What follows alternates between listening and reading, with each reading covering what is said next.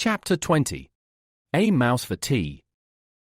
At last, after some 5 or so minutes of moving slowly from position to position standing, and kneeling with as much grace as someone unused to wearing such finery could be, he stood as tall as his diminutive frame would allow, and gave his final verdict on the ensemble he was currently donning. Well, it looks cool, and feels amazing, especially after that suit I'm used to. But he shook his head after looking over his shoulder, and appraising the rear view in the mirror behind him. I'm afraid it's gonna have to go. It makes my butt itch.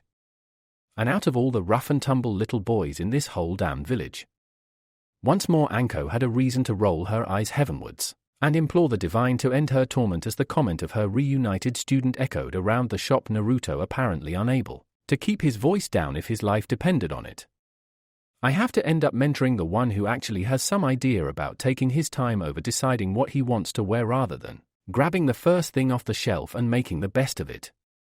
Thank you for that fascinating insight into your biology, the snake mistress growled through the aggression wasn't exactly aimed at the Jinchuuriki as she caught sight of the cashier scowling at her charge, and not for the first time either. Any chance you can hurry this up at all? I've got a plate of dango singing my name and I'm not sure how much longer I can resist the lullaby. Naruto merely snorted, starting to untangle himself from the hakama that he'd slipped over the kimono he'd chosen for himself. The material of the underclothes a dark pastel blue that accentuated his eyes. Well, not a chance, you blasphemer against the gods of ramen. You shall not indulge the witchcraft of the false dango prophets under the gaze of a true believer, he declared semi-solemnly, Anko merely smirking sardonically until he dropped both his gaze and his hakama simultaneously. Besides, if I've learnt nothing else over the past week and some, it's that first impressions count. And I know for a fact that me being sat in Caesar with a face that suggests I'm being molested by my own underwear is going to make a very dim impression on a man like Hyuga Hayashi.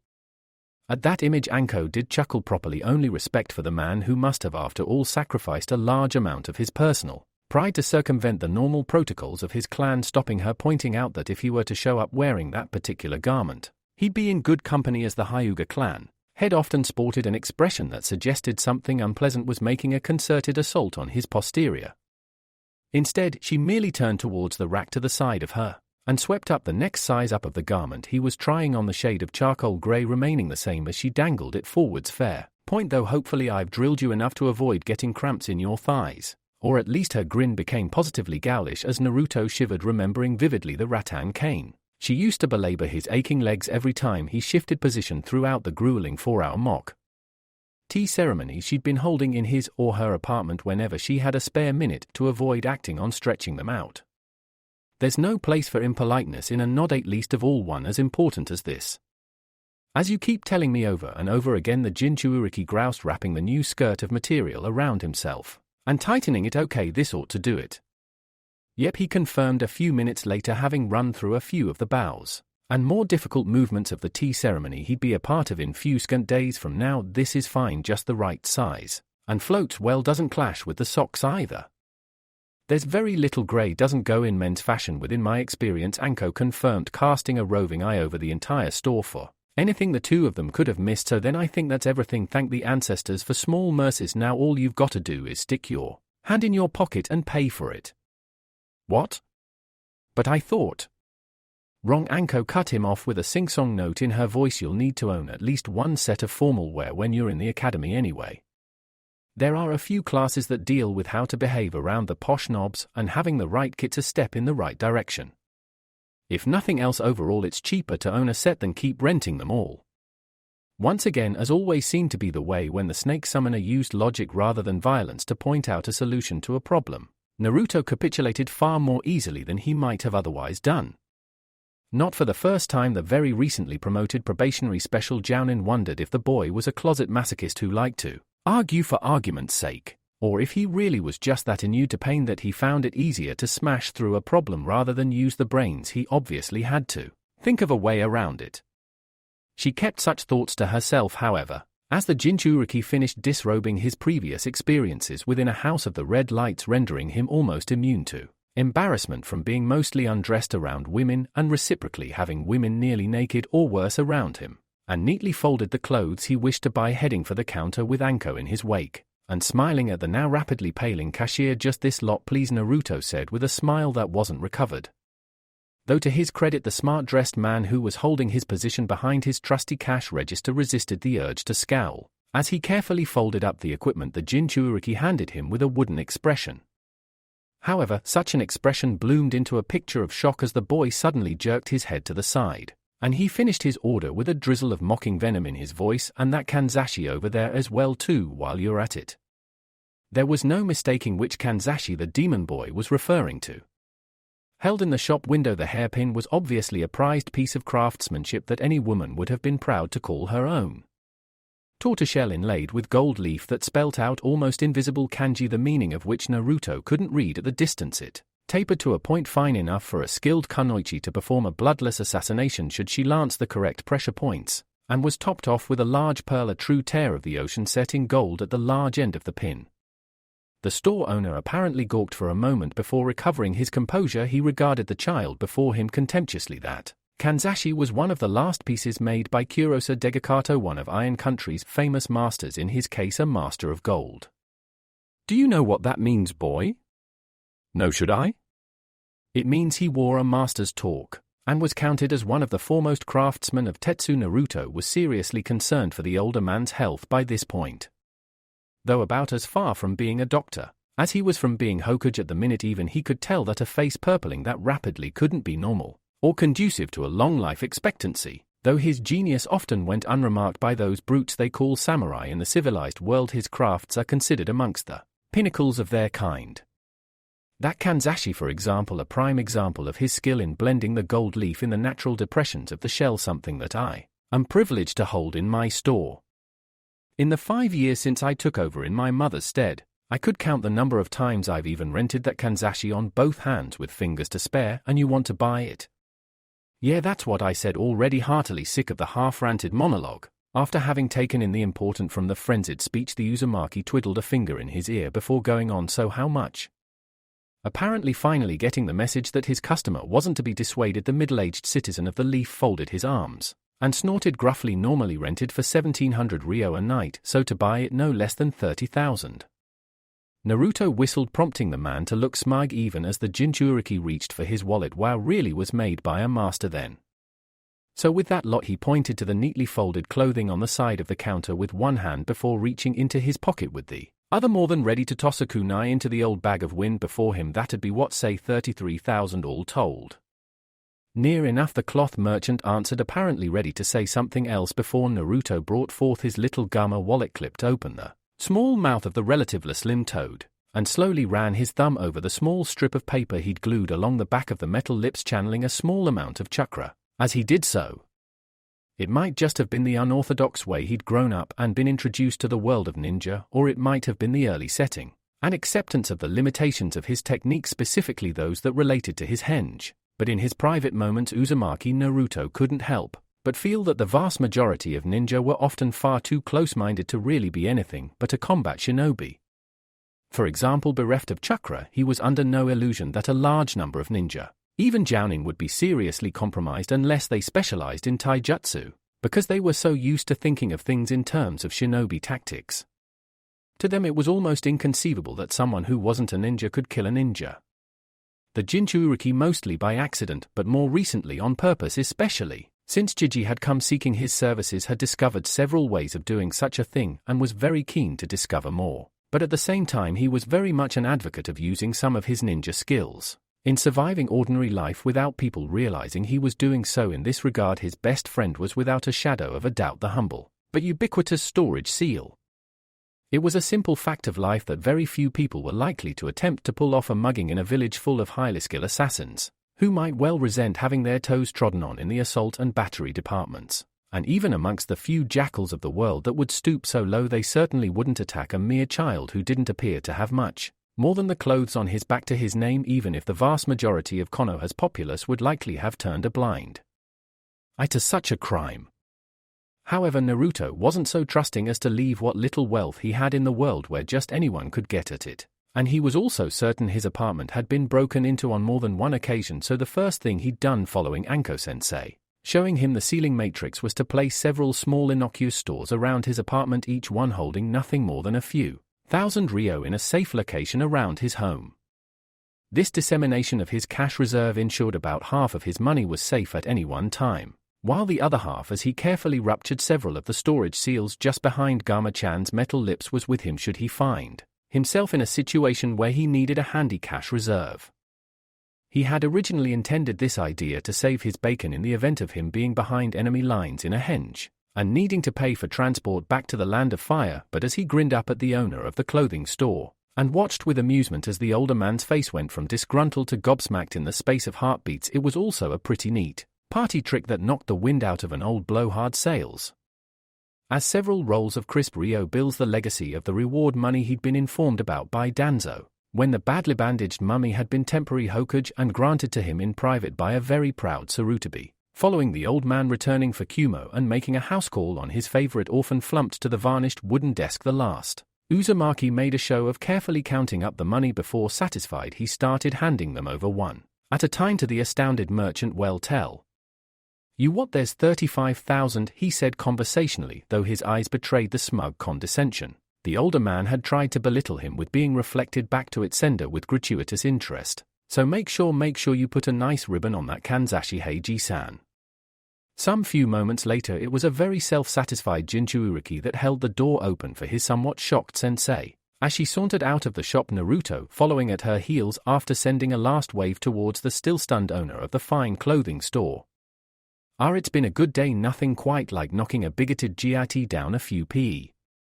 His thought process was violently interrupted by the sudden impact of his front against the side of Anko's leg, the special Jounin, regarding him with an inscrutable expression as she folded her arms, and spoke to him quietly. Not that he didn't deserve it for not being able to hide the fact he hated your guts without having a valid reason, unlike me who has to put up with you and therefore has a completely valid reason for cursing your immediate ancestors for grinding heels all those years ago. But why'd you waste your money like that, brat? You know you can't wear Kanzashi, your hair's not long enough for a start. I know that, but who said I brought it for me? Before you say anything, he was just fast enough, though it had been over a year since he'd last had the snake mistress as a sensei. One thing he definitely remembered about the tempestuous special Jounin was that she hated feeling beholden to anyone, least of all someone who'd just spent the better part of 50,000 Rio on what was essentially a trinket to her. "Let's just go get some dango, sit down, and I'll explain my reasons."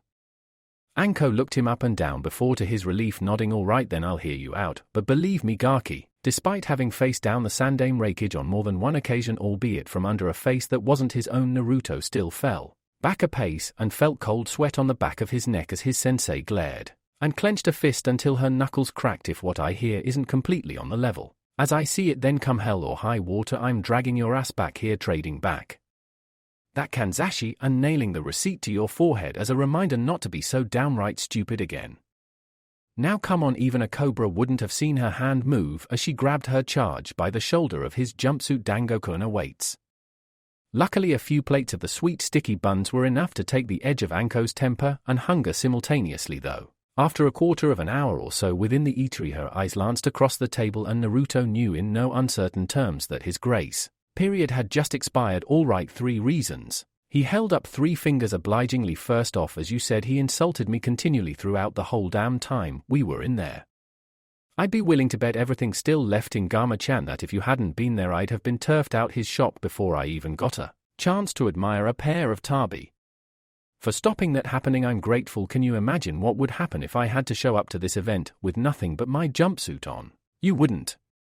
Even if I had to have a couple of my little friends wrap you up for a few hours and henge a clone of my own into you, you would not have disgraced yourself and me in such a manner." Anko warned him in no uncertain terms before a sudden smirk slit her lips and made her apprentice shiver. "In fact, that's not a bad idea now I think about it.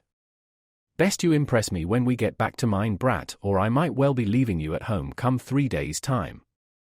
Don't tempt me. If I'd known what I know now about tea ceremony, I'd have found or invented a way to decline this invitation up to and including breaking my own leg," Naruto admitted with vehement feeling, before softening his tone and carrying on. "But anyway, reason 2. I can't prove it, of course, but I have a suspicion that the fool in that shop insulted not just samurai in general, but possibly a former member of a samurai clan I might well know." "Didn't know there were any, at least not in Konoha," Anko admitted, causing her smaller charge to give a cunning smile. "Ever met Akimichi Chime, wife and power behind the ample throne of Akimichi Chooser?" Not more than once or twice seen her around the village sort of thing. We've certainly never spoken, the special Jounin replied after a moment's thought. Why? Because before Chusa-san put his life on the line crossing blades with her father for her hand, she was Kurosa Chime of Iron Country and Onobugeisha of a prestigious samurai house. I've seen her work with several swords before, everything from jiti to okatana, and I know for a fact that if she'd been there to hear that bloated toad spit slander over someone who might well have been an ancestor of hers, that shop and family might well be looking for a new head, and not just figuratively either. Thinking back to the earlier conversation, Anko was puzzled for a moment before she recalled the vital information and made the link. Kurosa. The same. I think so. Can't prove it though. From what she's told me of samurai, the households can be massive if you include all the retainers and such like. So chances are if Chime were related to that master, even she probably wouldn't know about it. Still better to be safe than sorry, the Jinchuuriki admitted with a casual shrug. Civilians insulting samurai, even by calling them brutish and uncivilized, generally tends to end only one way, and that's messily. Better for someone like me who has at least a slight inkling of what's going on in the bigger picture to take that potential death trap off his hands before it goes horribly wrong and blows up in his face. Ironic really, isn't it? He commented with a rueful smile. I might very well have saved his life, least of all if Chime-san had recognized that Kanzashi and made inquiries, and all it does is encourage him to spit in my face.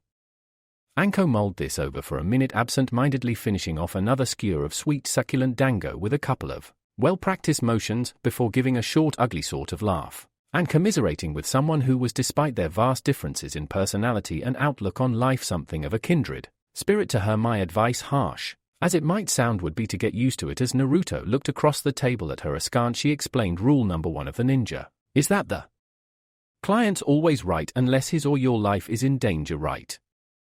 Well, rule number 2 is that most civilians are whiny bitches who do nothing but complain that the ninja in the village ruin their perfect little world.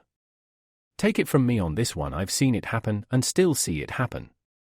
Those idiots playing with explosive tags woke my baby up. Her using Senbon to decide what she wants to drink is ruining my menus. Those genin dropped my washing, so I have to do it all again. I've heard them all and worse. Okay, I might have been responsible for 1 or 2 of them. At that admission, Naruto couldn't help but raise an eyebrow. 1 or 2 was that 100 or 1,000 sensei? But regardless of the opportunity to needle the kunoichi, he held his peace as she went on. But at the first sniff of trouble, who do you think they'll dive behind?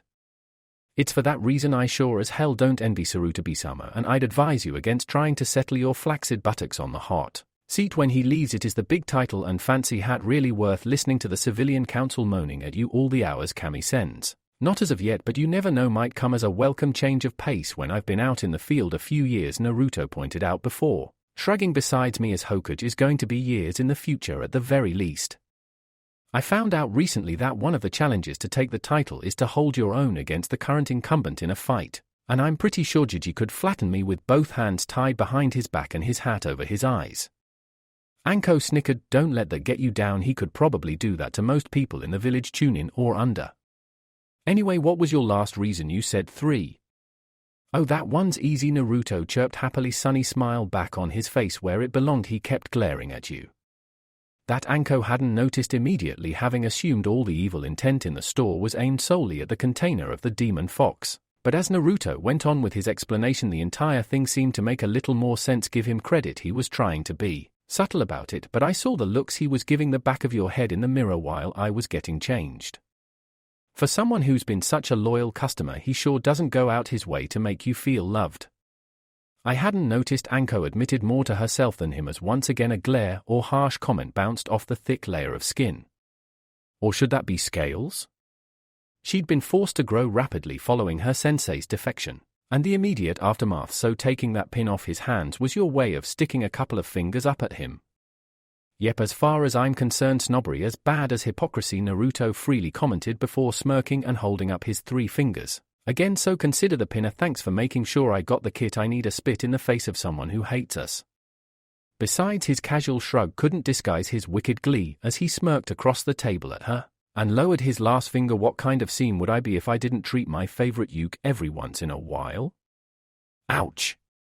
Luckily, Anko was able to keep her internal wince hidden behind an external expression of absolute murder, teeth gritted and fingers making the metal dango skewer she was holding creak in protest. As she glared undiluted death at her smirking tormentor, convince me not to use that so-called treat of yours to perform an impromptu medical procedure that would give Konoha's leading proctologist a fit of the vapors. You have 3 seconds. Go. Naruto wasn't exactly sure what a proctologist was or what he did, but he was under no illusion that having Anko-sensei with a point that sharp anywhere near him was generally not going to be good for his health in any way, shape, or form, so he hastily kicked his brain up a couple of gears and blurted out the first thing that came to mind that might save his skin in the face of the special Jonin's wrath, because we're friends. Wow, that actually worked. Not for the first time Naruto had cause to thank the fact he'd been born under a star of both good and ill omens, having the Kyuubi stuffed into his gut at an age where most infants were reminding the rest of the world, and their parents especially, that yes, they had been born with lungs. And yes, those lungs worked as well as could be expected couldn't be considered as much of a good thing even to a natural optimist, such as himself, but at the same time there was no denying the fact that when the noodles were down, fortune had a funny habit of rolling the dice in his favor. Anko, for the first time ever as far as he could recall, looked absolutely stunned at that admission, though he himself was no better off, caught floundering for a reason as to why he'd come up with that idea before a sudden strange noise somewhere between a cough and a chuckle made him look over at his sensei as she shook her head slowly as though in great denial about something. No chance. She drawled slowly as though daring him to contradict her. Absolutely no way in this life or any other I'd take being your uke over being your friend. When you've dragged me out of whatever hellhole the Hokage deigned to send us into, stopped the bleeding, bandaged me up and screwed me senseless for us both surviving, then you're a friend. Until that point you're at best an acquaintance, and at worst the second most hated person on my list, which believe me would be quite some achievement even for you. Oh, now I know you don't mean that. Anko-chan. Naruto was like a ninken with a bone, and Anko recalled with a sudden sinking feeling he had no obvious fear of death, quite content to prod the called viper until its very thin patience wore away completely. We've trained together, worked hard together, eaten in the same places several times, and heck, we've even had sleepovers. And you've roped yourself into coming on this tea party date with me. If that's not a friend, then what is? Something else. Anything else? Anko all but screamed back at him, her russet eyes widening in alarm as she watched him slide out from his seat. Stay where you are, or I swear I'll break your kneecaps. You don't mean that either, he replied in a sing-song tone, all but biting his tongue to avoid laughing at the sight of the special Jounin, all but scrambling over her seat as he stepped slowly around the table. I think somebody needs a hug. Only if you don't want to live repressed memories of the terrible aftermath of the last time she'd let the devious Uzumaki get his mitts on her flooded through Anko's mind like a tsunami of mortification. Forgetting any and all sense of decency or restraint in preference of continued mental coherence, she dived behind her seat and whipped it aloft, trying to force him back like a lion tamer locked in a cage with a particularly hungry and aggravated lion. No, stay away. Oh, but friends are supposed to make each other feel better when they're bent out of shape. She spread his arms wide, walking forwards like some kind of ghoulish possessed child from one of the very few horror movies Anko had ever watched. Hugs make everything better. Come any closer, and I'll shove this chair so far down your neck you'll be farting sawdust from now until the Godame is anointed. Naruto's grin merely widened, and he looked like he was about to reply in kind before he was rather unexpectedly cut off. The voice from a sudden third party made them both look over to see a rather flustered-looking waitress trying hard to smile at the two of them through a flushed face and twirling a finger through the hem of her apron as she relayed the commands of her higher management. Sorry to bother you, she went on, trying to speak fast before her courage deserted her, but you're a kind of disturbing the other customers. Following her arm as she swept it behind her, and taking in several annoyed and borderline contemptuous glares from the other people currently enjoying the hospitality of the small Dango restaurant, both Jinchuuriki and Special Jounin dropped back a pace. The slight game between them paused for now as they grudgingly retook their seats and conformed to the norms of society again, at least temporarily. As the same waitress brought their orders over a few minutes later, and once more apologized for speaking up, Naruto smiled over the plate of dumplings, flicked his eyes at the retreating back of the serving girl, and gave a rather convincing mime of someone hurling themselves in the way of a thrown kunai. Anko scowled at this, ripping into one of the skewers aggressively and mouthing back a wide variety of unpleasant and highly painful suggestions of what she would have done had he laid so much as a finger on her, and declaring silently that the girl had therefore saved him rather than her. The silent argument raged for as long as it took the Special Jounin to finish her second platter, Before Anko threw a few notes onto the table, stood up and gestured for Naruto to follow her, the Jinchuuriki obeying as he realized the joke was over for now and any further shows of public affection were likely to end painfully for him. As the two of them blinked in the sunlight outside the shack, Anko stretched off before glancing to the side of her. You don't know how lucky you are you've got that ticket, kid. Anyone else had tried to pull a stunt like that, they'd be picking up the pieces all over the market district from now until the new year.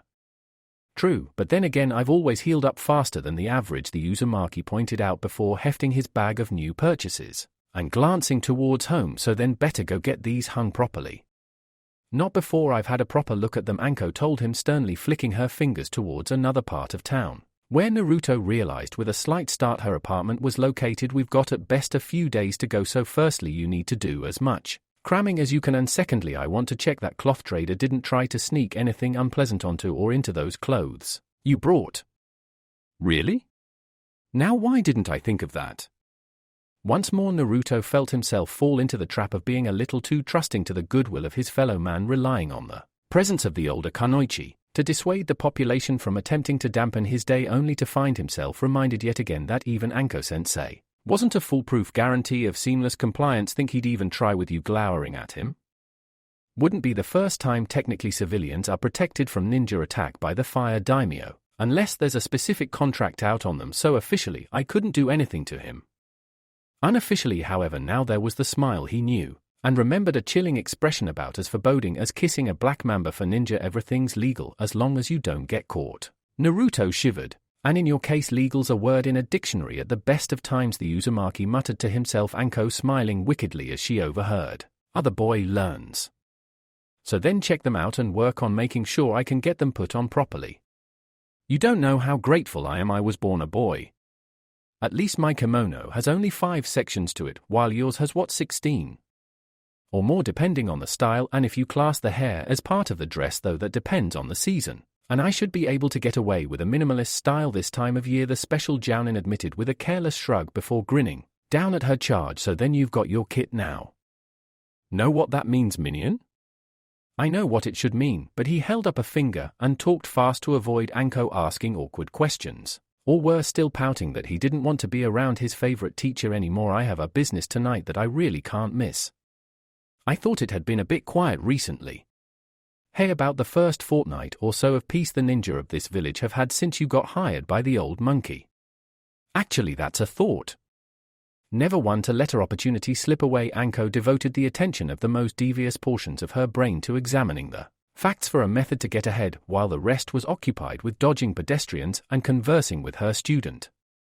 Since the snake caught the mouse, so to speak, I'm the one responsible for everyone else catching a break. A greasy smile slipped over her lips, the expression making Naruto understandably nervous. Blackmailing the Kurianin, surely there's some sort of poetic irony there. So then in the space of a heartbeat the smile was gone and Anko was all business again regarding Naruto. Seriously, can you tell me what you've got on this evening, or would you have to kill me if you told me? Not that you could kill me, of course, unless I died laughing at your pathetic attempts at assassination. I suppose that would count.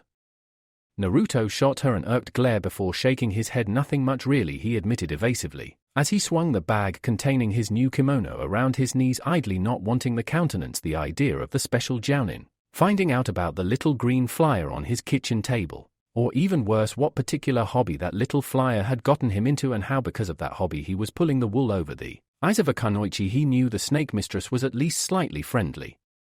We've got a few ideas to put into play, but I'm not sure if they'll work. Worth a try though. Better to find out in Konoha where the ninja aren't likely to kill me than somewhere else in the nations where they are. Give it time, Gaki. I'm pretty sure there are a couple of branches of our shinobi that'd ensure your sudden and unexplained disappearance if they thought they'd get away with it. Anko told him, a slight note of pride in her tone before she laughed. Okay, though I can't really argue with the Hokuge's orders, and the village could use a bit of excitement. We'll stop early tonight, just make sure you can actually walk in the kit you've brought without falling base over apex and assume the correct positions. After that we'll go from there.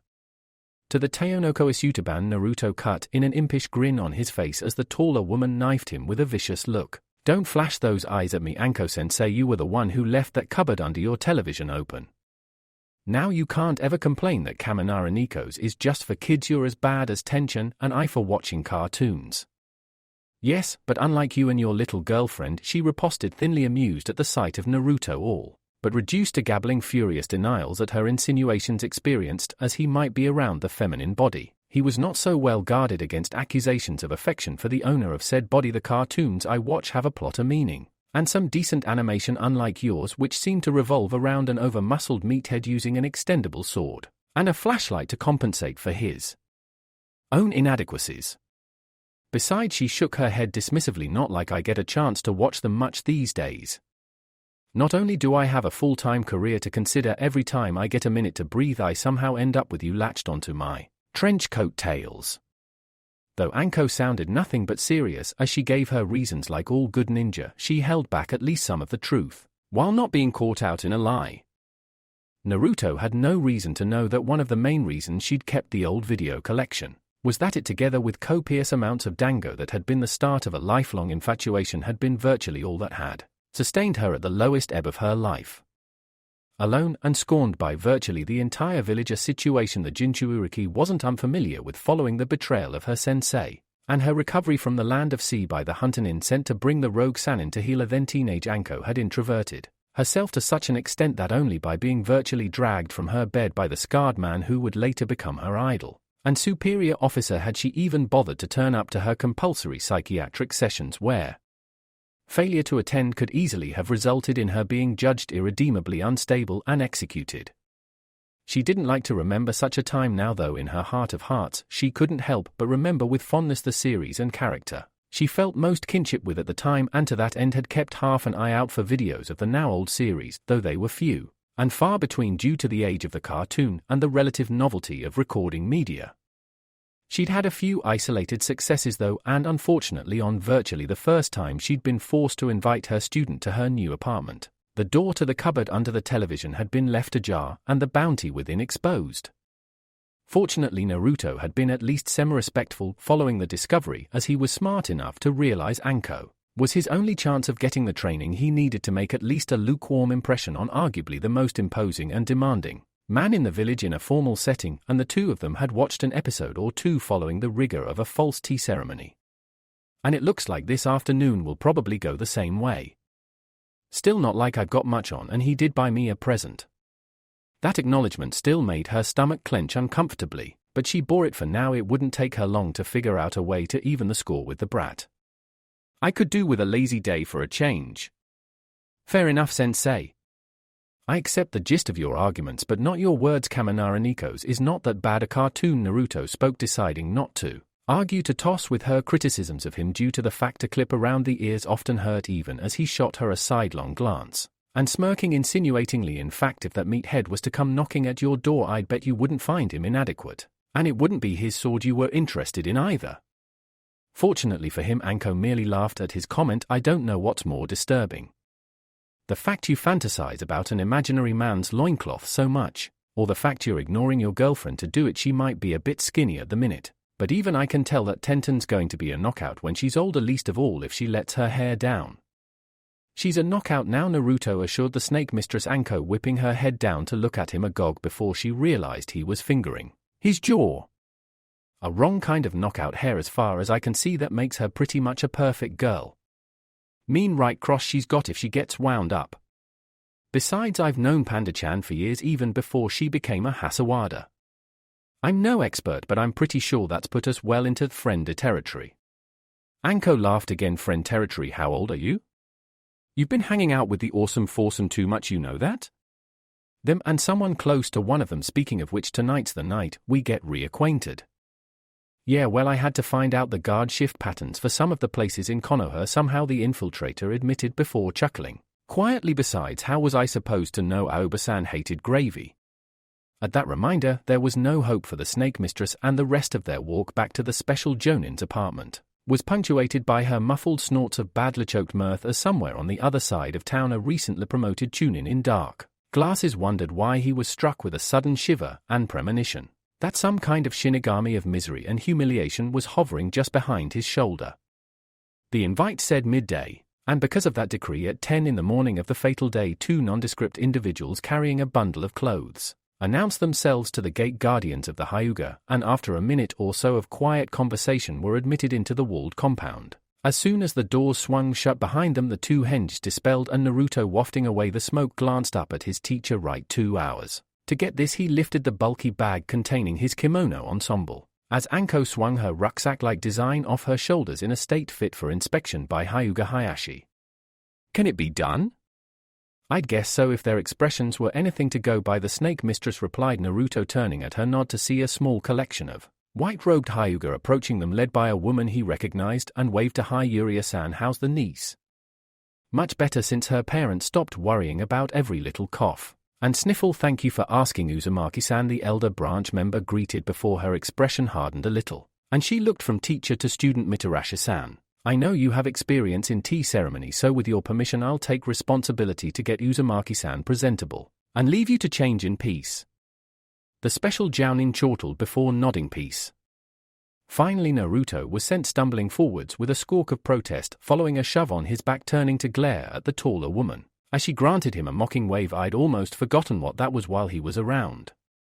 You and the rest of Konoha, a voice from somewhere near the back of the group piped up, though, as Yuria whipped around with an accusing glare. None met her eyes and let her speak on uninterrupted, holding out a hand for the Jinchuriki to follow. Well, you'll have it for the next 2 hours or so. Come on, Uzumaki-san. Knowing better than to argue, Naruto obediently strode forwards and allowed himself to be ushered away as Anko was approached by some of the branch house who had accompanied the Yuria as the greeting party. Knowing you will have Kami alone knows how many wrinkles to steam out of that kimono. Couldn't you have gotten a professional carry case for a suit that formal? Not without looking extremely suspicious. No. Completely unknown kid approaching the Hyuga clan holdings with what looks like a good quality suit. Wouldn't that set the tongues a-wagging? Anyway, Naruto admitted before glancing at the bag he still carried, tone becoming more serious as he realized what was to come, and began drawing on past experience to remember exactly what to do next. If we've ironing to do, just point me to a flat surface and pass the steamer. I'll have this kimono pressed flatter than an Aburame's sex drive in minutes. No badmouthing, the Honorable Aburame clan, Yuria admonished him after a second of making sure her own mirth wouldn't be noticed. They have long been allies of the Hyuga. Besides, you've met Shibi-san's son, have you not? Who, Shino? Yeah, I've met the guy. Takes after his dad way too much, but I'll loosen him up while we're in the academy together, the Jinchuriki assured her with a smile as they approached the nearby branch building. Ironing room within already set up and ready to go. Still enough time wasting. Let's get this done. And my kimono up to a standard even your clan elders couldn't moan about. Even as Yuria turned away slightly so her guest wouldn't see the edge of her smile as it slipped over her face. The elders forego their moaning. Hayashi-sama could only dream. Naruto's expression was changing somewhat, though thankfully the Hyuga missed it. The doleful look remained for but an instant before it was swallowed up by a businesslike persona, Naruto forcibly reminding himself that now was no time to be looking backward when there was such an important occasion looming before him. With the tea ceremony mere hours away, he could ill afford to lose himself in memories of his Nei-chans and the budding blossoms where they had all become as a family, even if those memories were amongst the happiest he had accumulated in his life so far. As expected, even despite the Hyuga's critical eye, he was done and dressed before Anko simply because his outfit was almost ridiculously simple compared to hers. With the help of Yuria and a few of the younger Hyuga, he had managed to get the correct length and kainokuchi knot in his obi, something he couldn't have done without either assistance or a handy shadow clone. That jutsu truly is a kamisent gift. I'd never be able to practice getting this kit on at home if it wasn't for those bunshin. Having fastened his hakama properly, he was now waiting patiently for his sensei, and for the next few hours at least his guest, to this dance of formalities. Though waiting didn't come naturally to someone who usually had such a full social diary, the Uzumaki knew it would be pointless to complain. Much like rain, frost, and thawing, there was nothing that mortal man could do to hurry or hasten feminine preparations, least of all to a ceremony as auspicious as this. Eventually, however, and quite a bit sooner than he was expecting, he became aware of a presence just off to the side of him, and after taking a second to wonder how exactly anyone could move noiselessly in Zori sandals, he threw a glance to the side of him and was promptly struck mute. On and off, Naruto had known and been a sometime acquaintance of Mitarashi Anko for give or take for years and a bit. However, in all that time he had only ever known her as the snake mistress, a trickster and teaser who was as bad if not worse than he was at causing mayhem, just better at getting away with it. She was a sadist, a harsh teacher, and 101 other words that could be used to describe both her and her personality, but never before had Naruto even considered that Tensura could be one of those words. Dressed in a kimono of the Iromuji style, meaning it was a formal dress in a single color, though as he looked some patterns were present in the very light cream ensemble, and was that. Naruto found himself squinting as he almost swore he could see very faint outlines against, or as he finally realized what he was seeing, and started a little through the outer kimono. Anko must have been wearing a patterned nagajuban under the kimono itself, the patterns of the undergarment bright enough to just peep through the cream of the outer uniform and add a little more depth to the otherwise plain dress. It was a curious and entrancing effect, nothing overwhelming, but enough to make a person look twice. A subtle tell to show that despite the serious atmosphere the special jounin was playing a game with people who might have been tempted to let their eyes linger on her form. Her obi, stark white and of the Maru style, to convey the importance of the occasion, was tied in a slightly less formal taiko musubi to offset its otherwise complete formality. Despite the obvious work that had gone into her quite beautiful ensemble, all that was as to nothing when it was compared to her face and hair. As with her kimono, understatement was the key to creating an almost hauntingly beautiful effect. Like most kunoichi, Anko had relatively little to do with cosmetics unless they were required for a mission, or she knew she was going to be off duty for some time, and that translated even to a formal event such as a tea ceremony. Aside from perhaps the merest tinge of color on her cheeks and lips, she wore nothing on her face, and very little in her hair, the focal point being the streak of gold and tortoiseshell that pinned it upwards in a traditional style, a small seasonal garnish of trailing autumnal leaves, the traditional flowers of the month of November, the only other kanzashi the kunoichi had seen fit to employ, and making her all the more striking for its elegant simplicity. For a long, long moment they regarded each other, boy and vision, before at last the creation of beauty smiled, broke her effortless illusion, and became Mitarashi Anko once more, trying to catch flies, brat? Even her voice, it seemed, was dressed for the occasion, as her comment was more teasing than outright annoying. I take it that gormless expression of yours means you approve? Why, yeah, Naruto agreed blindly for a moment before trying frantically to pull himself together. He wasn't unused to seeing beautiful women working with the Neichan had seen to that, but the sudden transmogrification of the snake mistress to this picture of traditional beauty was a real shock to the system. Oh wow. I'm first to admit I wasn't sure exactly what to expect, but it wasn't this. From you I'll take that as a compliment, Anko quipped back before stepping back a touch and regarding her student with a serious expression. Now got your wallet and kaisha paper for the wagashi course? You bet. With less than a flourish a small decorative wallet appeared in Naruto's hands, the red pattern a small flame of color against his otherwise matte dark blue and grey kimono, and Hakama. I almost stapled it to my hand last night to make sure I wouldn't lose it. At your age I'd expect you to have something else in your hand at night, but that's for a later date. Rather wisely Anko broke off that point as Naruto furrowed his brows at the comment. Obviously not quite that old and experienced yet, despite how he acts. Filing that tidbit away and mentally swearing to be well out of the fire country on a mission when Naruto got curious about the facts of life, the special jounin went on with her light grilling of the mouse. Where do you store your fukusa cloths, and what do you use the brocaded one for? It's folded into my obi, and it's to be used when handling any of the items the Hyuga used to make the tea. Speaking of which, I'm to refer to them all the Hyuga present, that is, as Asama, even if they're younger than me, right? Too right. Age is no barrier to breeding, kid. Remember that if you're ever introduced to the daimyo and his family. Or his cat. So aside from that, remember what you have to say to examine the Chadogu. At this question Naruto's face fell slightly. Can't you do that? I mean, I know I'm guest of honor, but you know what you're doing a lot better than I do. Those tea preparation items are going to be antiques and probably worth more money than I'll ever be able to think about earning. What if I fumble it? Chances are neither of us will be making it out of this compound alive, Anko told him frankly before, after seeing his eyes widen in nerves. She softened her look slightly, and stretched out a hand towards him, letting the sleeve of her kimono drape over his shoulder. Look, no one here is expecting you to be perfect. At this, me least of all. If you're not sure what to do, just look at me, and follow what I'm doing to as best you can. If you think you made a mess of it, don't say anything. Chances are the Hyuga will be too stiff to mention it. It's a relatively private affair here, so as long as you don't do anything particularly offensive or stupid, we should both be okay. Now look sharp. Realizing the kunoichi was now looking over his shoulder and had removed her sleeve from his shoulder, Naruto turned slightly and fought down a minor assault of the jitters. As he found himself staring at another face he recognized, though the other boy said nothing as he bowed towards the guests of his clan, and then spoke. Uzumaki-sama Mitarashi-sama. He stepped slightly to the side, deferentially allowing them to either follow or precede him as they so chose. Hayashi-sama sends his warmest regards and bids me escort you to the Chishitsu as soon as you are ready. With those words, there was really no backing out, so Naruto did what he'd always done in these kinds of circumstances when he had a choice in the matter. Summoning all the mental fortitude bequeathed to him by his mostly solitary life, he condensed all the worry and nerves he felt into a big ball that he then swallowed down deep inside himself, hiding it from the rest of the world.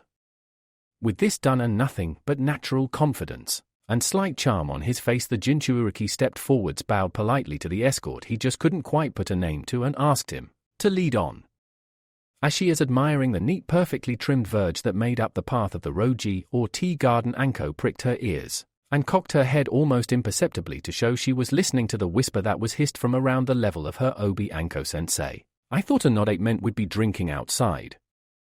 Not always, she murmured back just as softly as Naruto spoke, their voices so quiet that even with the potential to literally have eyes in the back of his head, their branch house escort was completely oblivious to the conversation going on behind him. In this case it means we'll be taking tea in the Chishitsu rather than in one of the main houses, a little more private and less likely to be disturbed. Still, at least you'll have an opportunity to brush up on your tatami etiquette. Not hard in this get-up, Naruto muttered, mutinous, still not entirely comfortable in his kimono, as unlike his more familiar jumpsuit it restricted his stride quite considerably. I know, don't tread on the cracks and shuffle, don't step too right now. Until then, take in the Roji and try to relax. I think we're almost there, Anko whispered before straightening, taking in the sight of the relatively low domed building before her. That was most likely where Hayashi and his immediate family were waiting for them. Such a prediction was borne out when, upon entering the lee of the building, the taller of the two children turned to his guests and bowed once again, hands hidden in his kimono sleeves. If it pleases you to wait and refresh yourself in the Mizuya, I will inform Hayashi-sama of your arrival. It does indeed please us, Anko replied, her expression set in, and for her unnatural expression of frigid politeness, take as long as is necessary. Good manners can never be hurried, much like fine tea. The branch member bowed once more, not excusing himself until he was certain that both guests had followed his instructions and entered the Chishitsu. Only when this was done did he straighten himself out and depart. His part in the proceedings finished until the ceremony was over, and his ward was under his watchful gaze once more.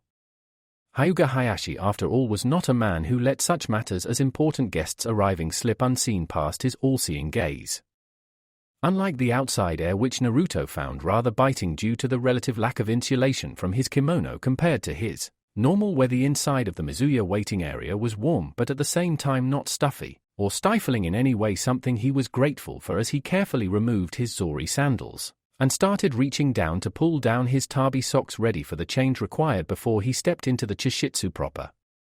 Though, as he knew after Anko-sensei had told him, some schools of tea ceremony would have had the guests served with some tea at this point, prior to entering to an internal Roji. Before being summoned by the host, the Hyuga did not prescribe to this system, believing a drink at this point may instead spoil the taste of the forthcoming kaiseki meal. Instead, both he and Anko were to wait within the Mizuya until summoned, though this did give plenty of time to change into a clean pair of tabi and admire the hanging scroll that dangled within the waiting area's tokonoma, a small alcove designed for the express purpose of displaying hanging calligraphy scrolls. In this case, the scroll hanging in the little recess displayed the kanji for snow purity and clarity, set above a simple freehand watercolor of a mountain with a white-capped peak, a simple design that, like most articles of a tea ceremony, drew its impact from understatement. Though not much of an artist, despite the few supplies he'd brought from a selection of unsuspecting merchants during his trips into the village, he had enough experience to give at least a minor critique of the artwork. Perhaps a little heavy with the red for the mountain, and the snow doesn't quite lay the way it did on the other pictures I've seen, but the kanji are flawless. Whoever drew and painted the scroll was obviously very well educated and had a steady hand. Though before he could put too much thought into the matter, a movement to the side of him caught his eye and made him attend to more pressing matters. As expected at a gathering this formal, Hyuga Hayashi had an expression that looked more carved from marble than formed from facial muscles. The clan head was wearing a formal Montsuki kimono and a jitoku jacket in place of the hakama a tea ceremony novice, an orphan such as Naruto would be expected to wear. Jitoku were a privilege rather than a right, even for a clan head. Despite the presence of the Hyuga crests on the sleeve of the elder man's kimono, the Jinchuuriki now knew enough to realize that the presence of 3 crests was as informal as Hayashi could allow. If for all kami forbid 5 had been present, he would have been in real trouble, as even the slightest mistake on his part could have been interpreted as a grave insult against the Hyuga clan as a whole. Still, this was not time to be, or at least admit to being, scared. Instead, he returned the silent bow Hayashi sent his way, and releasing a virtually silent sigh to restrain his nerves, followed the clan head through the small door and further into the tea house interior. As he'd half expected, the first room he and Anko were led into wasn't the Chishitsu proper. Instead, it was a smaller room that was present for only a single purpose: the ritual cleaning at Tsukubai. As the guest of honor and the only male guest present, it fell to Naruto to perform the necessary ablutions first. An internal Tsukubai was unusual, but in a nod towards practicality rather than symbolism, allowed the water to be heated prior to use, ensuring the little stone basin wouldn't freeze in the winter months as it might have done otherwise.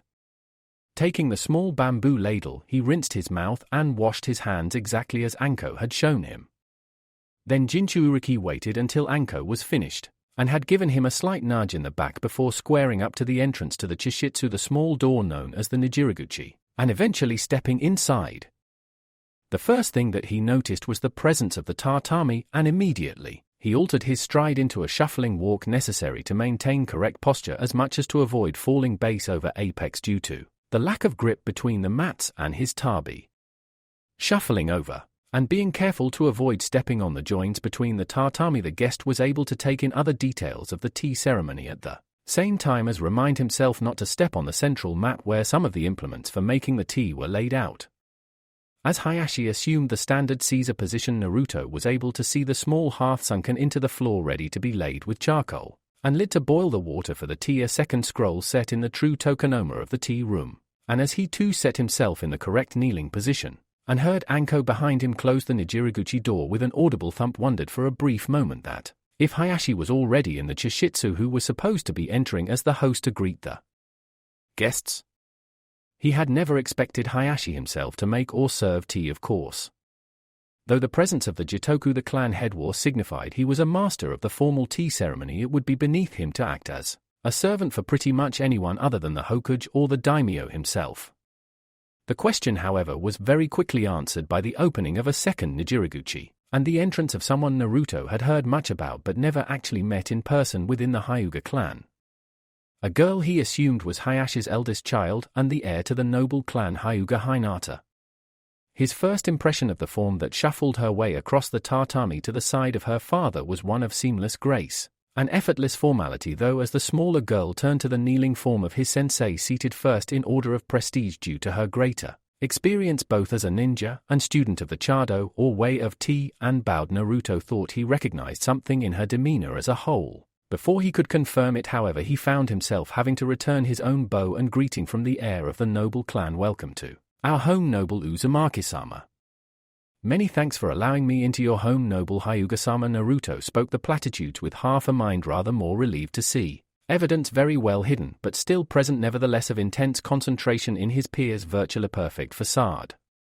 "I'm glad to know it's just me having to work like a mule to get this right."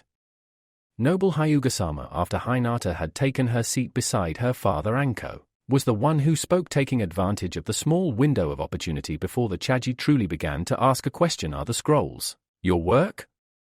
Strangely enough, Hinata almost flinched, not quite able to meet the special Jonin's gaze, as she apparently mustered her courage enough to answer, "Hi, I hope my attempts at calligraphy are pleasing to you, Mitarashi-sama."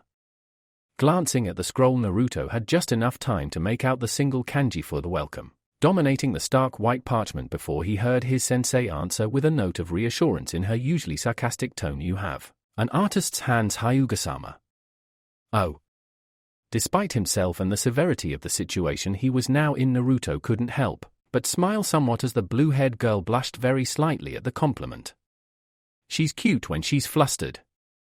However, the cuteness was very quickly swallowed by the sense of occasion. Smoothing her features, even if the faintest tinges of red clung stubbornly to her cheeks, the youngest Hyuga present laid the charcoal that would boil the water for the tea into the sunken hearth with beautifully practiced and precise movements, the first step of the tea ceremony.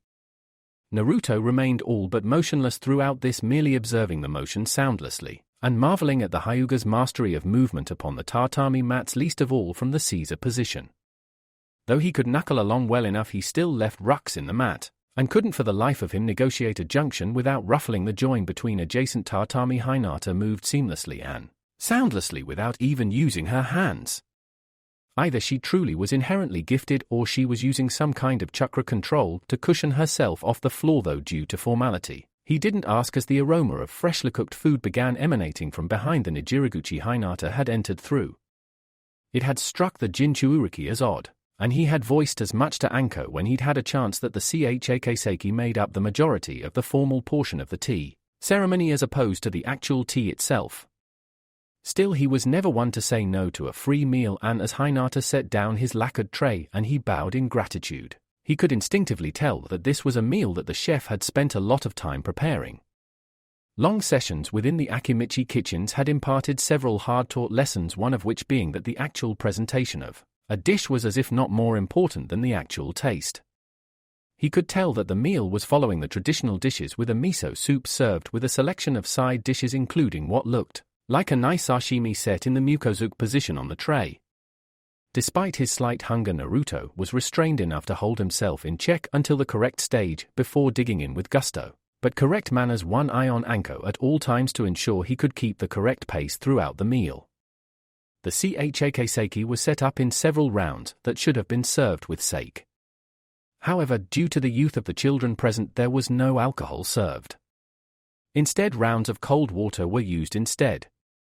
Several courses came and were consumed, including a sumptuous grilled trout served as the yakimono that left Naruto feeling exceptionally grateful that particular course was self-serving. Every component of the meal, even the blossoms that decorated the plates, were completely edible, and eaten in turn, the entire confection rolling past in a virtual blur until to his shock Naruto realized the wagashi was being served, and swiftly removed a roll of kaisha paper from his wallet, wrapping up a serving of the sweet, and smiling as serenely as his stomach would allow at the Hyuga girl serving him the gesture, making her almost imperceptibly avert her eyes in an almost bashful manner. The final course itself was certainly a palate cleanser, a welcoming mat for the respite that arrived a few moments later as the mid-service break, or Nakadaichi, was called, and both he and Anko were escorted back to the waiting room by Hayashi. The Hyuga clan head bowed to them, both closed the door noiselessly behind him and left the two to their own devices, until the chishitsu was prepared for the latter stages of the ceremony and the brewing of the tea itself. Almost as soon as the door into the waiting area was smoothly pulled shut, Naruto deflated, collapsing onto one of the benches with a deep-lunged sigh and rolling his eyes up towards his sensei as he sprawled out, "Please tell me that's the worst of it over?" "Yeah, the Keiseki is the majority of the whole ceremony," the snake mistress told him, settling down beside him with a great deal more grace than the Jinchuuriki had used, just as well considering the number of times you'd have had a tea master crying into his choran by now. "Hey, I didn't think it went that badly." "The yakimono?" "Okay, one mistake. Or at least one obvious mistake," the Uzumaki conceded, still grateful he'd been able to catch the morsel of grilled trout that had almost slipped from his chopsticks before it landed on his kimono. "If you'd offered me that at the start of this whole shindig, I'd have taken it like a thrown shuriken." The special jounin chortled a little. "You wouldn't have been the only one. Hell, if someone had offered it to me, I'd have been the one throwing the shuriken," she assured him with a smirk, the expression making Naruto shiver, before he drew himself up and looked across at her, a slightly more serious bent to his expression at this point. "So after this we go back in, look at the chadagu, compliment the chabana flower arrangement, and then drink the thick tea brewed for us. After that it's all downhill from there, right? Should be. Just remember that this is the Hyuga, so there might be a bit more to it," that Anko counseled before leaning back against the wall, glad to take some of the stress off her shapely legs as she stretched them out in front of her. "Until then, just relax and enjoy the time out." Never one to spurn good advice, Naruto did just that, joining his sensei in resting the back of his head against the wall of the waiting room and examining the scroll once more, the picture and calligraphy soothing to someone who'd had to concentrate very hard for the past few hours or so, and helping him get his mind back in the game by the time a sonorous chime rippled through the Mizuya. He and Anko shared a look before both came to their feet simultaneously and stepped through to the Tsukubai room, cleansing themselves once more before stepping through the Nijiriguchi and returning to their previous locations within the inner sanctum of the tea room. Naruto, though he did his best not to show it, was attempting to take in everything at once, and he did notice several differences within the Chishitsu. The scroll that had hung in the alcove had been changed and now, rather than welcome, contained the kanji for serenity, and Naruto had to almost bite his lips for a minute as a hot sticky feeling oozed its way up his spine and stomach. Gratitude as well. Damn, I didn't know that ring would mean so much to the clan. There was a wider selection of chadogu, the implements needed for making tea, present on the central tatami, along with a single flower present in a tall upright glass, as was usual for the Chibana style of flower arranging. Naruto couldn't identify the flower itself by sight but knew it was seasonal, as he'd seen plenty hanging still growing in the window of the Yamanaka flower shop. Damn, I need to take up Kunisa-san's offer to learn the language of flowers sooner rather than later. However, all these items, though doubtless valuable and conveying a plethora of messages, he spared little more than a glance, instead choosing to focus his attention on the largest change in the room, currently kneeling in a perfect Caesar to the side of the man who was obviously her father. Unlike Hinata, or at least the girl Naruto assumed was Hinata, the other much younger girl was almost a clone of her father. Though she looked to be about the same age as Konohamaru, she had an expression of severity on her face that made her look at least 5 years older. Where her older sister was a brunette, the younger of Hayashi's daughters had inherited her father's hair and slightly more of his facial structure, especially the severe set of her jaw. After giving the pint-sized Hyuga a once-over raking with his eyes, Naruto said nothing as he settled into his own kneeling position, hearing his sensei slam the Nijirigucha again, and as before the host entered from her own door, approaching the central mat, and settling herself down between her father and younger sister. The Uzumaki said nothing, preparing himself mentally for the request he'd have to make relatively shortly and trying hard not to think about the potential consequences of him messing it up. Accepting the silence as permission to begin, the girl he assumed was the Hyuga clan heir set her pupilless gaze on the chadogu before her, and began the ritual cleaning of the implements. Naruto was vaguely aware of the correct form for the purification of the chadogu, but due to time constraints Anko had never gone into too much detail of the exact movements or principles in place for the preparation of the koicha, the thick tea that was the main purpose of the tea ceremony itself. However, as he watched the flawless dance of hand sleeves and water play out before him, it was all he could do not to gape at the spectacle. He had heard, as everyone in Konoha had heard, stories of enemies of the village dying almost without being able to defend themselves from the attack of a skilled Hyuga, mesmerized by the beguiling attacks of their opponent, until it was too late to raise their weapons to stave off the graceful assassins. But only now, as he watched the daughter of the clan head prepare the first course of tea, did he truly begin to believe them. The seamless transition between movements, how she was able to make the very air ripple as she added a generous scoop of fresh tea leaves to the simmering kettle, the powdered granules shimmering as they descended from the lip of the chishaku, and almost dazzling the Jinchuriki's eye, and he couldn't even begin to follow her hand as she made the chastened tea whisk blur into motion, folding the tea powder into the simmering water with swift but smooth kneading motions. Every motion that she made, from the grand sweeping gestures that transferred tea from the Natsum caddy to the water to even the most innocuous-looking pluck at the long sleeves of her kimono, was precise and perfect, an intricate step of a dance that she did not miss a step in, and he was so engrossed in the ritual and her flawless aloof passion that he almost didn't realize it was finished until she presented him with the steamy aromatic tea, held within a hand-fired Chorin tea bowl. This was a slight deviation in the normal routine of a tea ceremony, but one he was sure Hayashi had easily taken into consideration.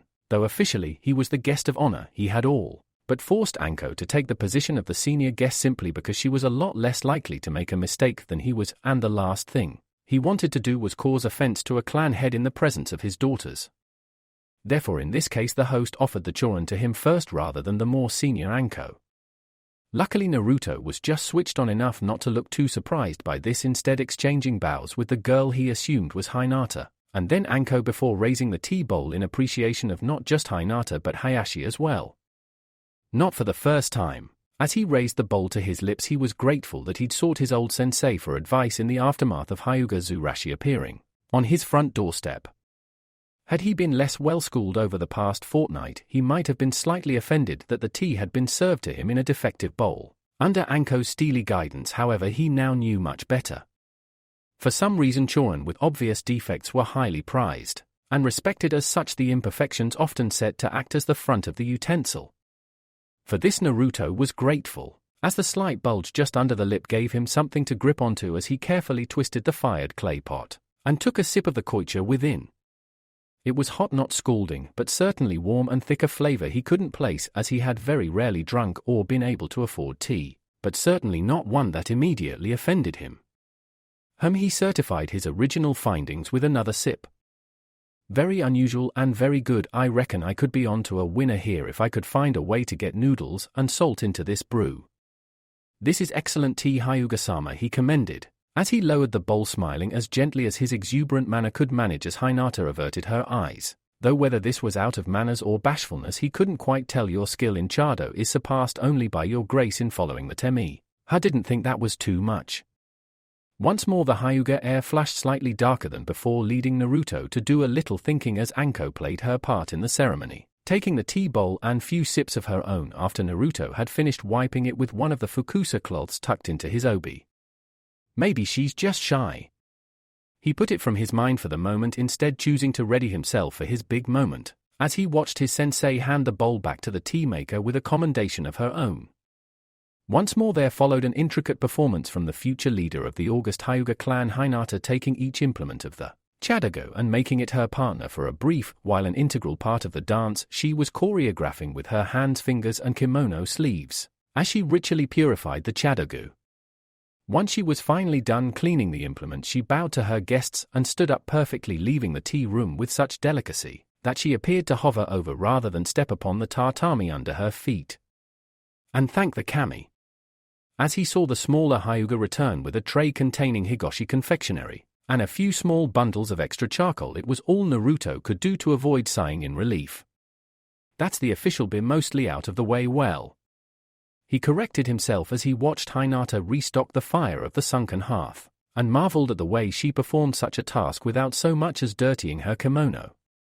In a few minutes at least.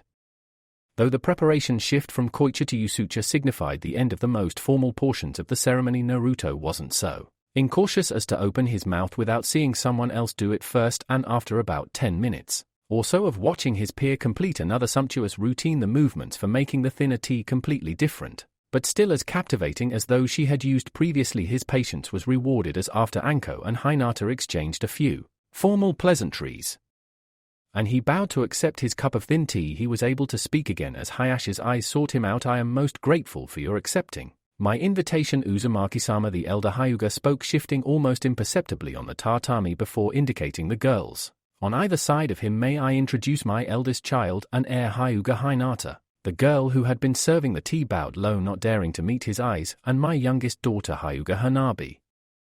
In contrast to her sister, the younger Hyuga kept her eyes up as she bowed, though she did not speak too well-mannered to break her silence even as Naruto returned her bow, and spoke to them both warmly. I am most grateful to be received in this honorable Chishitsu, Hyuga-sama, the Jinchuuriki spoke with almost regal poise before allowing that mask to crack slightly as he turned to the younger members of the clan present, especially in the presence of such future Kunoichi of the Leaf.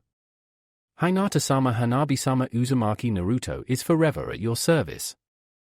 Hinata appeared to flinch slightly at the compliment, though Hanabi, perhaps due to her youth, was a little stiffer and didn't react.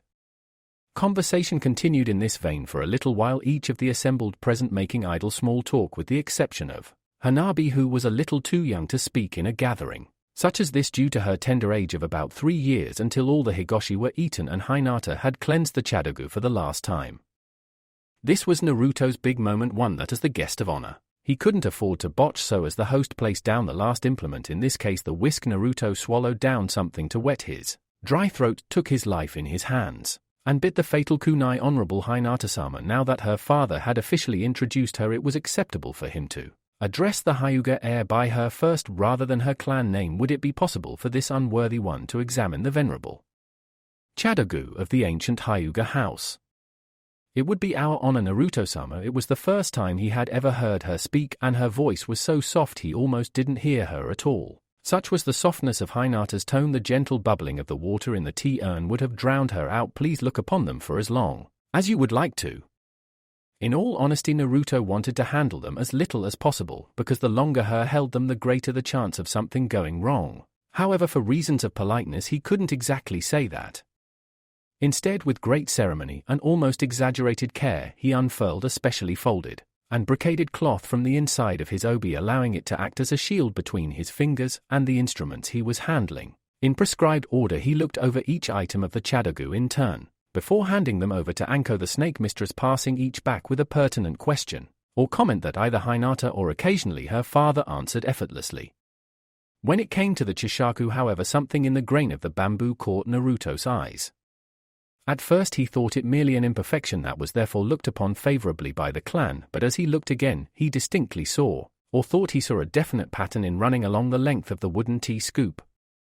"Forgive me my ignorance, Honorable Hinata-sama," he spoke, inkling his head towards the Hyuga heir as she glanced up fractionally in alarm, before swallowing such emotion behind a professional facade, listening as he asked the question on his lips. "But are there kanji ingrained into this Chishaku?" Hinata cocked her head at this before her eyes darted to her father. For a moment Naruto felt his heart leap upwards, as he feared he'd spoken out of turn before. To his relief, the clan head nodded. "Those are indeed kanji, but it was not a Hyuga's hand who scribed them." "Hinata-sama," he addressed his daughter, though she did not appear to immediately react to his voice, "would you tell our guest the history of this Chishaku?"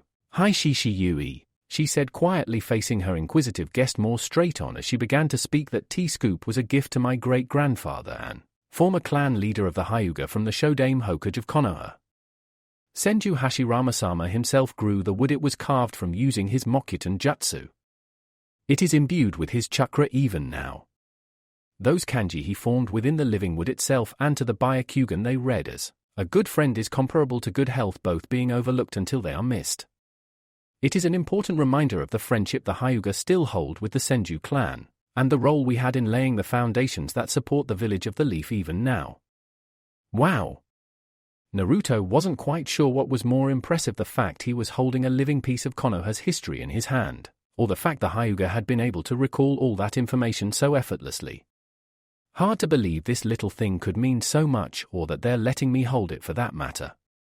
Speaking of which, now acutely aware of the importance of the item in his hand, Naruto quickly handed it on and didn't ask many more questions, aware of his ears starting to burn as perhaps for the first time he became aware of just how much of a big deal wood was for Hayashi as much as himself. "After all, he got me here, and my reputation outside is about the level of pond scum. Must have taken a lot of pull to even get that invite printed." Fortunately, after that little history lesson from Hayashi's daughter, everything progressed relatively smoothly until at last Hinata placed the last of the items away in the Chibako tea box, and all present stood up simultaneously. Uncomfortably aware of the 6 eyes on his back, Naruto led the procession out of the Chishitsu and beyond that into the Roji. From there both he and Anko watched as the 3 Hyuga bowed from the door of the tea house, and then stepped back inside, shutting the door silently behind them and bringing the ceremony to a close.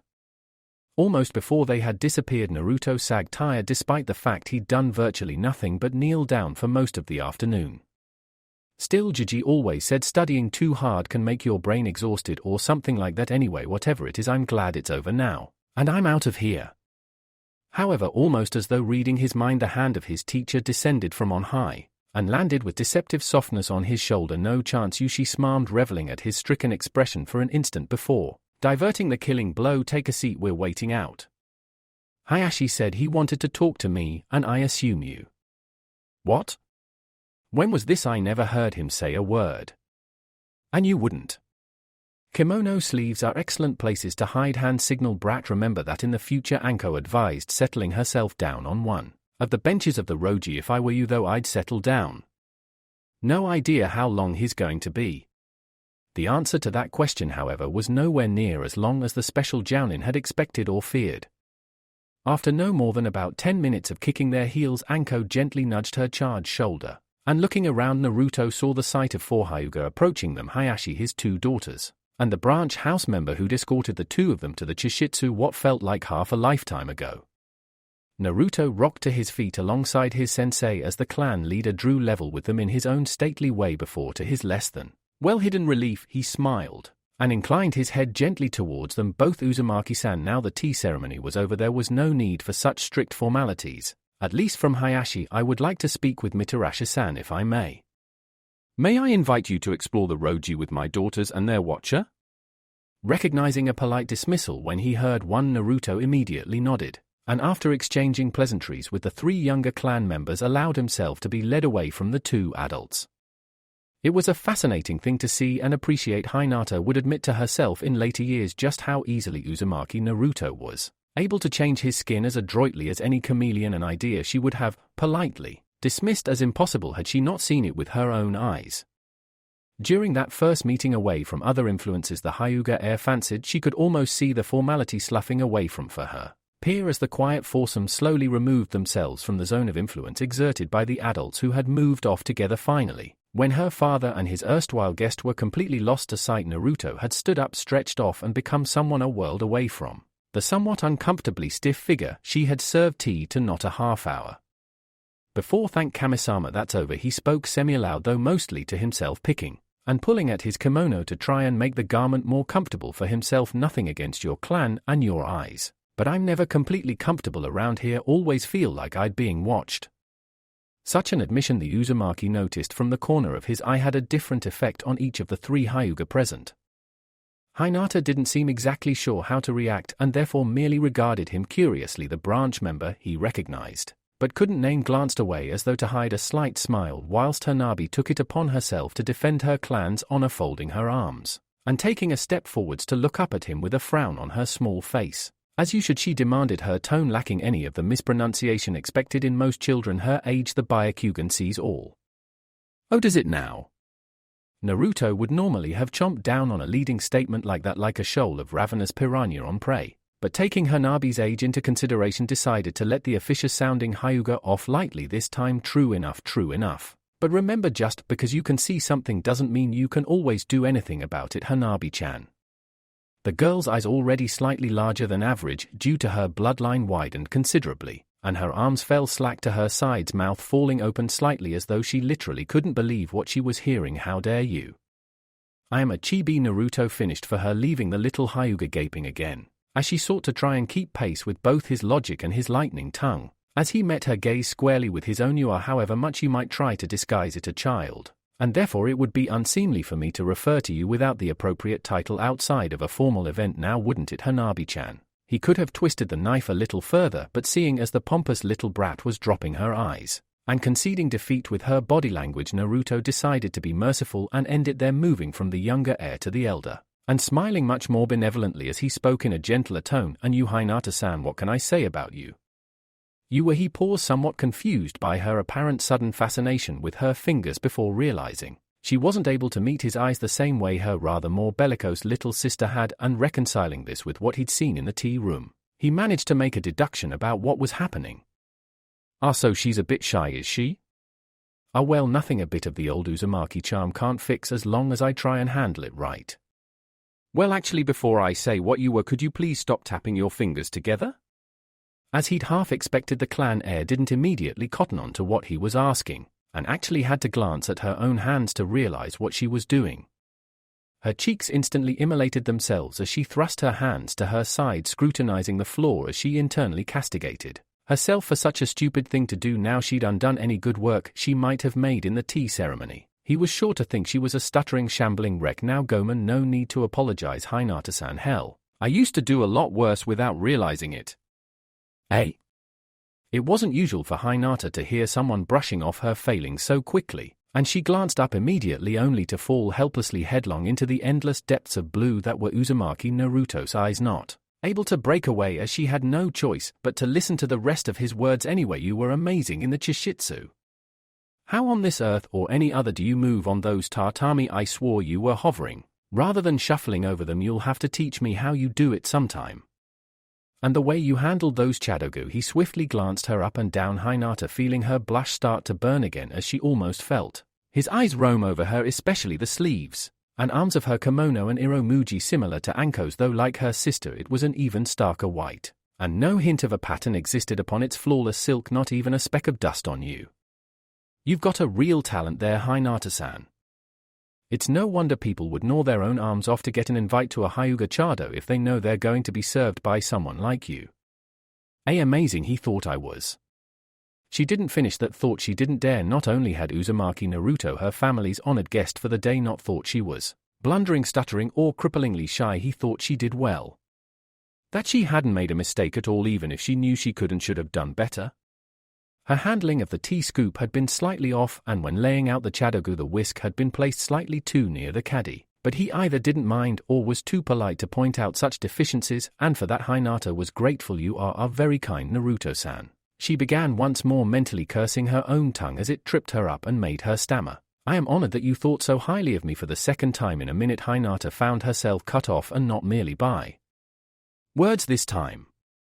As she looked forwards to try and see what was making such an unusual part of her anatomy so warm, she suddenly found herself gasping and going bright red yet again as Naruto, apparently not concerned in the slightest that he had his hand on a forbidden fruit, merely sighed slightly and shook his head at her, grinning. "Now with most people it's 3 strikes, but I'm afraid with me you're just unlucky, Hinata-san," he explained, thinly amused at the sight of someone with no pupils attempting to cross her eyes to focus on the tip of the finger that was now resting lightly on a particular part of her face. "From now on, every time you tap your fingers I'm going to tap the end of your nose." He did so one last time for emphasis before removing his hand, Hinata recoiling slightly from the unexpected physical contact. "With any luck that'll break the habit in no time." For a second the tableau remained frozen, Hinata unable to speak coherently through a suddenly terminal stutter, while her younger sister apparently started to balloon with ire, mortally offended that this stranger would place his hands on her elder sister and the clan heir so shamelessly. However, out of the Hyuga present, it was the only male member of the clan who spoke, unfolding his arms and coming to Hinata's elbow, as she attempted to speak at the same time as consciously force her hands to her sides, not wanting to be caught out with the crime her guest had just admonished for. "Uzumaki-san," the branch hour member spoke with the merest edge of his threat in his tone, though he didn't flare his bloodline limit within these walls. "I am responsible for Hinata-sama's well-being. I must therefore respectfully request that you do not harm or cause offense to her or Hanabi-sama for the duration of your visit to these grounds." Naruto merely cocked his head as though the Hyuga had been speaking in a foreign language. "Offense and harm? Look, I'm okay. It's been over a year since we last bumped into each other, so forgive me if I get this wrong, but is it Naji?" Neji, the branch member, supplied before Naruto overrode him, not wanting to let him have a chance to derail his next words. "Okay then, Neji-san. Hinata-san's going to be a kunoichi one day, I assume." "I do assume, right, don't I, Hinata-san?" Yes, the girl managed to speak without stuttering, Naruto raising an eyebrow as he noticed her just stop herself, drawing her hands up in front of her before he carried on. "Well, there you go then. When she becomes a kunoichi, she won't have you or anyone else there to look after her. She'll be standing on her own 2 feet, and I'm sure she'll be as damn near perfect at that as she was doing to me."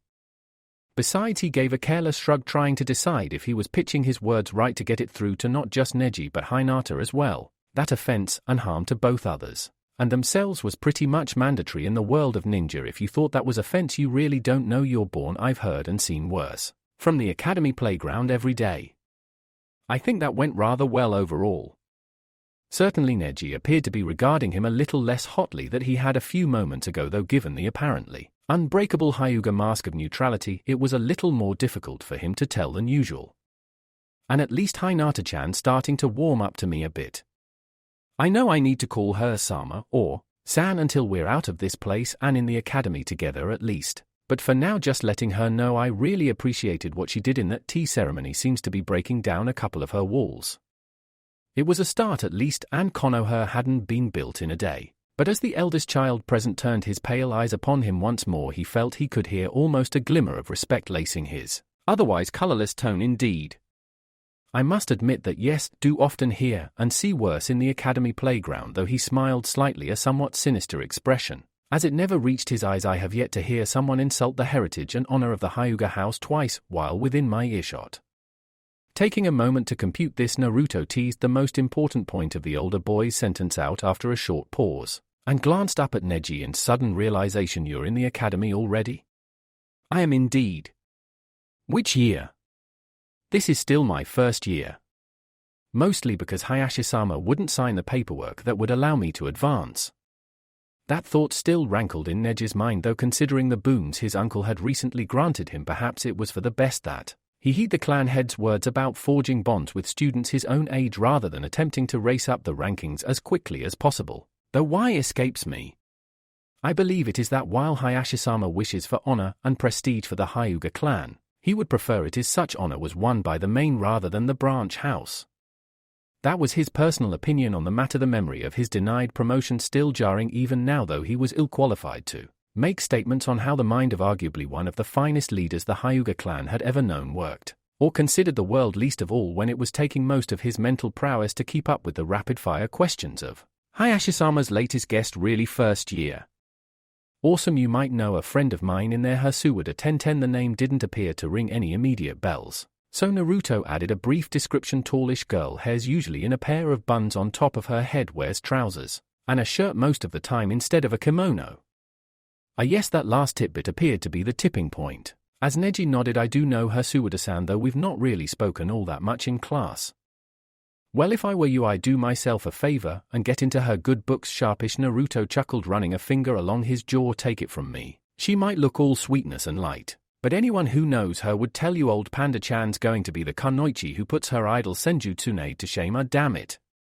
His expression suddenly morphed into a look of mingled horror and fear as he gazed up at Neji imploringly. For the love of Kami, please don't tell her I told you that. He begged, only the fear of dirtying his Hakama stopping him, sinking to his knees on the path. She's still not completely fond of that nickname yet, so if it suddenly gets out into the academy, it'll be my neck.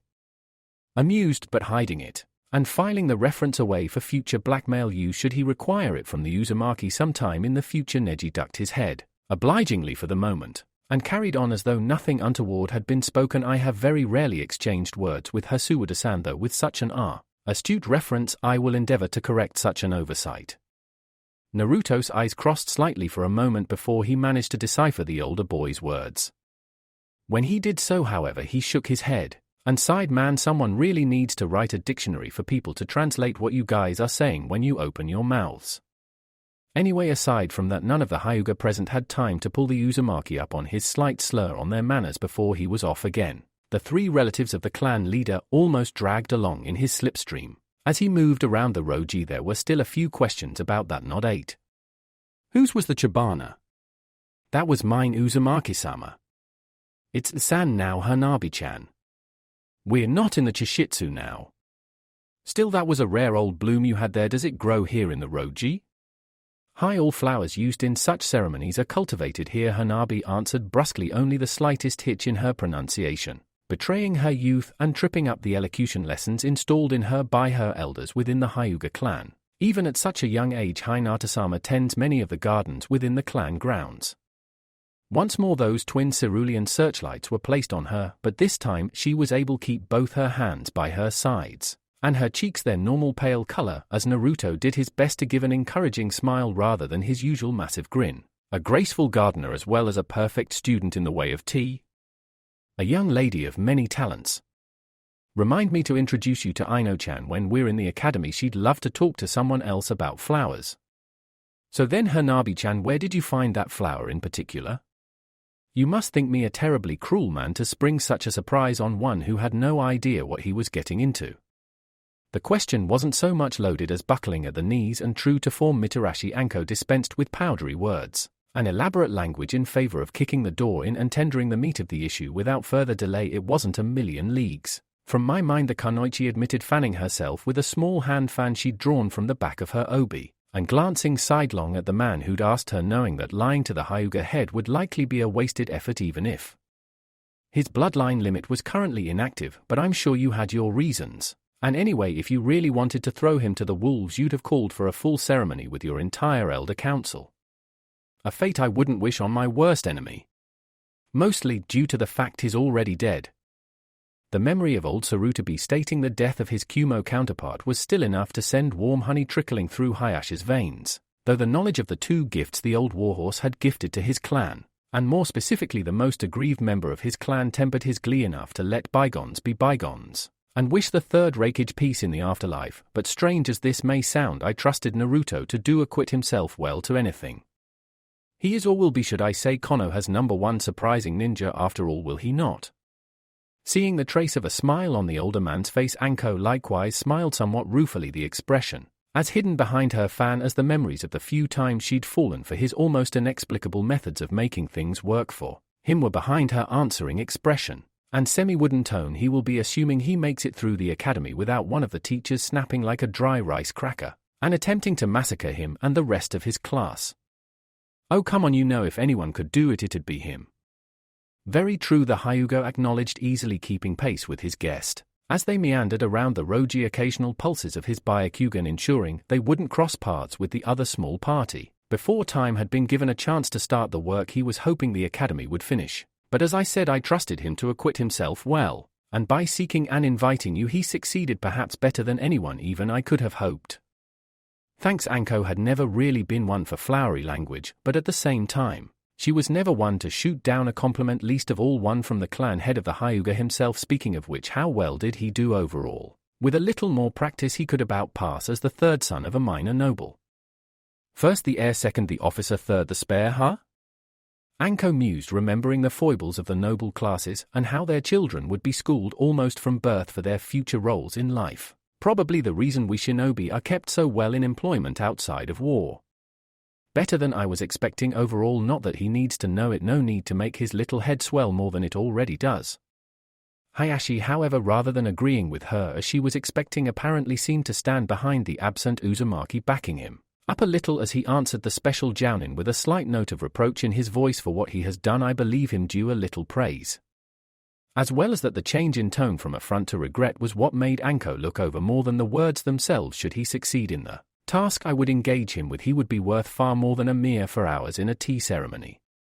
In that Roji, dressed in one of her finest kimono mitarashi, Anko was treated to one of the rarest spectacles in Konoha, in a private place within the heart of the clan home of the Hyuga, the bearers of the all-seeing eye. The clan leader let out a sigh, turned his gaze up slightly to the heavens, and let slip his steely mask just a fraction, speaking to a neutral third party as an equal person rather than just a name and station.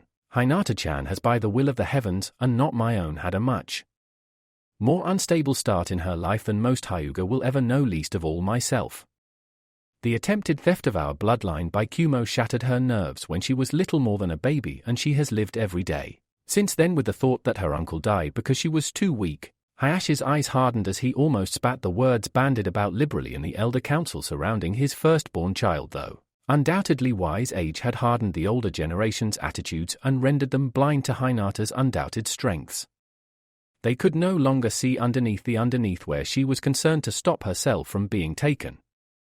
Added to that, she lost her mother so young, and had a great hand in raising her younger sister. Hayashi shook his head, recalling the bond that did exist between the two sisters, the one that was weakening almost unnoticed day by day as Hanabi was subtly bombarded with the message that Hinata simply wasn't good enough to be the clan heir, least of all by her sister herself. And even if it kills me, I will stop that message before either of my daughters is lost to it. And it has resulted in issues. Guilt with the bluntness typical of an interrogator, Anko had the answer in a split second after mulling the facts through in her head, not even needing to glance at Hayashi to know she was right. She feels guilty all the time over the whole Kumo thing, and if I'm any judge, perhaps wants to hate her sister because their mother died, but can't because a Hanabi's her sister. And B, how can you hate someone whose nappies you helped to change? So she's trying to ignore that feeling and convince herself what happened to their mother was her fault. Boy, she shook her head with a weary half-chuckle. That is a right mix of emotions you've got going there, Hayashi-san. How's it manifesting? Though not exactly comfortable discussing his daughter's health with a virtual stranger, Hayashi was in a tight corner even now, despite the hole Naruto had inadvertently knocked into the walls pressing down on him. The results of his jaunts into Kumo had given the clan leader the opportunity to firstly introduce someone who he was sure would be a good, if somewhat boisterous, influence in Hinata's life, and perhaps more importantly give Hayashi himself a chance to consider another option that he'd been toying with recently by giving him the chance to speak to the one who had inadvertently perhaps started the whole ball rolling with Uzumaki Naruto perfectionism. I thought that came standard with all Hyuga.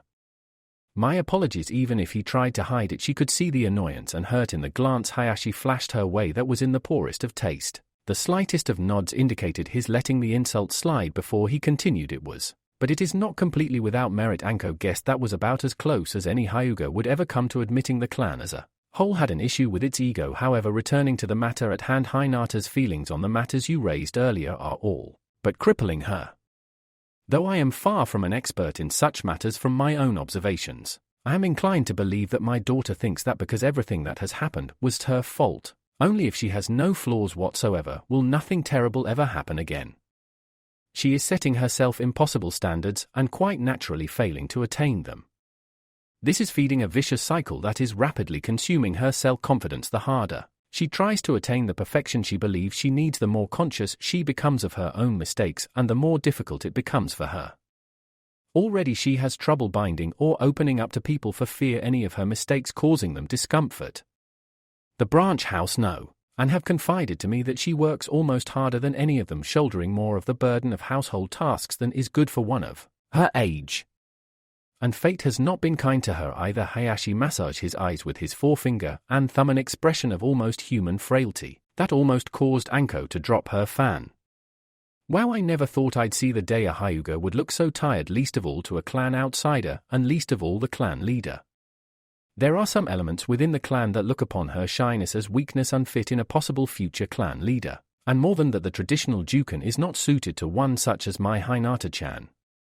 That was potentially a very serious problem.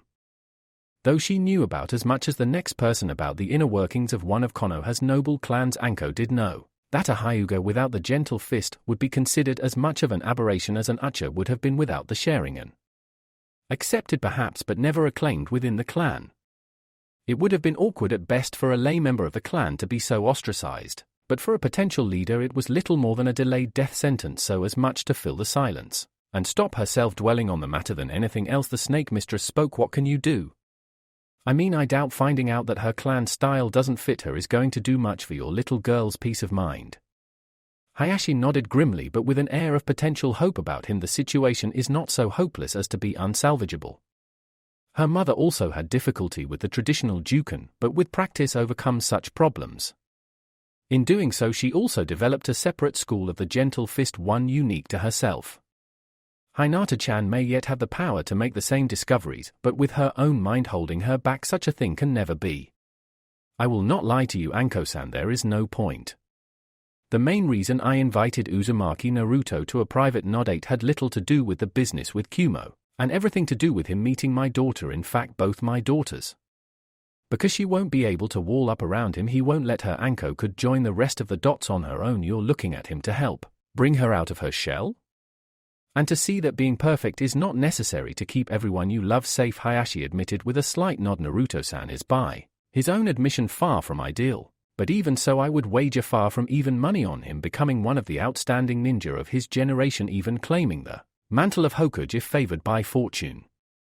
Kami saved the rest of us if that ever happened, Anko muttered, though as far as she was concerned she'd probably either be long retired or dead before her Gaki took over the reins of power. So it wasn't going to be her problem, though I have to admit that the brat was born lucky. First day of his life aside, she added, remembering the events surrounding the night of Naruto's birth and how they had landed him with a lifelong burden.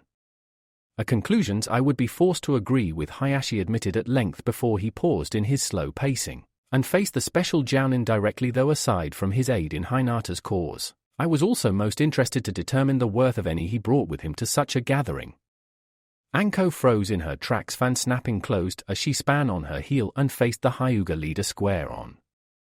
There was no deception in Hayashi's face, nothing to indicate falsehood towards the idea she thought she had unearthed, and like a viper, she struck to crush that seed completely before it could properly germinate. Oh no, absolutely not, she vehemently swore, shooting down his arguments before he could even speak them. Naruto came, in fact was passed on to me as a virtual blank slate, no clan, no real parents, even, and absolutely no idea what he was letting himself in for. He survived me, and the only reason he survived was because of that ignorance. Hell, Hayashi, some of the things I did in the name of training could have had me up before a jury on a child abuse charge if he'd complained. But he didn't. He took the worst I could throw at him, got knocked down, and just kept coming back for more. And I respect that. There was nothing but sincerity in her eyes and her voice as she made that admission, Hayashi sinking his weight onto his back foot as the weight of feeling in the snake mistress's tone crashed into him. If nothing else I ever say about him is true, the fact I respect and will probably always respect him for just being who he is, and not being afraid of showing it, is set in stone. I had a hand in starting him out as the ninja he'll be, but that was it, a hand just like a lot of the ninja force who took kunai shuriken and wire off a kid in the training grounds and paid him in shinobi lessons. The rest he's done himself. But that hand, the starting hand, could be what Hinata-chan requires. Maybe, but not from me, Anko argued, shaking her head with a frown. She's too sorry, if there's no other way to say this. She's too stable to cope with what I do. She's got a big clan and family and preset notions as to how a kunoichi is supposed to behave even if she doesn't know it yet. If I tried to do with her what I did with the brat, it'd end in disaster. She wouldn't just break Hayashi, she'd shatter either, because I'd push her beyond her limits or the realization she couldn't keep up with a woman 15 years older and more experienced would press down too hard on the perfection self-destruct button in her head. I know I'm a vicious bitch at the best of times, but it's not in me to beat someone when they're down. If I could help you or her, I'd give it a go, but right now I'm about the least suitable. Anko groped for a word that summed up what the Hyuga heir seemed to need at the minute, and for a second was found wanting before a memory of a conversation she'd had a few days ago bubbled to the surface of her mind, and she seized upon it for lack of anything else suitable. Friend, you could ask for your daughter. The truth hurt that Anko could guess, but not prove from the expression, or to be more accurate, lack thereof, that Hyuga Hayashi displayed upon hearing such unwelcome news. It was a remote hope at best, he admitted at length before resuming his walk. Anko left behind for a step before she caught up, careful not to trip over her long kimono. However, I still believe a kunoichi example would aid Hinata-chan in many ways. Can you suggest any who may be more receptive to the idea of mentoring and guarding a young Hyuga clan heir? I can ask around, Anko offered Hayashi, not dropping his sidelong glance. Until she made a further concession. There's a few up-and-comers about my age coming through the system, and a teaching position never looks bad on the records after all. The clan head nodded, seemingly mollified even as he took a step closer to the kunoichi, his slight intrusion into her personal space, making Anko tense up almost invisibly. You have my thanks, as does the one you tutored in the way of tea. Luckily the Mitarashi was too experienced a ninja to react as she felt something tuck into the rear of her obi just beneath the knot that held it together before Hayashi stepped back as though nothing at all had happened. A token of my gratitude to you both. You are most gracious, Hayashi-sama. Anko bowed lightly in respect, though for all she knew the envelope she now had ownership of contained nothing but shredded newspaper. Is there any time frame required for the news to go around concerning Hinata-sama's need for a guardian? The sooner the better, preferably, but certainly before the start of the academy next year. That way I can use the idea to sway the Elder Council to delay selection of the next leader of the Hyuga clan until both my daughters have passed through the academy. If Hanabi is schooled through traditional Hyuga means as opposed to Hinata, who will be viewed as an experiment to expand the skills of the clan. That logic made Anko raise an eyebrow. In a clan as old and steeped in tradition as the Hyuga, what Hayashi was suggesting could very well amount to a seismic shift in the clan's relationship with the rest of the village. I see. Reading between the lines, Anko decided to risk throwing out a little bait to see what latched onto it. They've already are question Hinata-san's suitability for the role then? The look Hayashi flashed her way would have stripped a wall clear of lichen, but fortunately for Anko's heart rate it was quickly banished behind his usual mask of aloofness as almost against his will he nodded slowly. They have raised the issue once, he admitted, though from the way such an admission was made Anko could easily imagine the reason they hadn't done so again. For all his nobility and haughty demeanor, Hayashi was still ranked as a Jounin-level ninja, and on top of that was a father looking after his children to boot, easily enough to terrify a group of moldering old relics into submission, despite their sagacity. But the reminder that the Hyuga should never be one to repeat mistakes was enough to buy ample time to address Hinata's potential problems before they threatened her position as clan heir. Mistakes? Can't see that you've made any, to be honest. At least Anko corrected herself with a wry chuckle, hoping against hope her host took no offense to her words. Nothing compared to other clans I might mention. All of you are alive now, that's got to be a bonus, right? Hayashi smiled thinly for a moment before, as though reminded of something, the expression dropped from his face, and he was a Hyuga once more, meeting his guest eye to eye, as he shook his head slightly, turning away towards where his bloodline limit had detected his children and the second interloper onto his clan grounds. Not all of us, he breathed cryptically, the special Jounin wisely remaining quiet and not inquiring further as she trailed along slightly in the Hyuga's wake, therefore not seeing the remorseful expression that flashed across his face once more. No, not all live who deserve to live. But I, and hopefully Hinata in my stead when I am gone, will be enough to ensure the travesty that happened when you and I were born will never be repeated again in future generations. Hisashi. In death you opened my eyes. Leadership cannot come by happenstance of birth alone, and I will bear that message to the rest of the clan in turn, though I may well have joined you in the pure world before the lesson is learnt fully. Distracted as he was by ensuring Hanabi-sama was not reduced to swapping common insults with the infuriating guest that seemed to have made it his mission to drive both him and one of his charges insane at the same time as reduced the other to a babbling blushing mess. Neji was to his eternal embarrassment unaware of his uncle's presence until he almost walked into the older man. Immediately sinking into a formal apologetic bow, the branch member was forced to feel a sudden surge of gratitude towards the Uzumaki for immediately taking the attention off his mistake with what was, as Neji was to the detriment of his inner harmony, slowly discovering a typical remark. "Oh kid. Looks like we've been found out," he sighed, shaking his head at Hanabi, who for her part was glowering at him with impotent annoyance. "It's way past your bedtime, so no excuses. Wash up and then get to sleep. If she goes for him, I let her do it. In fact, I might even hold him down for her." Such were the thoughts of the Hyuga protector, as he fancied he could almost hear his younger cousins grinding her newly emerged teeth to nubs. But to his mingled relief and disappointment, her sister came to the fore to save the day. "Ano, Hanabi-san. We'll be fine for a while yet," Hinata managed, once more keeping away from bad habits. As the Uzumaki glanced up at her, smiles wreathing his face once more. "I really wish I had a sister like you, Hinata-san.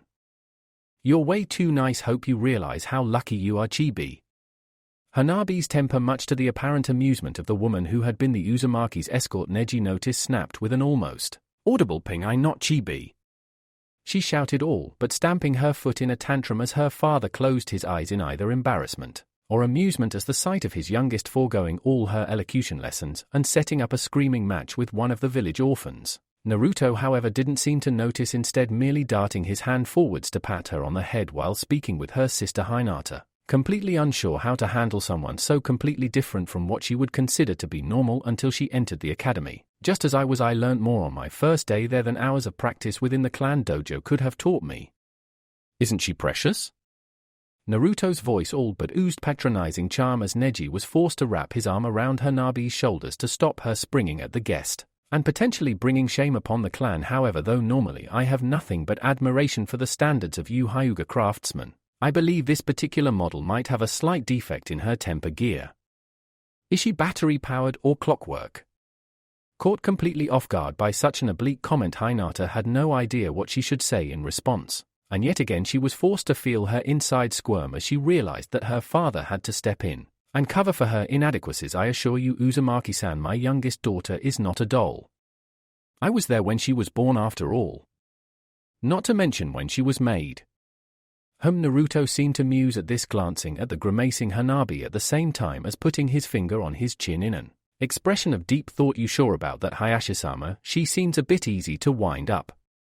"And you never know," he went on as Hayashi sought to hastily hide his slight smile, as Neji cringed, realizing he'd have to explain this to Hanabi when he got a moment, and not looking forwards to the likely aftermath of her realizing someone had played a joke at her expense. "Give it a few more years, especially if she takes after her Nechan, and you'll have a real doll on your hands. You'll be beating the boys off her with a stick." Neji's cringe redoubled at the same time. Anko snorted with mirth and Hinata went bright crimson at the backhanded compliment, reduced to stuttering again as she simply failed to believe someone could even look at her without seeing a pathetic nervous wreck of a girl completely unbecoming to a Hyuga heiress.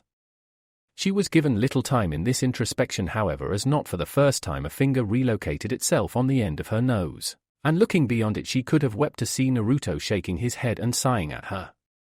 "I'm such a failure.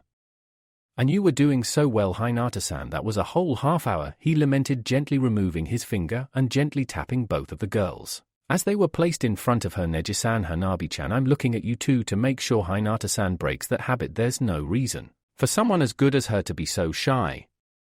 As expected. If nothing else was true about the boy, Naruto, at least when he wasn't forcibly holding himself in on a tight leash, was a wrecking ball when it came to formalities and personal boundaries, just as Hinata was now discovering. And though it may be a shock to her system, I can only pray it brings forward the daughter I know is present but have not yet seen in her. Such intimacy, and so soon. The Hyuga head spoke with a dry humor in his voice, slightly amused by the sight of his nephew, all but fainting dead away at the idea of his uncle even trying to crack a joke. "Should I be worried about drafting a betrothal contract soon in the future, Uzumaki-san?" Naruto shrugged before looking across at Hinata again. "Well, as I was always told, usually at great length, and with a clip around the ears thrown in for good measure. The lady is always right," he quoted, directing a knowing glance Anko's way, as he did. "If Hinata-san believes I'm good enough for her, then I will consider myself most blessed and eternally thankful, though hopefully she'll have a few years yet to find someone as special and good as she is." As good as me no good then. The idea made Hinata want to cry. She knew what she was just as the whole clan knew what she was. And as soon as Naruto saw that as well, he'd know he could do much better and leave her behind, just as everyone would be better off doing. For the sake of politeness though, just for now, she allowed herself to accept this one glorious moment where someone saw the illusion rather than the truth, and she reveled in it, almost walking on air as she somehow managed to smile, give a slight laugh, and bow off the Uzumaki's insinuations. She and the rest of her family exchanged a little more small talk with their guests before, to her relief, that she was going to get out of this situation having made a good impression on someone for a change. She heard the woman who had accompanied Naruto announce it was time for them to depart. She, along with her father, sister, and cousin, walked to the gate of the compound the guests had changed within, with her head held high, preparing to see their guests safely back into the world of the main village again. There they all waited for 15 or so minutes before the two were ready to depart, though she had to look twice to be sure the boy who came out of the changing area was the same one who had gone in. From the neck down all was different, was night and day, only they hair, they laughing eyes, and the dazzling smile told the truth. Regardless of the clothes he wore, Uzumaki Naruto was himself and happy with himself, something Hinata could only ever dream she could be. She kept her eyes upon him, feasting at the sight of such contentment, until the doors of the compound boomed shut behind the departing duo, and she was once more in the Hyuga compound, once more the weak, worthless heiress of a clan that deserved so much more than she could ever possibly be, once more in her own personal purgatory. Okay then. Having finally been able to ditch the dimwit she called a student after a celebratory round of ramen, he'd been paying so he got to pick where they ate, and it had been cute watching that little waitress all but go completely gaga over the sight of the Gaki dressed in nice clothes for a change. Anko was finally back in the privacy of her own apartment and able to divest herself of both her kimono and the itching, irritating secret that had been driving her nuts ever since Hayashi had put it there. Finally undoing the knot of her obi and letting it flutter to the floor, the snake mistress was able to finally see the truth as she turned around and scanned the floor, recognizing the two envelopes marked with the fluid calligraphy of the Hyuga clan head with practiced ease, as they blended in with the whiteness of the ribbon they'd been disguised as. Okay then, she breathed to herself, picking it up and noticing it was unsealed. Let's see what you got for me. Her envelope was a simple affair, a note of personal thanks, congratulations, and recommendation for future tea ceremonies, something that would carry a lot of weight in the august circles of Chado, as the voice of Hyuga Hayashi would echo strongly even there. Nice. That alone was something worth framing and hanging on the wall, despite the fact the Hyuga Lord had likely written it during the Nakadaichi. So then kudos for me, and for the Ga. What in the seven unholy hells? There's got to be 70 no 80,000 Ryo in here. Now normal Anko would have known that amount of cash in a wallet by weight alone, but the fact the Hyuga had used 10,000 Ryo notes had thrown her somewhat, and she was therefore left open-mouthed by the amount of currency Hayashi had handed over to the Jinchuuriki.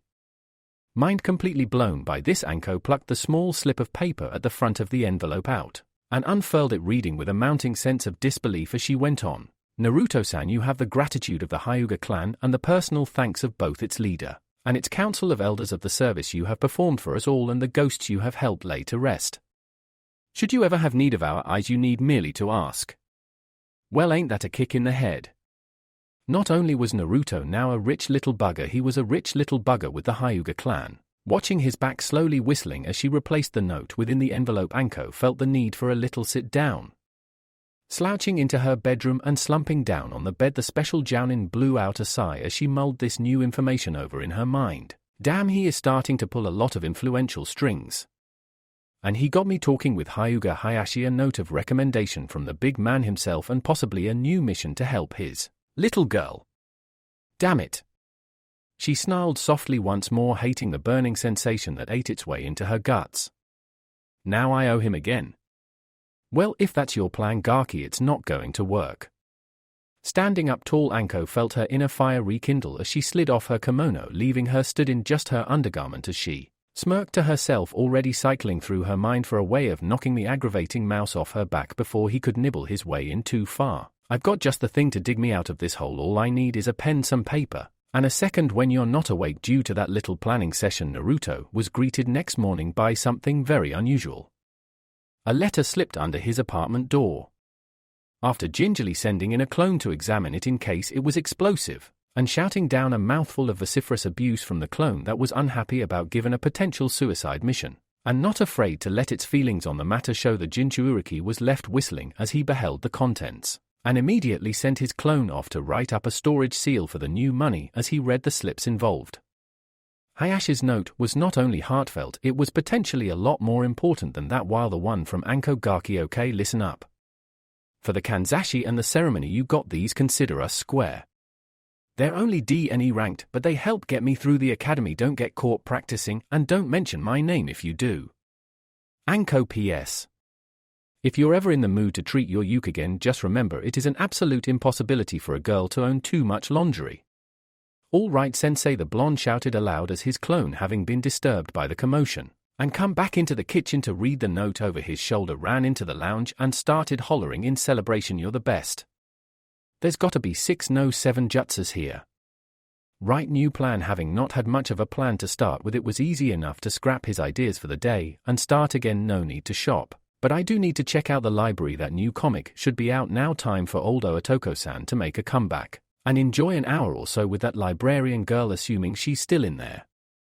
After that, assuming you've gone by, then he called slightly aloud to his bunchin, who, having finally celebrated enough, grinned and gave a thumbs up. I get to practice these new techniques today, he declared to the world in general as he made his way to the kitchen table to flip through his book of faces and remind himself exactly what made up his Otoko mask. Is going to be a damned good day.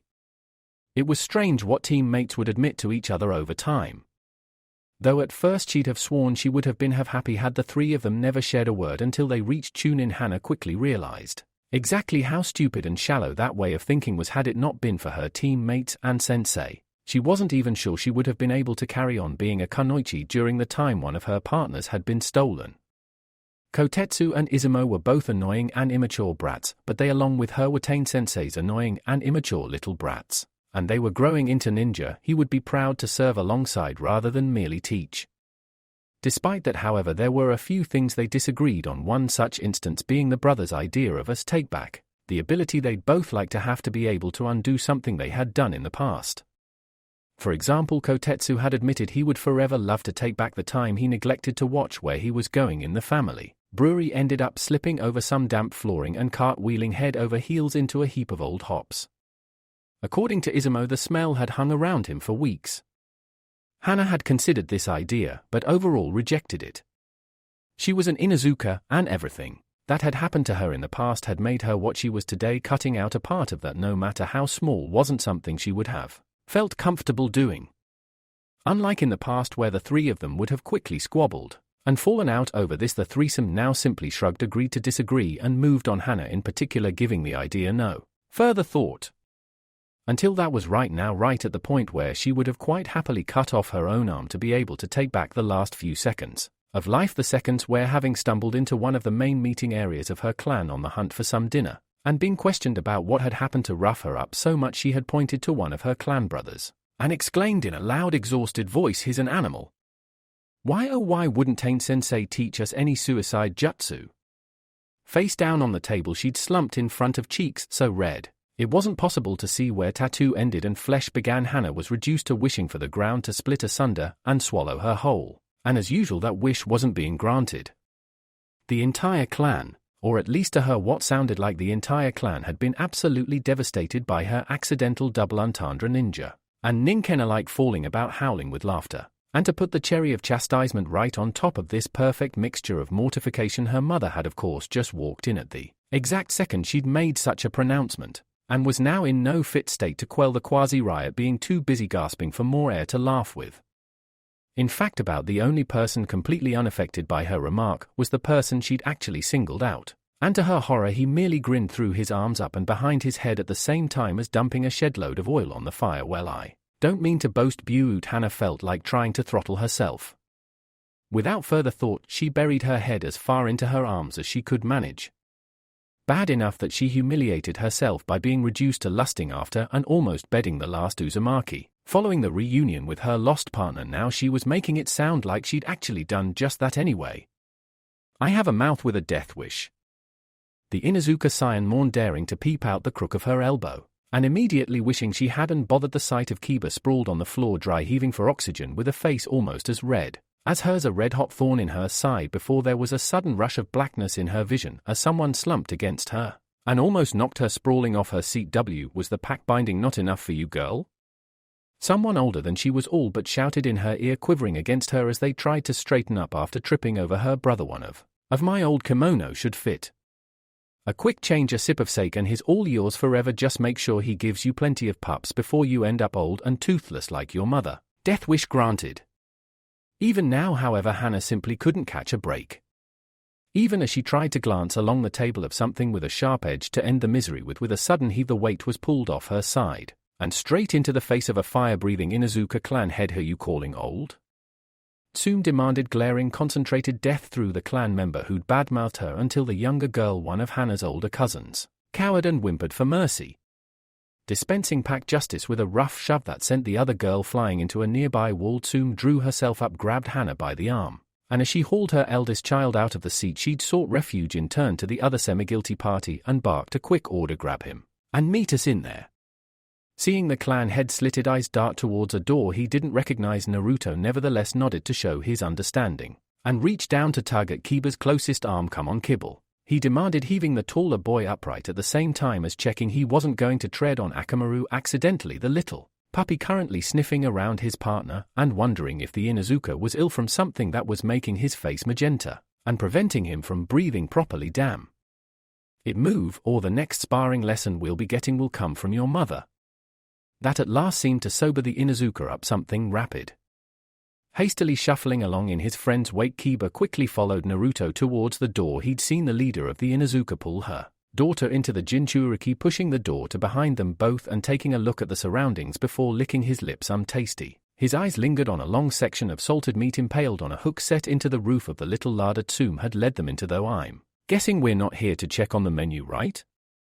Right, the Inuzuka assured him, arms folded as she looked from him to her still mortified daughter. You're here to report to me exactly how that sparring lesson went and reassure me I'm not going to have to rip your balls off for doing inappropriate things with my little girl, Naru-chan. The mouse immediately whitened even as Kiba bit onto his hand to try and avoid bursting out in helpless laughter again. The sight of the smaller child who'd joined in his taijutsu training with his sister without so much as a care in the world or worry about getting hurt, cowed into submission by his mother's mere words, a sight for him to behold as if I dare, Naruto assured the older Inuzuka, and after scrutinizing him with a beady eye for a second longer, Tsume nodded, seemingly satisfied with both his answer and his sincerity. Good, I want to be a mother-in-law before one of you makes me a grandmother, she told her children, Hannah once again wilting in shame as her insides writhed, barely able to even look at her mother as Tsume turned her attention her way, a crafty smirk on her painted lips. Though at the rate you're going, I wouldn't wonder if the two came within a few months of each other. Hannah-chan, what possessed you to say a thing like that? You must have known I didn't think, the younger woman managed to admit at last, seemingly more sure of herself now she had a corner to fight in, and I certainly didn't mean it like that. That's obvious, Tsume cut in, needling her daughter again before at last taking a modicum of pity on her and asking her next question in a more matter-of-fact tone. So what did you actually mean? At this, Hannah was finally able to completely regain control of herself, draw in a deep breath, and sigh it back out, expelling her earlier woes and worries before meeting the eyes of her alpha and giving her report. Naruto-kun's a brawler, plain and simple. Interesting. Tsume had guessed as much from what she'd heard from Inoichi, but to hear it confirmed from her daughter's own mouth was a boon in itself. He's got next to no form that I could see throws his all into everything he does and leaves gaps in his defense you could roll an Akamichi through. He tries to use what I think is the academy stance, but does it so badly I can't even be sure, and even after all that he beat Kiba 3 times out of 10 and me once, and in all the other matches both of us knew we'd been in a fight even though we won. She's right, Karsan. Kiba backed up his sister. He's a right sod to try and pin down, and he made to correct himself as he heard both Naruto and Hannah tut under their breath, I mean he fights filthy as he calls it. I lost one bout because he threw leaves in my eyes, a second because he caught Akamaru and threatened to hurt him if I didn't quit. He's not as strong or fast as me really, but even so, he glanced across at the other boy, mutual respect mirrored in the meeting brown and blue eyes. I wouldn't want to seriously fight him. Likewise, glad you're on my side, Naruto admitted, wincing as he felt some of the scratches from the young Inuzuka's claws flare up again. I've got a lot of work to do to even try to catch up with most of the kids my age. Heck, even Ino-chan knows how to fight because of her father, and she still beats me just over half the time. But I'm not going to give up. Azure fire filled his eyes once more, and Kiba nodded, recognizing a rival who wasn't afraid to get his hands dirty, and looking forwards to future spars, especially once his Ninken would be able to partner up with him. I'll get there, and these lessons are just what I need to help. Tsume smiled. Good. Inoichi told us all what you were like in the sparring circle, and I'm glad for it. Believe it or not, I bet you'll teach my two at least as much they'll teach you. Naruto knitted his brow at this for a moment before the realization sank in, and he snapped his fingers. Oh, you mean because I fight filthy? Too right, only way to fight, and not something you'll learn in the academy, I can assure you. Tsume chuckled, remembering with slight rancor exactly how well Naruto was taking after the kunoichi she had both loved and hated ambivalently throughout the time they had grown up together. Fighting filthy, Kushina-chan, if nothing else your boy's doing you proud in that regard. Hana-chan, Kiba-kun, I hope you're taking notes while you're pounding this gaki into the dirt. Bit hard when most of that dirt's in your eye, Hana groused, remembering her loss in the first bout she'd had with the Uzumaki and feeling quite ashamed of herself for capitulating in the manner she had.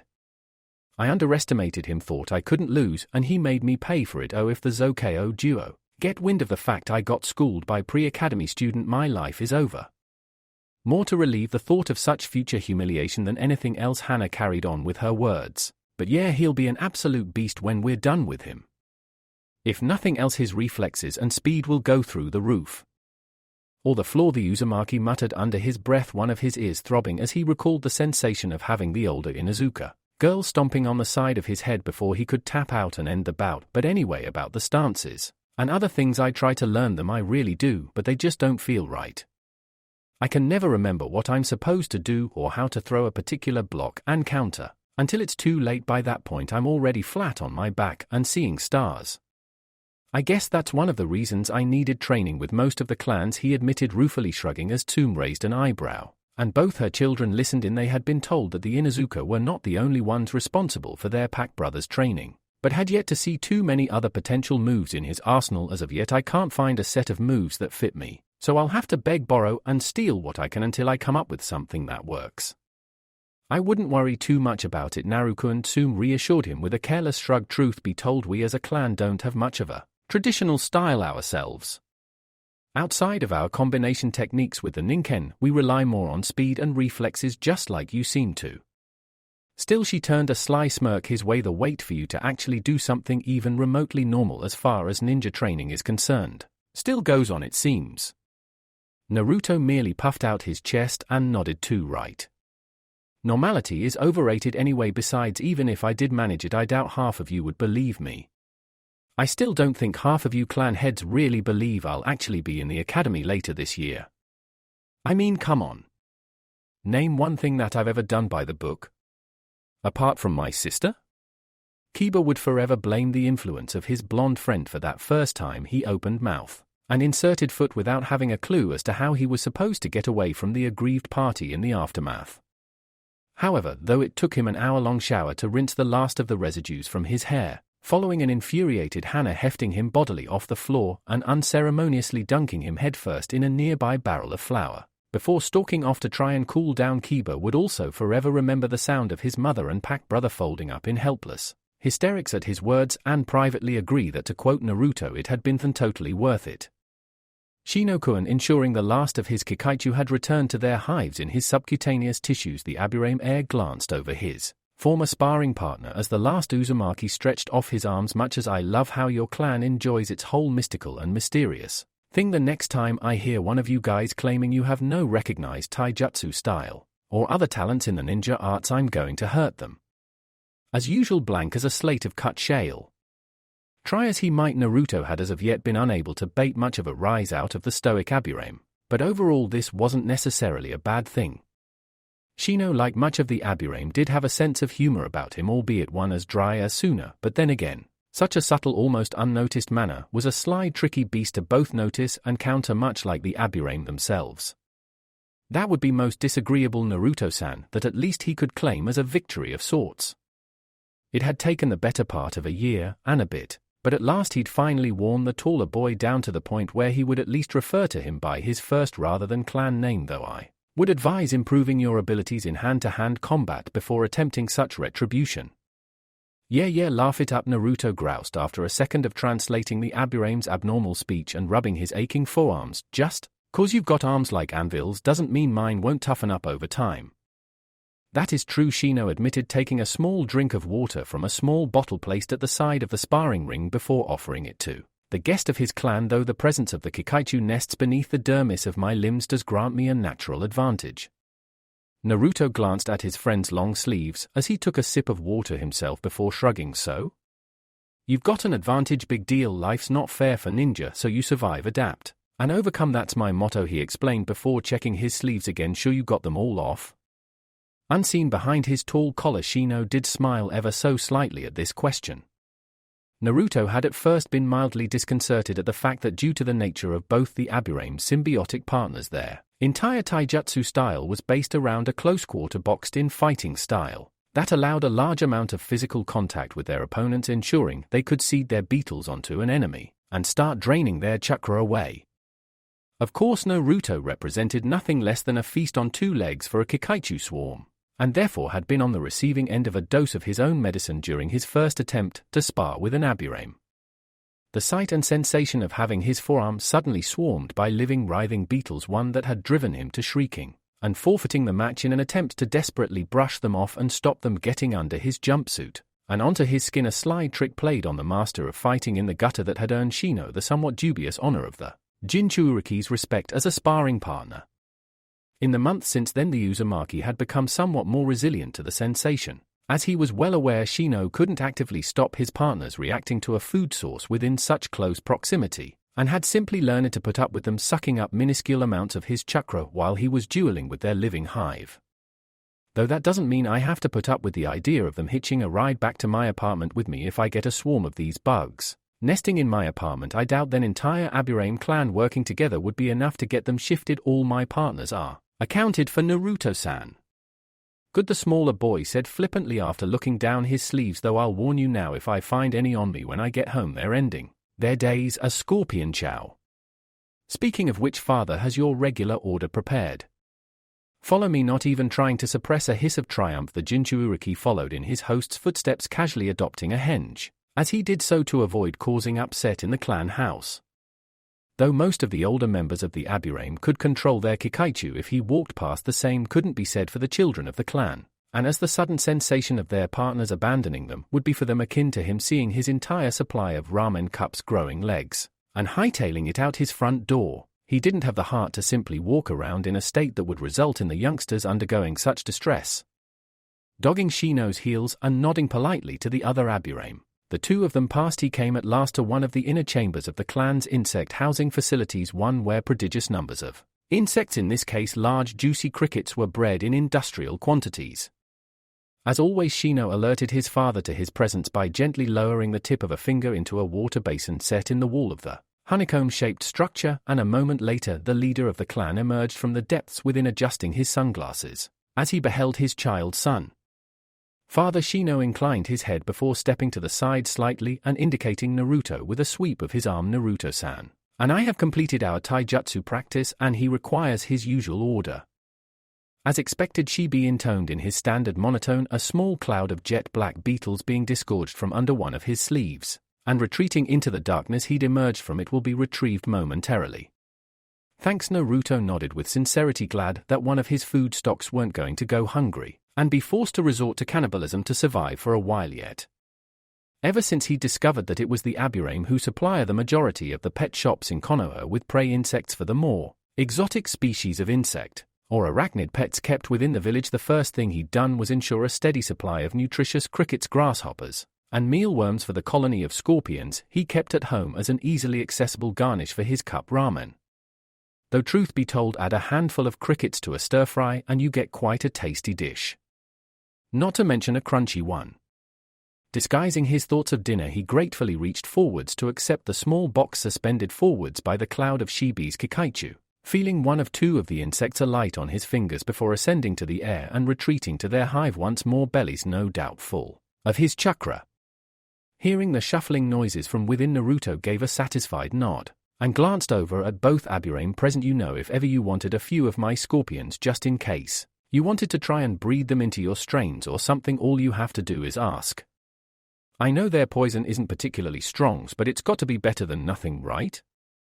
And they're off. As always, when he alighted on a topic close to Shino's insect-infested heart, the Aburame was only too willing to forego his traditional silence on most matters and set the record straight. Unfortunately, that would be an impossibility, Naruto-san. Scorpions are arachnids, and therefore completely incompatible with beetles such as the Kikaichu, not to mention the two species more often than not exist in a predator-prey relationship in the natural environment. Well, that sucks. Naruto summed up his thoughts on the matter a moment later before adding, at least for the guy winding up as dinner. That is the Kikaichu, I assume? If isolated from the colony, then yes, Shino admitted, with what Naruto was surprised to hear was a trace of reluctance in his voice. Guess he doesn't like admitting one of the weaknesses of his partners. Fair enough. I couldn't really see the Inuzuka liking to admit that the best way to stave off a ravening Ninken is to spray soapy water in its general direction. However, in swarms they are mostly avoided by predators, including scorpions. Power of the many over the might of the few, huh? Makes sense to me. I wouldn't tangle with anything that could suck me dry of chakra, least of all a whole swarm of some things that could do it, the Jinchuuriki sagely quoted before immediately brightening and glancing to the box in his hands. Well, like I said, if you ever want to add to your menagerie, just let me know. Up until that point, I'd better take my leave before the little stingers start snacking on each other again. Cleaning up the corpses once they've been fighting or mating is always fun. The number of times I've had my fingers in that little cookie jar and gotten them stung is unreal. Well, if you will keep venomous arachnids as pets, it is to be expected. Naruto-san, Shibi spoke in a tone laced with sardonic humor, before turning to his smaller cohort. If you would escort Naruto-san from our compound, son?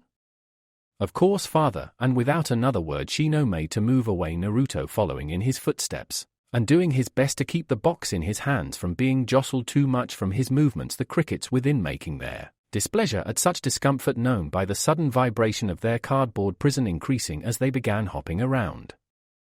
Once outside in the warm evening breeze, the Uzumaki followed Shino as he crossed the lawn of his clan compound, without missing a beat, the Jinchuuriki careful to tread exactly where the Aburame heir had last placed his feet, and nowhere else, breathing a sigh of relief that the trek was over only when he returned Shino's bow and watched the door to the clan compound shroud the taller boy in shadow before closing completely. Much as he got on well with the Aburame, he always felt a little uneasy trekking through their grounds, one of the reasons he always stuck to the higher ground when attempting his infiltrations on their property. It was said that more than one unwary interloper had simply disappeared while trying to navigate the grounds of Konoha's most secretive clan, and having seen what lurked within the lush lawns of the Aburame Gardens, Naruto could well believe those rumors were nothing but the truth. The countdown to the academy, something Naruto considered to be the first major hurdle he had to clear in the race to become Hokage, passed thankfully without much incident as far as the Jinchuuriki was concerned.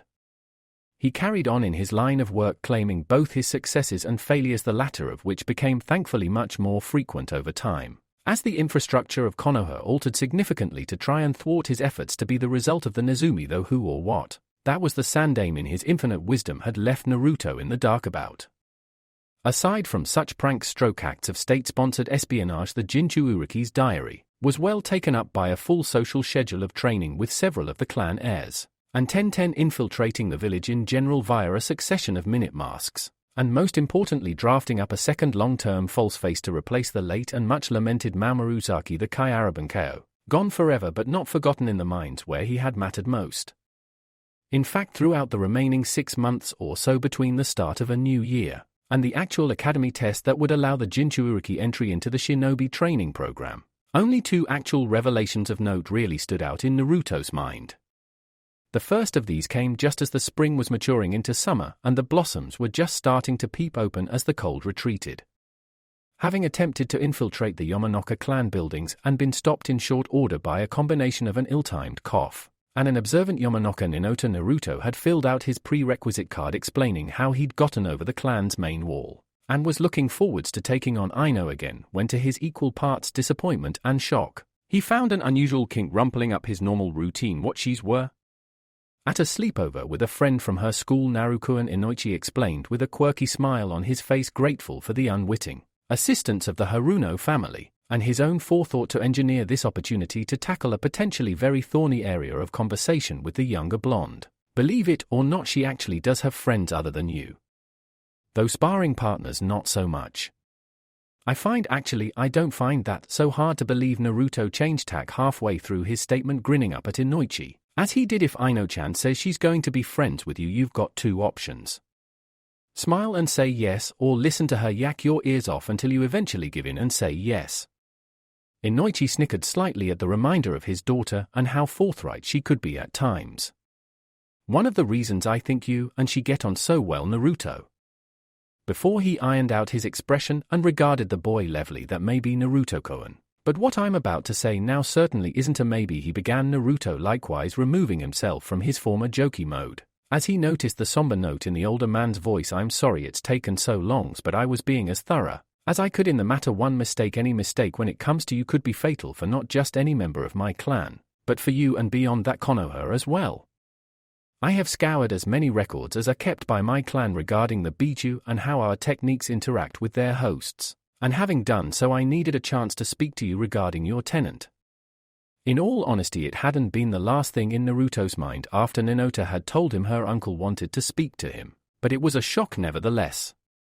Since the night the Sandaime had violated his own laws and let loose the secret of what he contained, Naruto hadn't really given much thought to his tenant for the simple reason there didn't seem to be a lot of point in it. He contained the Kyuubi no Kitsune. Okay, so what was he supposed to feed and groom it? Make sure it got plenty of exercise? Take it to Rinchen, now a veterinarian for her clan, despite living outside their grounds, for its routine checkup and shots. As far as he was aware, being the host of the demon had had absolutely no effect on him thus far in his life, and he was quite content to keep it that way. However, judging by the solemn expression on the Mindwalker's face, it appeared that such ignorant bliss was no longer going to be an option. You think you can get me face to face with my almost subconsciously a hand drifted over his stomach, shielding the seal that was hidden behind his jumpsuit. Furry little problem. Inoichi didn't answer for a solid minute, and when he did, Naruto couldn't so much see as hear the reluctance in his voice, as he dredged the answer from deep within him. Yes, I believe I can. His own words sounded like a funeral gong in his ears. But as much for Naruto's peace of mind as his own, he tried to hide it as best he could before continuing. I won't lie to you, Naruto, this is not something that I believe has ever been attempted by a Yamanaka before, but I am willing to take the risk for 2 reasons and on one condition. Face grim, the Jinchuriki nodded once. Slowly, go on. First, like all good diplomats, Inoichi stated his reasons first. From what I have gleaned from my own research, and the Sandaime has allowed me to know of the seal used by the fourth on you. Yes, of course, he took an interest in you asking questions about the Kyuubi, the Yamanaka explained patiently, a slight smirk on his face, as he relished the sight of the surprising child before him on the receiving end of a surprise of his own. I spoke to him virtually the day after you questioned me about your prisoner. It's not something he can afford to be in the dark about. However, from what he has confided in me, I am now convinced that it is better that you get to at least experience the presence of the Biju now, while it's in torpor rather than when, and it will be when rather than if it awakens. The second point is a safety point for me. Should I make a mistake, while entering your mind, with any luck the shock of the seal will render the Kyuubi sluggish enough for me to escape from should I encounter it.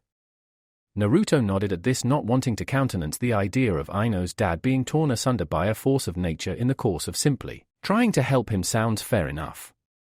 I know I wasn't really there, or at least old enough to appreciate being there the first time around, but I can imagine the fox was a frightening thing to see then.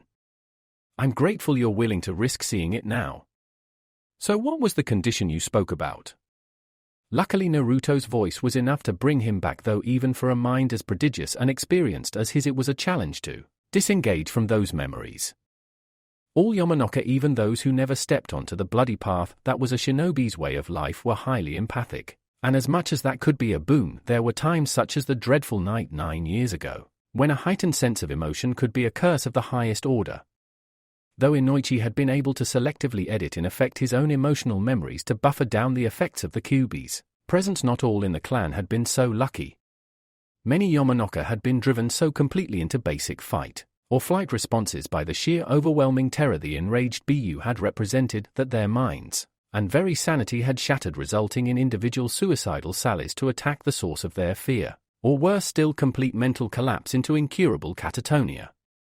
Even now, years later, sometimes Inoichi would remember, or worse, dream of the red glow on the horizon, the smell of death, and fear upon the air, the stoicism of Konoha's defenses moving out to combat the Ninetales even if most of them knew they were going to. Their deaths, and above all the overwhelming frustration, despair, and rage of those left behind by the brave few, who had sacrificed themselves so that the rest of the village might live. It was with the memory of that sacrifice, the supreme act of love between the shinobi and the village that had nurtured them, dancing behind his eyes, that Inoichi stared levelly at the Jinchuuriki before him, and spoke in a tone Naruto had never heard him use before, as with a voice even older than Jiji's, one of a man aged far beyond his natural years. Inoichi extracted that which he needed to hear from the demon container before him. Promise me, Naruto, it was all at once a request and a plea, because it could be nothing else. Once I had to watch others make that choice, the village or their lives. Now in my own way I follow in their footsteps to safeguard the next generation. Promise me that when the beast awakens, the first thing you will do is tell me about it. From then on I'll be able to forbid any of my clan using our techniques against you, especially my daughter. One of the reasons I have forbidden Ino-chan from learning our more advanced jutsus of mind transfer was for that very reason.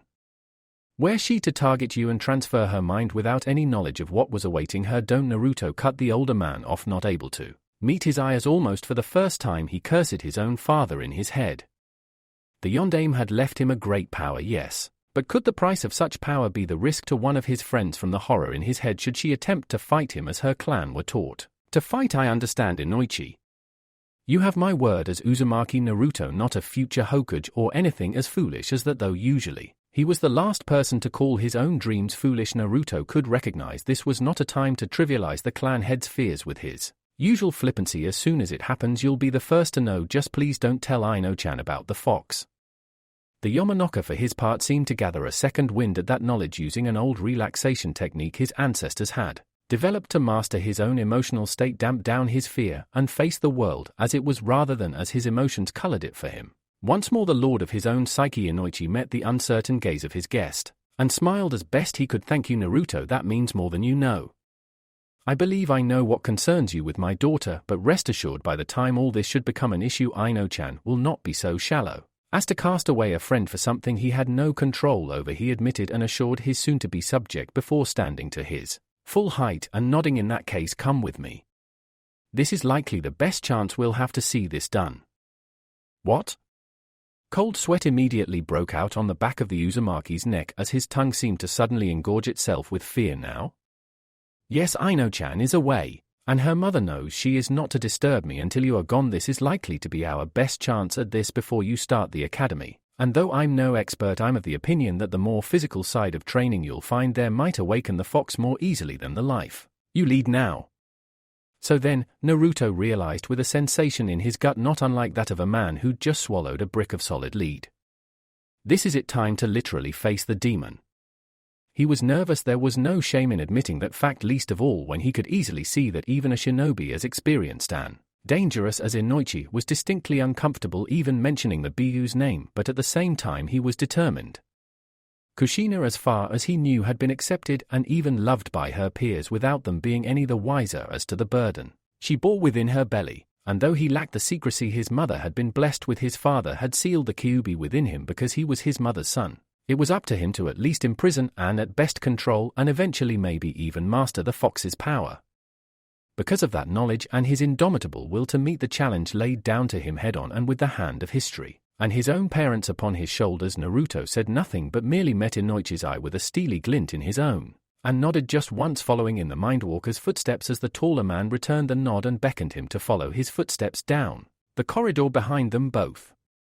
Some 15 minutes later saw Naruto sat upon a cushion on the floor of a fairly small austere room in one of the less often frequented wings of the Yamanaka estate, watching as Inoichi paced around the interior of the room muttering under his breath and sending out tiny pulses of chakra that Naruto guessed activated seals he couldn't see. He merely remained where he was on the floor, breathing in and out slowly like the shinobi on the training grounds had taught him to, for whenever he got nervous or scared, waiting for the Yamanaka clan head to finish his preparations, a task that required a further 5 minutes, before Inoichi took a seat in front of him, kneeling on his own cushion, as he began to explain his way through the plan he'd come up with the previous evening. Okay, Naruto-kun, first things first, how much do you know about meditation? The question caught him quite by surprise and left him floundering for a second. Not all that much. I've heard of it, but never tried. Good. Seeing the look of surprise that crossed his guest's face, Inoichi explained further. Meditation is an art that teaches inner focus and how to control and calm the mind, though not a bad thing for you to attempt to pick up the fact you haven't yet means me gaining entry into your head should be a little easier. How come?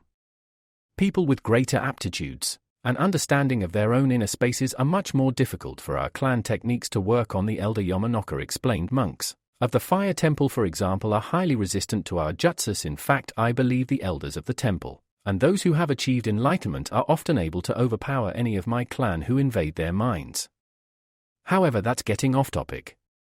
For this exercise, all I want you to do, Naruto, is close your eyes and just focus on your breathing. He waited until the Jinchuuriki was done cocking his head in confusion and had obeyed before speaking again. In and out, cool as it enters, the nose warmer as it leaves. This is the simplest meditation technique.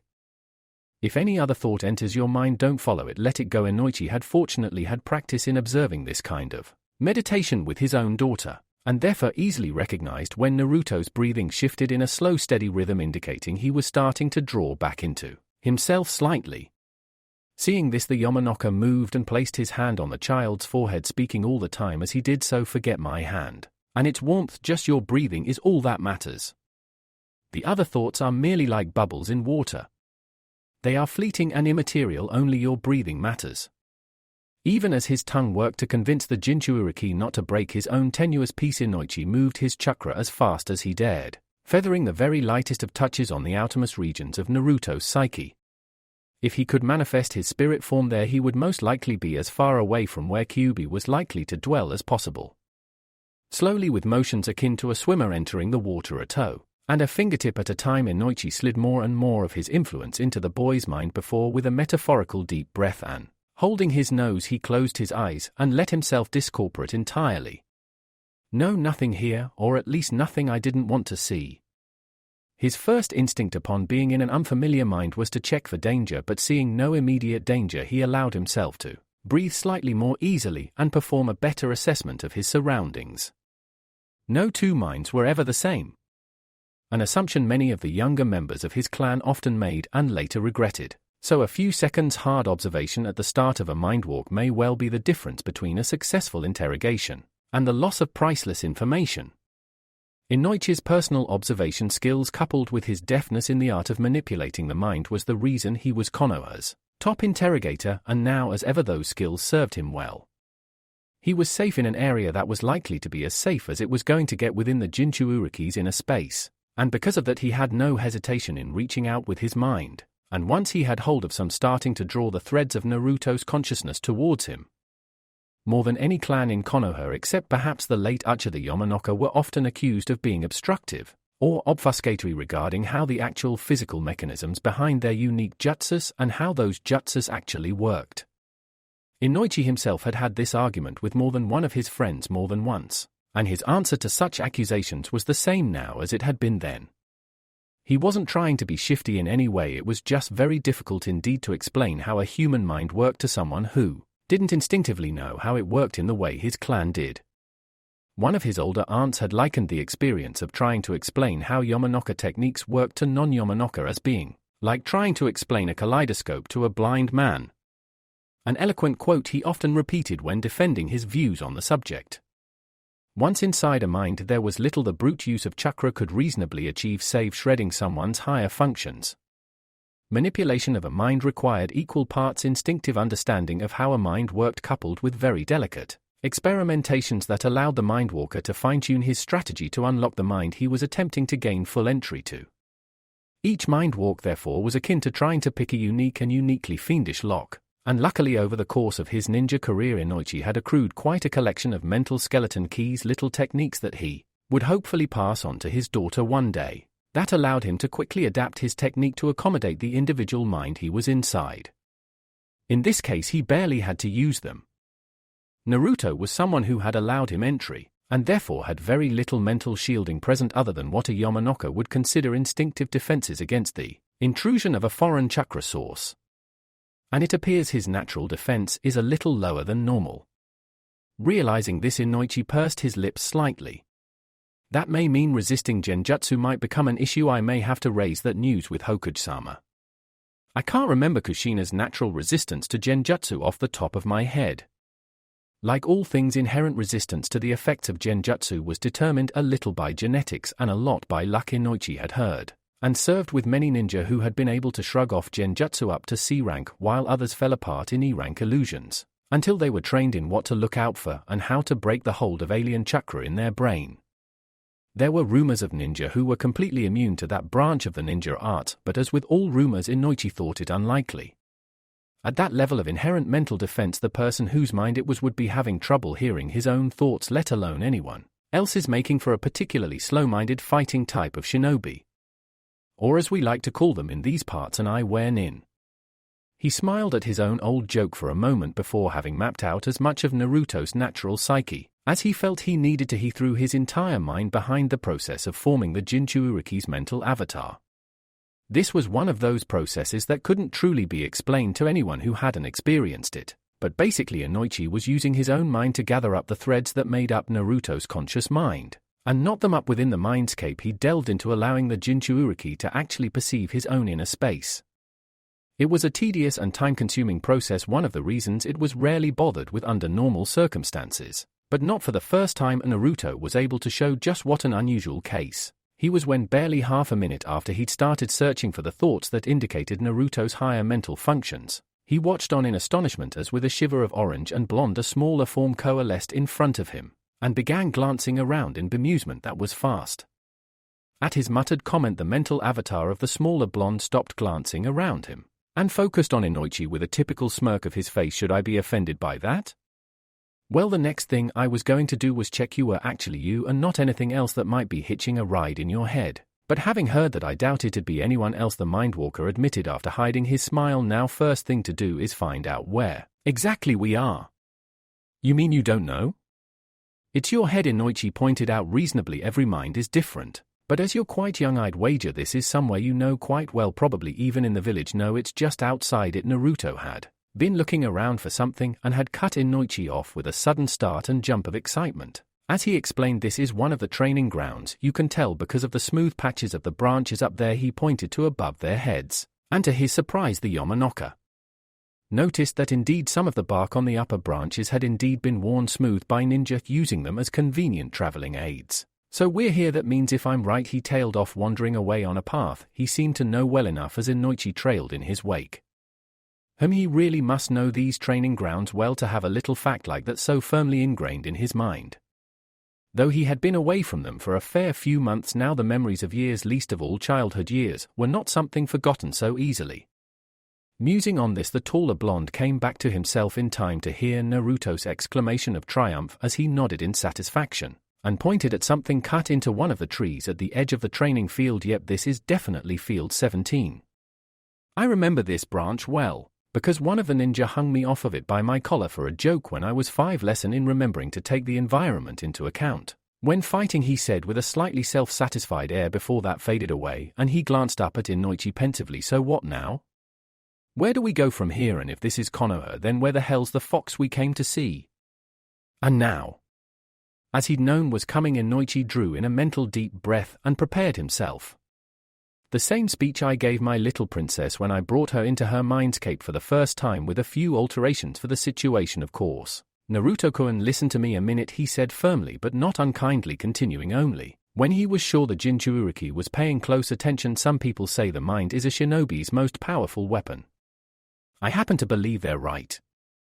Even my clan has barely scratched the surface of what the human brain is capable of achieving, and I'm still as in awe of the things I see now as I was 20 or so years ago when I first started my training in the ways of the shinobi, and more specifically a Yamanaka shinobi.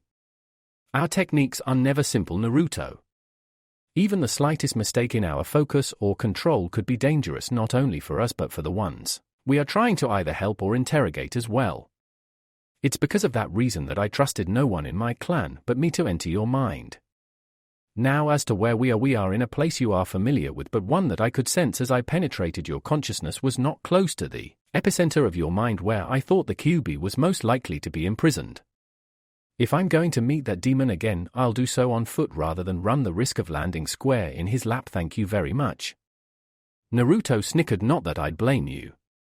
Kyuubi's lap's about the last place I'd want to end up to apart from Ino-chan's bedroom, that is. Inoichi quirked an eyebrow, and a good thing too.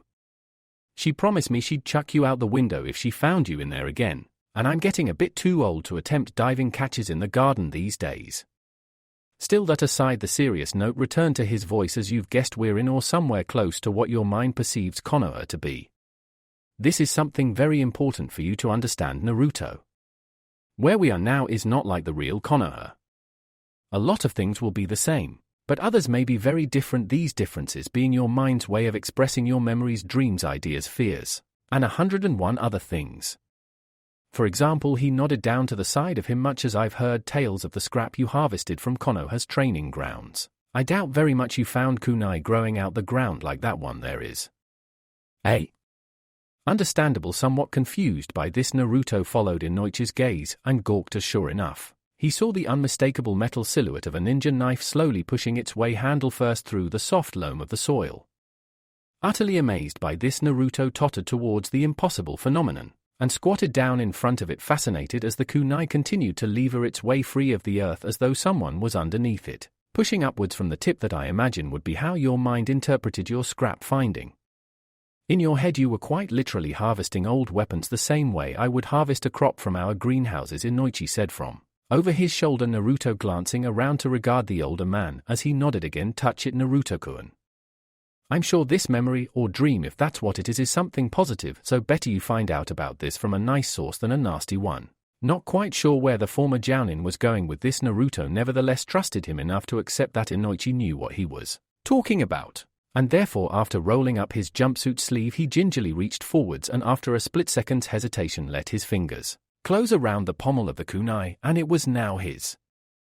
All his. His first find, a first ninja lesson as soon as he found someone who'd trade with him. Eagerly inspecting his catch and rubbing off the dirt, he couldn't help but shake his fist to the heavens in triumph as he realized he'd done it. He'd found something worth having. But there was no time to waste. He had to store this one and find more. There were whole training fields just littered with treasures like this. He had to find them all, get all the lessons he could. Better take off his backpack and stash this kunai away as soon as he could. He had to find more, so much more. Blinking, Naruto didn't realize he'd fallen onto his rear end until shook his head, recognized Inoichi offering a hand and accepting it, levering himself back to his feet, glancing from his now empty hand to where the kunai had been and asking the first question that came into his mind: what the hell just happened? Where's the kunai? It was never real, Naruto-kun, Inoichi explained as gently as he could. Naruto glancing around warily but listening to the more experienced ninja as he did so. Nothing in your mindscape actually exists, for want of a better word. They are all representations of memories. You have emotions you feel in connection with what the thing you see represents, or a host of other possibilities. That kunai and all the others like it that I'm sure we could find if we looked hard enough are probably memories of special pieces of scrap you recalled finding, just as anyone we'll see here may represent people you traded with and who taught you. However much as I'd like to explore this place, as much as you no doubt do, I'm afraid we simply haven't got time, the Yamanaka stated, expression slightly more serious as he stood to his full height. One of the most fundamental dangers of our clan is simple distraction. More than one Yamanaka has gotten so lost in a target's mind they simply never came back. Their own body passed away before they returned. Strict discipline is essential to ensure both mine and your safety in this place, especially as you've never been here before. So then we have a fox to find, and I doubt he'll be out here. Our best bet, as far as I can tell following the unwritten directions he could read as easily as Naruto could. The veteran mindwalker turned towards the village proper with a stoic expression set grimly upon his face, is that is most likely to be somewhere in the village proper. Seeing this, Naruto likewise looked towards the gates he could not see, and after glancing around the training area one last time, set off towards the village proper at a brisk but not impulsively fast pace. Inoichi followed in his footsteps, for now comfortable in letting Naruto dictate how he wished to approach his own inner Biju, neither of them seeing as they left the training area a glint of metal wink into being as mirroring reality in an impossible manner. Another kunai started to rise from the ground to replace the one that had been taken, the memory restored as though it had never been accessed. Konoha's gates were there as they always were, but this time they simply swung open smoothly even as the gate guard waved them through. Noticing the strangely blank face. In fact, literally blank face. Of the Chunin who should have been watching the gate, Naruto turned to Inoichi and spoke in a worried whisper. Inoichi-san, why didn't? Because be honest Naruto-kun, how much attention have you ever paid to the people watching the gate? The Jounin answered the question with one of his own that left Naruto scratching his head for a moment before he dropped his hand, and looked sheepish. You probably not enough. No probably about it, Naruto-kun. No one ever does. The Yamanaka shrugged. This is quite normal, or at least as normal as it ever gets in matters on the mind.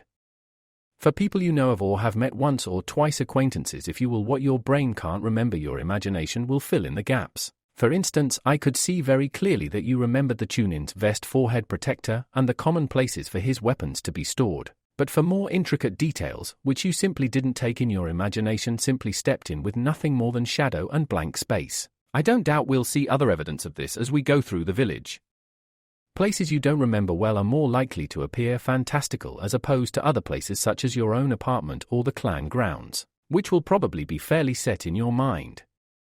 So then, stepping through the gate smoothly, Inoichi set foot in an imperfect replica of the village he had lived in all his life, his well-practiced eyes immediately picking out half a dozen discrepancies compared to the real thing, mistakes brought about by Naruto's quite understandable lack of observation or recall of minor details. Let's see what else we can discover about the Konoha while we're on our fox hunt. Any Naruto-kun, later on in his life when he really could look back on his first mind walk and laugh at how wide-eyed, slack-jawed, and naive he'd been at that tender age, Naruto would still nevertheless admit that walking through the strange phantasmal village that resided in his mind was one of the most disconcerting experiences of his childhood. Nothing was quite as it seemed to be, and the people where there were people were silent, solid figurines rather than engaging in the hustle and bustle or ordinary life. Even places he should have known well were subtly different in his mind if he looked hard enough. For instance, the sign above the Ichiraku ramen store, which he and Inoichi passed as the Mindwalker warned him against trying any of the ramen in there for fear of losing too much time, was writhing as though alive. The ink and paint that made up the pattern were twisting between the two patterns. Naruto remembered Tucci having changed his sign a few years ago following rain damage and age taking its toll of the old faded design. But because I remember both, I see it changing between both. Man, this is really confusing, he thought as he absent-mindedly waved at Ain-chan, or at least his mental picture of her, the waitress, almost a picture-perfect replica of the real thing, but at the same time a little too perfect, her smile a little too wide and welcoming to truly be the youngest Ichiraku. This was most likely due to his imagination again. He pictured Ayame as his big sister, the girl who'd looked after him since day one and an absolute angel for his hour of need. So his imagination had taken that picture and run away with it, blotting out the ramen girl's flaws and magnifying her many good points to the point where she became unrealistic, a hopelessly too good caricature of her real self. It was the same reason he'd seen people with glowing eyes in the street, their faces nothing but shadow, but their eyes the same orbits that had haunted and sneered at him until he'd grown a skin thick enough to ignore them, were always there, always staring and glowering at him from bodies that otherwise resembled little more than poorly sculpted clay figurines rather than people. But I ignored them then, and I'm ignoring them now, he told himself mentally before a flash of movement from above the top of the Ichiraku stand caught his eye, and he followed it only for his jaw to drop in acute amazement. Inoichi-san, he gasped, pointing with a trembling finger. Did you see that? Oh yes. To his consternation, the Yamanaka appeared at worst disinterested, at best slightly amused as he watched the outline of a figure framed against the sun take another bounding leap further down the street, its wings flaring once and again to add height and distance to the jump. Oddly enough, this isn't the first mind I've seen that happen in. Must be that all children explain it the same way. Huh? What do you mean? I've never seen a man with wings before, and whose mind did you see it in first anyway? My own, Inoichi admitted, when my father sat me down and introduced me to my own mindscape, just as I'm doing now with you, though I saw it again in Aino-chan's mind as well. However, think back to where you were much younger than you are now, Naruto-kun. You saw ninja jumping along the rooftops for what you thought were impossible distances. I know they use chakra to make that seemingly impossible thing happen now, but back then how could you explain how far they were jumping? Naruto thought about this for a moment before, after giving the matter some consideration, he glanced up at the older man and offered a tremulous suggestion. I thought that they were flying, he admitted cautiously, gaining more courage as Inoichi nodded at him to go on, and because I thought that it's what I'm seeing now sometimes. Ninja with wings? Don't worry, Naruto-kun, it's perfectly normal and never goes away really. Even now I still see them sometimes, the elder blonde admitted with an affable shrug, as I've said no one can truly understand or control their own mind and memories. Bad things happen to those that have tried, even in my clan. Really? Yes, but I'll tell you that story when we're out of here. Inoichi promised, even now aware that the passage of time might not be as simple a matter within a mind as it was in the real world. More than once he'd run perilously close to missing a deadline in a mind walk he'd thought had been going rather well. For now we still have some chasing to do. At this reminder of their thus far elusive quarry, Naruto let out a huff of frustration and ground the knuckles of one hand against his forehead, trying to figure out why this was so difficult and stating the facts to help clear his mind. But that's just it, the Kyuubi was supposed to be a giant fox. How the hell can it hide so well in a village this size? I mean, according to the stories about that night it towered over the village wall. Surely if it was here we'd have been able to see it by now. This statement, it seemed, was something close to what Inoichi had been waiting for as he stood to his full height and spoke again in an instructor's voice that had Naruto paying very close attention. Indeed, trying to apply logic to a mindscape is a very tricky proposition, Naruto-kun, least of all because more than one facet of the mind occupies the same space. Let me explain, he carried on smoothly at the boy's incredulous look. I believe the Kyuubi is hidden, for want of a better term, because of a perfectly natural and fundamental schism in your mental processes, the difference between the conscious and subconscious mind. Completely bamboozled by this, Naruto merely shook his head. Sorry, you've lost me. Think about it like this, Naruto. When you wake up in the morning, how do you decide what you're going to do that day? I try to remember what I need to do for the day. The Jinchuuriki began gaining slightly more confidence as Inoichi nodded in an encouraging manner, and well, depending on what's on the diary, just plan from there. Really simple, but hey, it's worked so far. And while you're planning your day, do you have to remind yourself to breathe? That's the real difference, Naruto. Inoichi answered his own question with an explanation. The conscious mind, also called the higher mental functions, represents human intelligence and is able to think. It's because we have this that you can plan and carry out quite complicated plans, up to and including getting in the hair of most of the clans of this village, not to mention giving their leaders a collective peptic ulcer. Naruto tried not to look too smug at this backhanded compliment to his so-called conscious mind before paying attention again as the Yamanaka carried on his explanation. On the other hand, the subconscious mind, also called the base instincts, control the bodily functions you have no or limited control over, such as your breathing, blinking, gag and choke reflexes, and even your heartbeat. However, unlike the conscious mind, the subconscious doesn't actually think per se, as it doesn't recognize emotional input that's purely for the conscious mind to deal with. The subconscious merely takes in input from the senses, and either follows the instructions from the conscious mind to do something, or for something you have no control over, logically deduces the best course of action and gets your body to do it. Holding your breath in a poisonous atmosphere is a prime example of how the conscious and subconscious work together. The conscious mind can override the subconscious so far with the logic that if you breathe you'll start turning purple, until once you hit a threshold the subconscious forces your lungs to work, because if you don't you'll start passing out due to oxygen starvation anyway, and logically better to take a chance that you can survive the gas instead of certainly dying from suffocation. With me so far?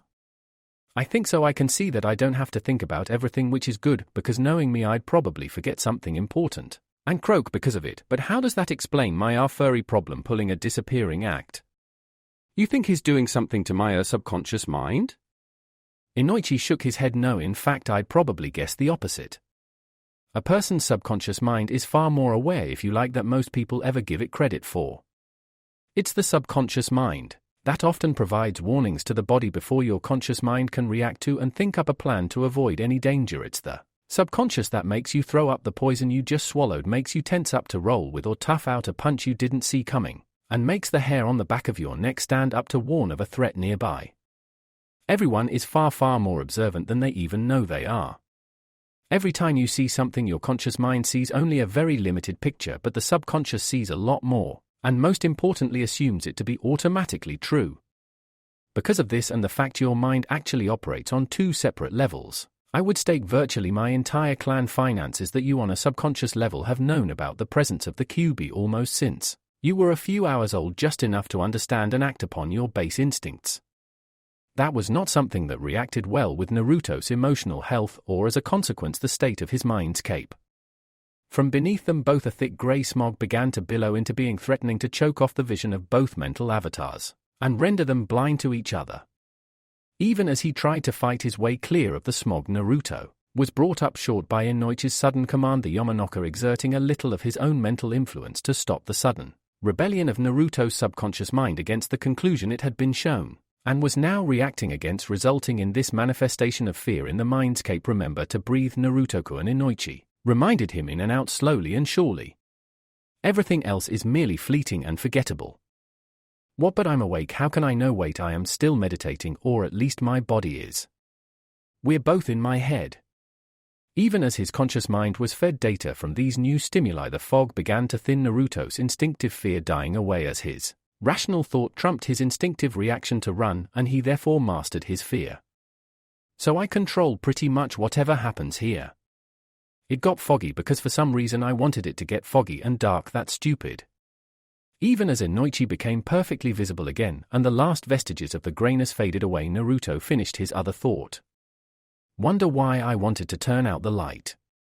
Sorry about that, he offered as an apology before seeing Inoichi nod. He offered forwards his own theory on what had just happened. I take it that smoky stuff was what happens in here when I get scared, right? Inoichi chuckled. Nothing to be ashamed of, Naruto-kun. Never heard of the phrase mental fog before now?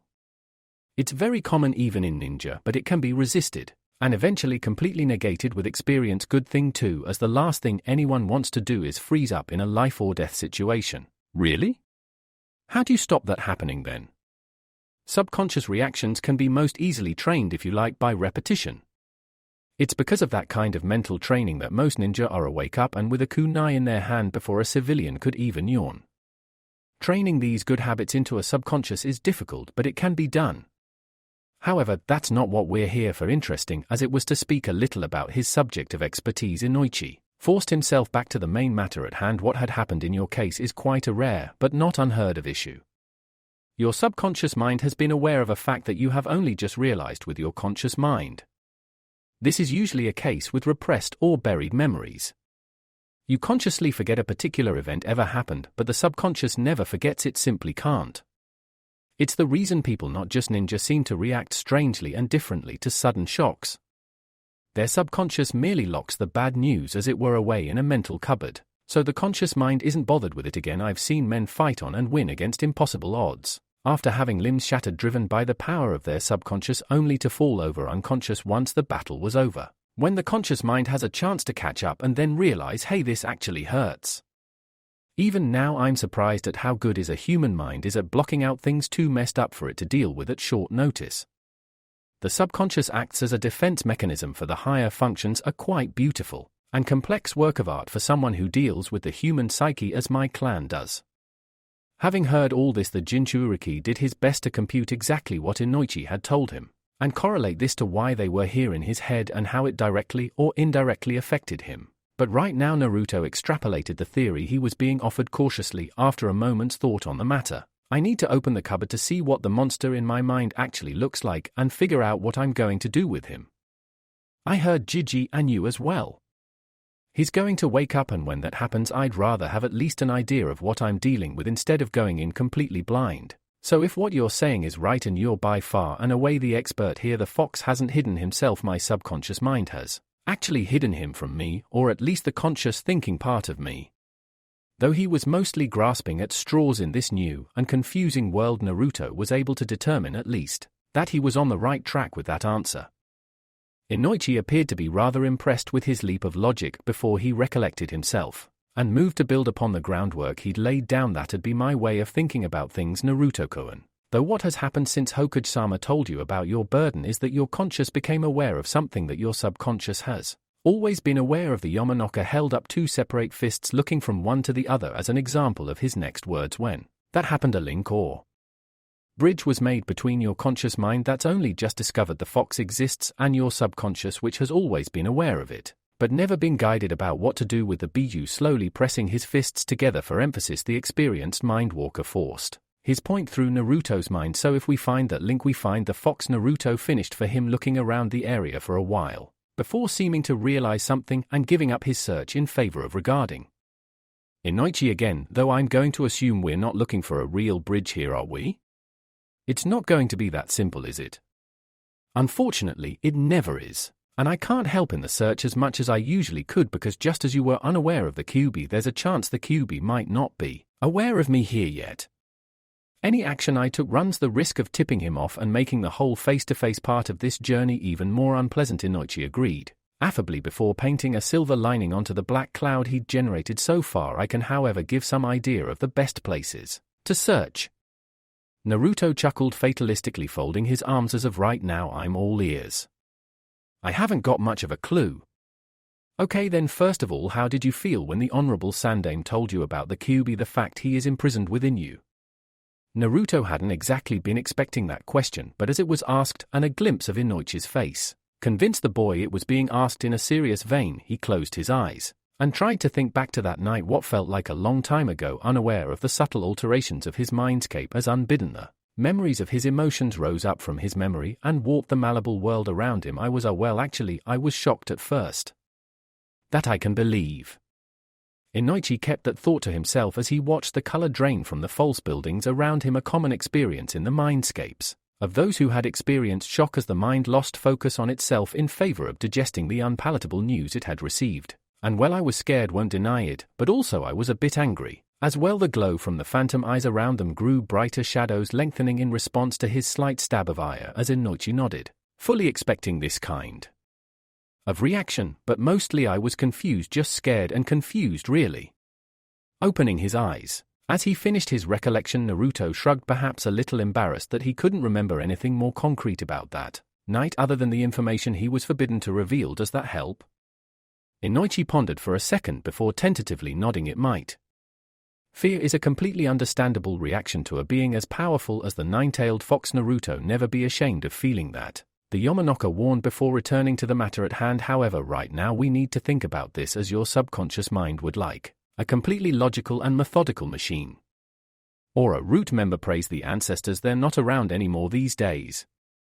It had been confronted by something that it knows would violently scare the conscious mind, perhaps even break it entirely, but simply can't get rid of it, not only because it can't forget, but also because QB is a separate entity, and therefore can't be gotten rid of in such a manner. More's the pity as far as I'm concerned. So it buries or hides it. The only question is where in this village. If you were scared of something you couldn't get rid of, would you try to put it to make sure you'd never see it again? Where would I put something to make sure it'd never bother me again? Naruto's first reaction to this would be his house, in particular under his bed. But even in this place of quasi-fantasy, he couldn't really picture himself kneeling down, flipping back the covers of his futon, and coming nose to nose with an irked nine-tailed Bu without sniggering to himself. No, that's out, but if I'm not sure and I couldn't go to Ikiraka's. Much as he loved the ramen vendors, he'd never take anything to their bar that might put them in danger. Instead, he'd take anything like that old explosive note he'd found on the training ground, straight to Bingo. The Hokuge Tower. Inoichi jumped slightly at the loudness of the Jinchuuriki's exclamation before regathering his composure as Naruto nodded to himself in satisfaction. Jiji always said if there was anything I'm unsure of, take it to see him. That's where the fox must be. It's the most secure and safest place in the village. Glancing up and over to the tower that stood out like a beacon for the rest of the village to follow for guidance, the Uzumaki drew himself up tall and nodded. Right, Inoichi-san, let's get over there and deal with this damned fox. His guide on this first journey into his mind considered this before nodding once again, letting the Jinchuuriki pace how this whole trip was going to go. It was Naruto's mind after all. Fair enough, Naru-kun, though I recommend, if we do track down the QB, you at least try to be polite with him. At the youngster's incredulous look, Inoichi chuckled and shrugged. He is a Bu after all, and likely to be exceptionally enraged by being bound within a human host. That's a shouting match. I don't think even you can win. Naruto merely chuckled, darkly shrugging as he turned away and not letting Inoichi see his expression as he answered. Bound in a human host, not for the first time. Hey Fuzzy. True, but since when has not being able to win a fight stopped me starting one? Let's face it, I only put up with the Sandaime sitting on my future seat because I know he's old and doesn't like to move far. But if I get up there and find QB sat there, I'll have no hesitation kicking his nine-tailed ass out in the cold where it belongs. Moving in the mindscape, Naruto realized with a jolt, was actually a much different experience than moving in reality. As he began to understand following Inoichi's explanation, rather than move himself to his destination in his own mind, he actually tilted the world. Until his destination came to him though, because he was so used to walking, his mental avatar mimicked the motion his body would make to get him about from place to place. It was a lot different moving around inside someone else's head, but the elder Yamanaka assured him he was used to it. As he couldn't alter the mindscape to anything like the extent Naruto could and wouldn't want to risk it anyway, he was merely anchored by a thin string of chakra to the Jinchuuriki, and towed along in his wake, the least wearisome type of movement a Yamanaka could hope for in an alien mind. On the journey towards the tower, Naruto, as all children would, experimented with this, trying to make his mental Konoha move slightly towards him, but quickly ceased when his amateurish control almost resulted in both him and his Yamanaka escort being catapulted through more like front door of the grim shadow-infested building that mentally represented his view of the main village hospital.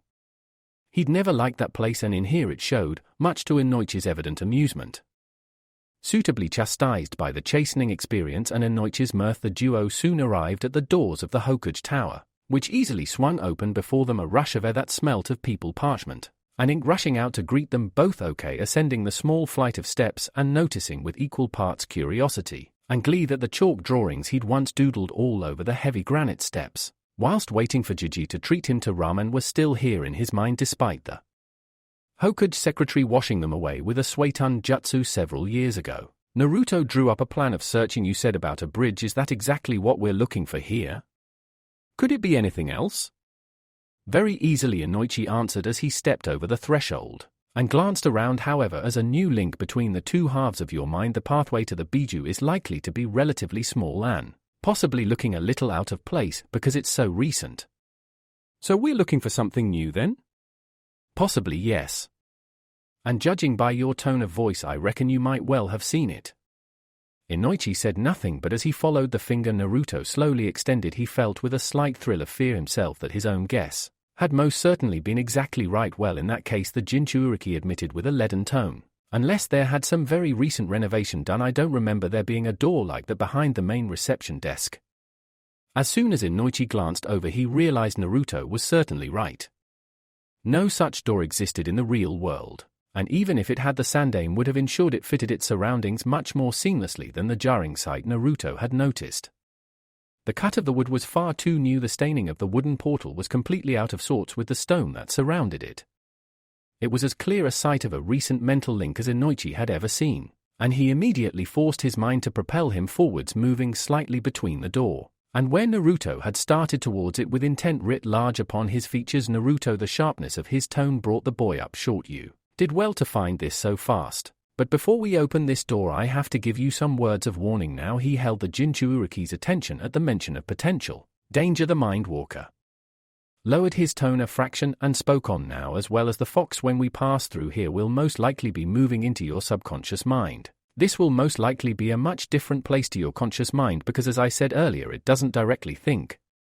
Because of this and the fact it's been containing the Biju for so long, don't be too alarmed if we find some of your own mental defenses down here. Naruto's eyes widened. Mental defenses like what? Who knows? Everyone has a different way of attempting to deny intrusion in the mind. Naruto, speaking from experience, Inoichi reeled off a few of the more common ones. The subconscious has for years in your case been running on the programming that the Kyuubi is dangerous, and therefore never to be released. Because of this, it'll try to stop up making it to where the Biju is contained. Because you're relatively young and have had no training in interrogation resistance, I doubt we'll come up against anything particularly dangerous. But on the other hand, don't be too alarmed if we run into a couple of unusual things down there. I'll be on the lookout if things start getting a bit too hot for you handle alone. Reassured by this, as Naruto knew mostly from Ino's boasting about how her father was one of the strongest shinobi the Yamanaka had ever boasted within its ranks, he was in good hands. The boy merely nodded and with a grim expression on his face stepped past the taller man and put his hand on the shiny new metal knob of the door before him. Thanks for that, Inoichi-san, he said, tone laced with sincerity before he took in a deep breath and steadied himself. Still no time like the present. Let's get this done. He had been expecting 101 things to happen when that door opened. Something to spring upon him from the darkness, a stench like an opened grave, the door to creak open like and disgorge a swarm of fluttering bats, or something equally as horribly cliché. What actually occurred was almost the exact opposite and left him feeling slightly underwhelmed. The door obediently swung forwards at the slightest tug, yawning open to reveal a portal beyond steeped in darkness. Mustering his courage and grateful that as he stepped onwards the shadows dispersed slightly to let him see where he was going, Naruto glanced over his shoulder at Inoichi, and encouraged by the Yamanoka's nod took the first step over the threshold towards the lair of the beast in his head. The tunnel, if that was truly what it was, descended downwards like a ramp into a vast underground basement or even a cave system. The floor was stepped, but it was definitely descending, that much Naruto could easily tell. Around him seemed to be walls cut from thick grey stone stuck together with little finesse, but giving the impression of great strength and age, as though they'd stand forever, unless something else brought to bear the forces necessary to crumble them to dust. Despite the darkness, Naruto was quite reassured by this as he journeyed further into the blackness. Inoichi, as always, one step behind and ready to answer when, as he'd expected, Naruto asked his first question. Inoichi-san, the Jinchuuriki paused for a moment, his voice echoing horribly in the void. Is this normalish? If by that do you mean, is your mind strong enough to withstand the Kyuubi? I have to say I don't know. The Yamanoka was nothing if not honest, though at Naruto's trepidatious look he laid a hand upon the stone to the side of them as though taking in the cut of the brickwork. Though this structure, if it does indeed house the Biju, seems to be as sturdy as many things found in a ninja's mind, never mind that of a child. It's a good start if nothing else, and I'm reasonably sure the Sandaime will engage the services of my clan in the future to ensure you are as ready as you can be for when the fox awakens. That's good to hear. The Jinchuuriki breathed a bit of a sigh of relief before taking another few paces forward, speaking a theory. As he did so, is it so dark in here? Because I've never been here before. Inoichi gave a half nod, explaining as he did, even as something on the floor before them caught his eye in a way. This place is a part of you, but as this is the first time your thinking conscious mind has been here, it appears to be dingy, as you don't have a mental map of the place yet. Because of that, I'd recommend we go careful. The Yamanoka smirked slightly, gesturing forwards with a slight smile on his face. You almost stepped on one of your mental defenses there. Naruto whirled, expecting to be confronted with some kind of huge many-limbed monster that he'd have to either outrun or outfight before both he and Inoichi could move on, and because of that expectation completely missed what he was looking for. Only when he looked down at the floor was he able to gawk at the familiar shape before him. Is that it? It's better than some I've seen, Inoichi told him, chuckling slightly, as he stepped forward, stooped down and carefully picked up the scorpion by its tail, the arachnid flaring its claws, but rendered impotent by the Yamanoka's skillful neutralizing of its main weapon. This is a prime example of the difference between the conscious and subconscious minds. You consciously think of a scorpion as something between a pet and a light snack. Your subconscious, however, recognizes it as potentially dangerous, and therefore models at least some of its own defenses upon its shape. I've no doubt that if I let this go now, it would try to attack both of us. So should we squash it or something? Inoichi glanced at the Jinchuuriki sidelong. First rule of the Yamanoka Narukuan: never destroy anything in someone's mind unless you know for sure it's nothing they're going to miss. Ask Ino-chan about the law of Terakai's vanity. She'll tell you everything you need to know if she's been doing the studying I asked her to. Until now, though. Moving to the edge of the light, the Jinchuuriki's avatar cast in this murky underworld, Inoichi stooped again and gently tossed the scorpion a short distance away before returning to Naruto's shoulder, wiping his hands to remove the trace of mental contact with the subconscious defense he'd just diverted from the pair of them. I suggest we just press on. Chances are it'll ignore us if we move out of range of it. Needing no further encouragement, Naruto set off at a reasonable clip, but with both eyes on the floor before him, not wanting another potential surprise to get the drop on him before realizing everything appeared to be in order at the moment. He slowed down enough to ask a question. So what else can mental defenses look like? And I know it depends, he preempted that answer, having heard it several times already. Any ideas what else mine might be? Usually something that your conscious mind would find uncomfortable to be around. In children such as yourself, it's usually mice, which I wouldn't expect in your case, or spiders, even earthworms for Ino-chan before you scared that little phobia out of her. However, you being you and simply unusual at the best of times, there could be a lot more terrifying apparitions occurring in your subconscious. In fact, he paused just long enough to ensure he'd be able to get a good glimpse of Naruto's reaction from the corner of his eye. As he finished, I wouldn't be too surprised if we didn't bump into a Mitarashi Anko or two down here. Though he'd never admit it, least of all to the Jinchuuriki himself, Inoichi would never be able to recall that first mind walk the two undertook with each other, without smirking slightly to himself at the horrified expression and terrified trembling that struck the Uzumaki down at the thought of them bumping into that particular special jounin down this dark alleyway of his mind. Time became immaterial in the journey. Aside from the odd scorpion or very basic trap, such as a blatant tripwire that Inoichi assured him was another albeit basic defense of his, nothing much changed until squinting ahead Naruto thought he saw something upon the horizon and immediately sought confirmation. You see that, Inoichi-san? Yes, even here at this distance it was an effort to keep his own fears at bay. He remembered that dull deadly tangerine glow far too well from his past. I believe we're getting to the end of our hunt, Naruto-kun.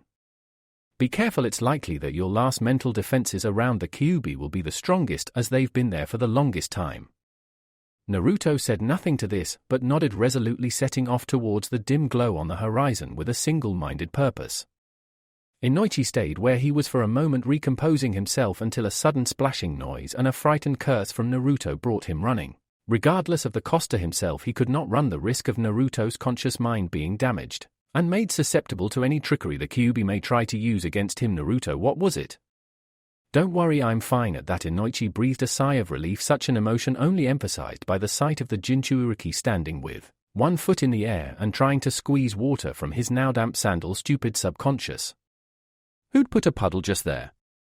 I don't think that's a puddle, Naruto, Inoichi commented with a slight note of warning in his voice, and as he looked up and saw along the now waterlogged passageway as far as the light of his own intelligence would let him, the Jinchuuriki pushed his foot down with a squish and sighed. Terrific. Not only am I going fox hunting, I'm going fox hunting in a bog for good measure, the grumbled before his had snapped up. A sudden suspicion struck deeply onto his face. Before Inoichi was able to ask what ailed him, however, the boy had spoken with a second groan, or at least I hope it's a bloody bog. Just my luck. Not enough for me to get lumbered with a Kamadam bijou in my gut. I have to end up with the one without any semblance of bladder control. Right, that's it. First things first, if the fox does have that problem, I don't care how much more powerful than me he is, I will either house train him, or find some other solution to that problem, up to and including tying it in a knot. The ludicrous idea of Naruto attempting to wrestle the Kyuubi into a pair of incontinence pants was thrust into Inoichi's head with such crystal clarity that he had no choice. The dark hallway rang with his helpless laughter for a good few minutes before he was able to calm himself down and address the boy again with ethereal tears of mirth sparkling on his cheeks. Only you, Naruto, the elder Mindwalker marveled, shaking his head at the Jinchuuriki's outright fearlessness. Only you dare even think something like that, so close to one of the most potent forces the elemental nations has ever seen. Yeah, well, I haven't seen him yet, Naruto pointed out, folding his arms, and to do that I'm going to have to get my feet wet. There better be a way to drain this lake in here later. With that, and without bothering to kick off his footwear, Naruto merely marched into the black cold water, screwing up his face against the cold, and merely scowling as Inoichi used the mental equivalent of chakra control to hover just above the surface of the water. Show off, the Jinchuuriki grumbled before moving forwards, trying to be quiet in his approach, but slowed, unhindered by the water itself, reduced to sloshing onwards with a scowl on his face as he advanced ever closer to the source of the scarlet light that Inoichi could see now awaited them around what looked like the next bend of the underground passageway. This deep in the subconscious mind, it felt slightly colder than earlier, not to mention the slight presence Inoichi's finely honed and attuned senses had ghosted over earlier was stronger, perhaps even concentrated here. Now I'm sure. He felt it again, pressing slightly against the mental shields he'd raised in case the Kyuubi had merely been lying low, and hoped to spring upon them, a mere gossamer touch against the casual weight of the bijuu's presence, and so light even he almost missed it. There is something, or more likely someone, down here. I could turn it away. And he could, even so close to the bijuu he knew he could merely exert his will and chakra to banish the lingering shade without the Kyuubi, or even Naruto himself being any the wiser, but for now he stayed his hand. However, no, Naruto-kun needs to be see and understand this, though I doubt he'll accept it straight away. Naruto-kun, the note of caution in his voice stopped the boy's advance just as Inoichi felt the other darker presence come closer. Realizing he had seconds left at best before the inevitable confrontation, spoke a calm but hurried warning, don't be worried, but we're not alone down here. Huh? Dropping back a step, Naruto immediately glanced back at Inoichi, while his back foot sent up a small wave of spray, his mental avatar immediately dropping back into a defensive stance. What the hell else lives down here apart from only one who is unbreakable. It was a horrid cold voice like a frozen razor blade being drawn over the ears.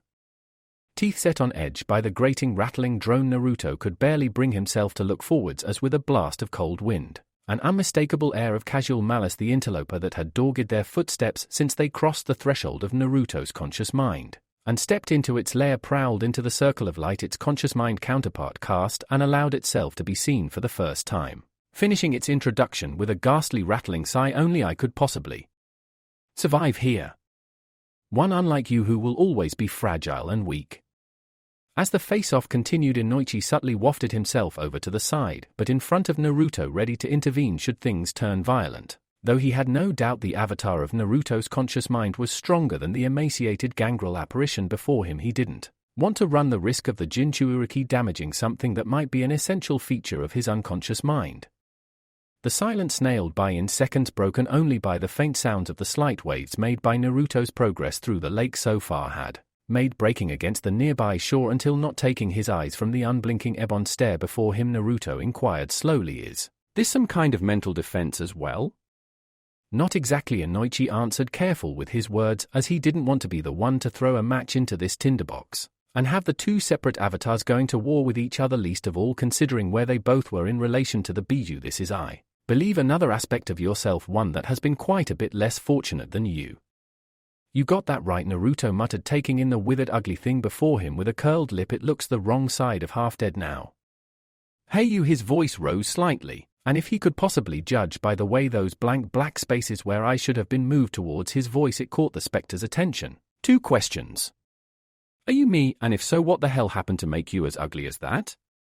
"I am you," the ethereal figure rattled back in its corpse-like voice, a mere whisper on the still air tinged with unmistakable malice as its stick-like arms and legs slowly drew up into a position roughly resembling a fighting stance. "I am the you that should exist." "Really?" Naruto's sardonic tone answered as he glanced the ghost up and down again. "You think I should be thin as a rake, and with a complexion whiter than Akamaru's fur? Sorry, but you're in a minority of one there. It's not happening." "Why?" His answer for some reason seemed to enrage the wraith. "You are alone, cast into the darkness. I see their eyes, their dismissive faces, feel their urges to strike and render our dreams to dust. Yet you contempt fairly dripped from the word as the shadow aspect turned the patches of shadow that made up its eyes upon its somewhat brighter counterpart. Once more you pander to their whims like a broken dog. You smile in the face of their poisoned scowls, listen to their contempt with nothing more than laughter, and turn the other cheek at their threats of harm. Even now those in power use us as nothing more than a tool to learn how to defend themselves. What do you think will happen when we can be taught to kill and maim, use our talents to destroy the enemies of the leaf properly rather than merely amuse them with false games of war without tears? They will use us, their pet little killer, a weapon of terror and death until we're no longer needed, and then they'll cut us loose without a second thought, without a glance, because we will have served our purpose. We are a Jinchuuriki." For the first time the spectre smiled, a look of almost rapturous glee upon its wasted, pinched features as it breathed the word with a soft caress in its otherwise rapier-sharp tone. "A weapon created for war.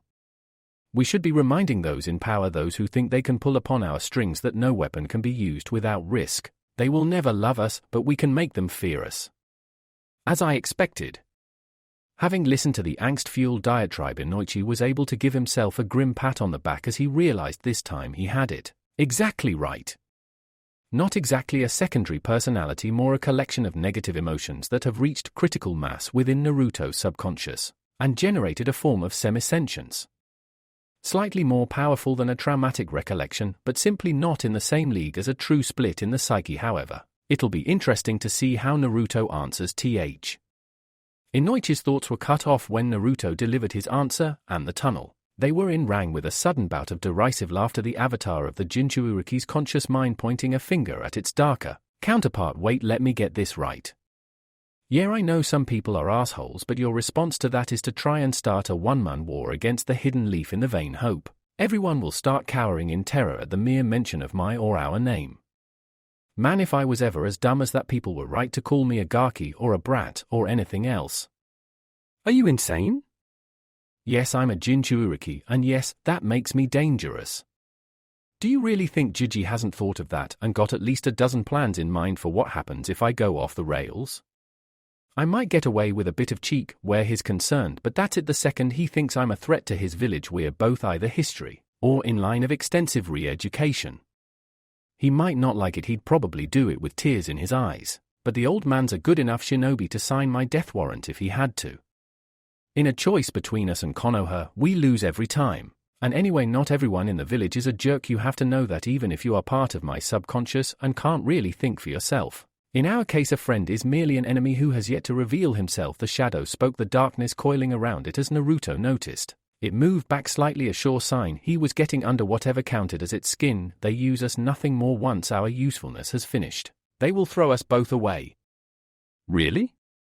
I've got a pair of tattoos on my back that say otherwise, Naruto pointed out, folding his arms as he realized this was getting him nowhere, except frustrated. Anyway, I'm sick of taking to you already. I made my choice, and like it or not, you're coming with me. I like how things are going, and you're not going to stop them going that way. If people don't like me, fine, I don't care. Being a good ninja, and even being Hokage, isn't a popularity contest. It's about being the one who can best run the village normally and defend the village in a time of crisis, and as far as I can tell, I'm making a decent case for as things stand. No one will stop me doing things my way, least of all me. There was blue fire in his eyes, a quiet, concentrated fury that not even the abyssal eye sockets of the shadow's face could swallow. Entirely as the main avatar of Naruto's mind spoke. So get out of here right now, you're wasting my time and your breath. With that, the conversation appeared to be over. Naruto knew that should it come down to a fist fight, he had all the advantages. Quite aside from the fact the avatar he had looked to be stronger and physically fitter than the skin and bone figure before him, he could actually think tactically, whereas the other, if it truly was a facet of his subconscious, didn't have that luxury. However, what passed for the ghost part of him's intelligence was enough to stop it actively seeking a fight it couldn't win. Because of this, the shadow stepped backwards into the darkness, though it never dropped its eyes, as it left behind nothing but its last words as evidence it had ever been there. As long as you trust others to see past the fox, we hold you will be both weak and a fool. Even as his doppelganger disappeared, Naruto riposted with his own words, better a weak fool who believes in something than a strong smart guy who won't fight for anything other than himself. No rejoinder was made, no response mustered. Once more Inoichi and he were alone with naught but the orange glow of the Kyuubi nearby to guide them. Taking down a deep breath, or whatever the mental equivalent was, Naruto turned to the Yamanaka just before him and spoke. Was that normal? Does everyone's subconscious actually hate them on some level? Everyone has self-doubt and negative emotions, Naruto-kun, some more than others. The leader of the mind-walking clan answered reasonably. I can't deny Konoha isn't blameless in creating the avatar you just saw there. Our treatment of you has been less than stellar. But you handled that very well. Naruto chuckled, one hand on the back of his neck as he shrugged at the compliment. Well, it was just the truth. Yeah, a lot of people don't like me, but then again, a lot of people don't know I've been pulling the wool over their eyes for years, ever since I learned how to disguise myself, or use the henge technique. His smile became just a little more gleeful as memories of his many faces swam through his mind, the ways they casually removed all the hatred from his path and allowed him access to parts of a normal life that might otherwise have been hopelessly denied to him simply due to the prejudice of imbeciles. From then, life's been a lot easier, even more so since I started working on the inside of the village walls. Inoichi snorted. Easier for you, maybe. I've been banished to the greenhouse so often since you started. Some of the others in my clan are questioning if I've picked up a fetish for talking to the plants to help them grow. Aside from that though, do you want to go on now? We can always get down here another time, hopefully one where you won't have met such a hostile reaction in your subconscious. Oh hell no. No bottling it this close to the finish, the Uzumaki demanded, splashing forwards another couple of paces as though to prove his point. I dealt with that clown without having to go in swinging, and the chances are the fox is still behind his seal. I don't think there's a better time than this.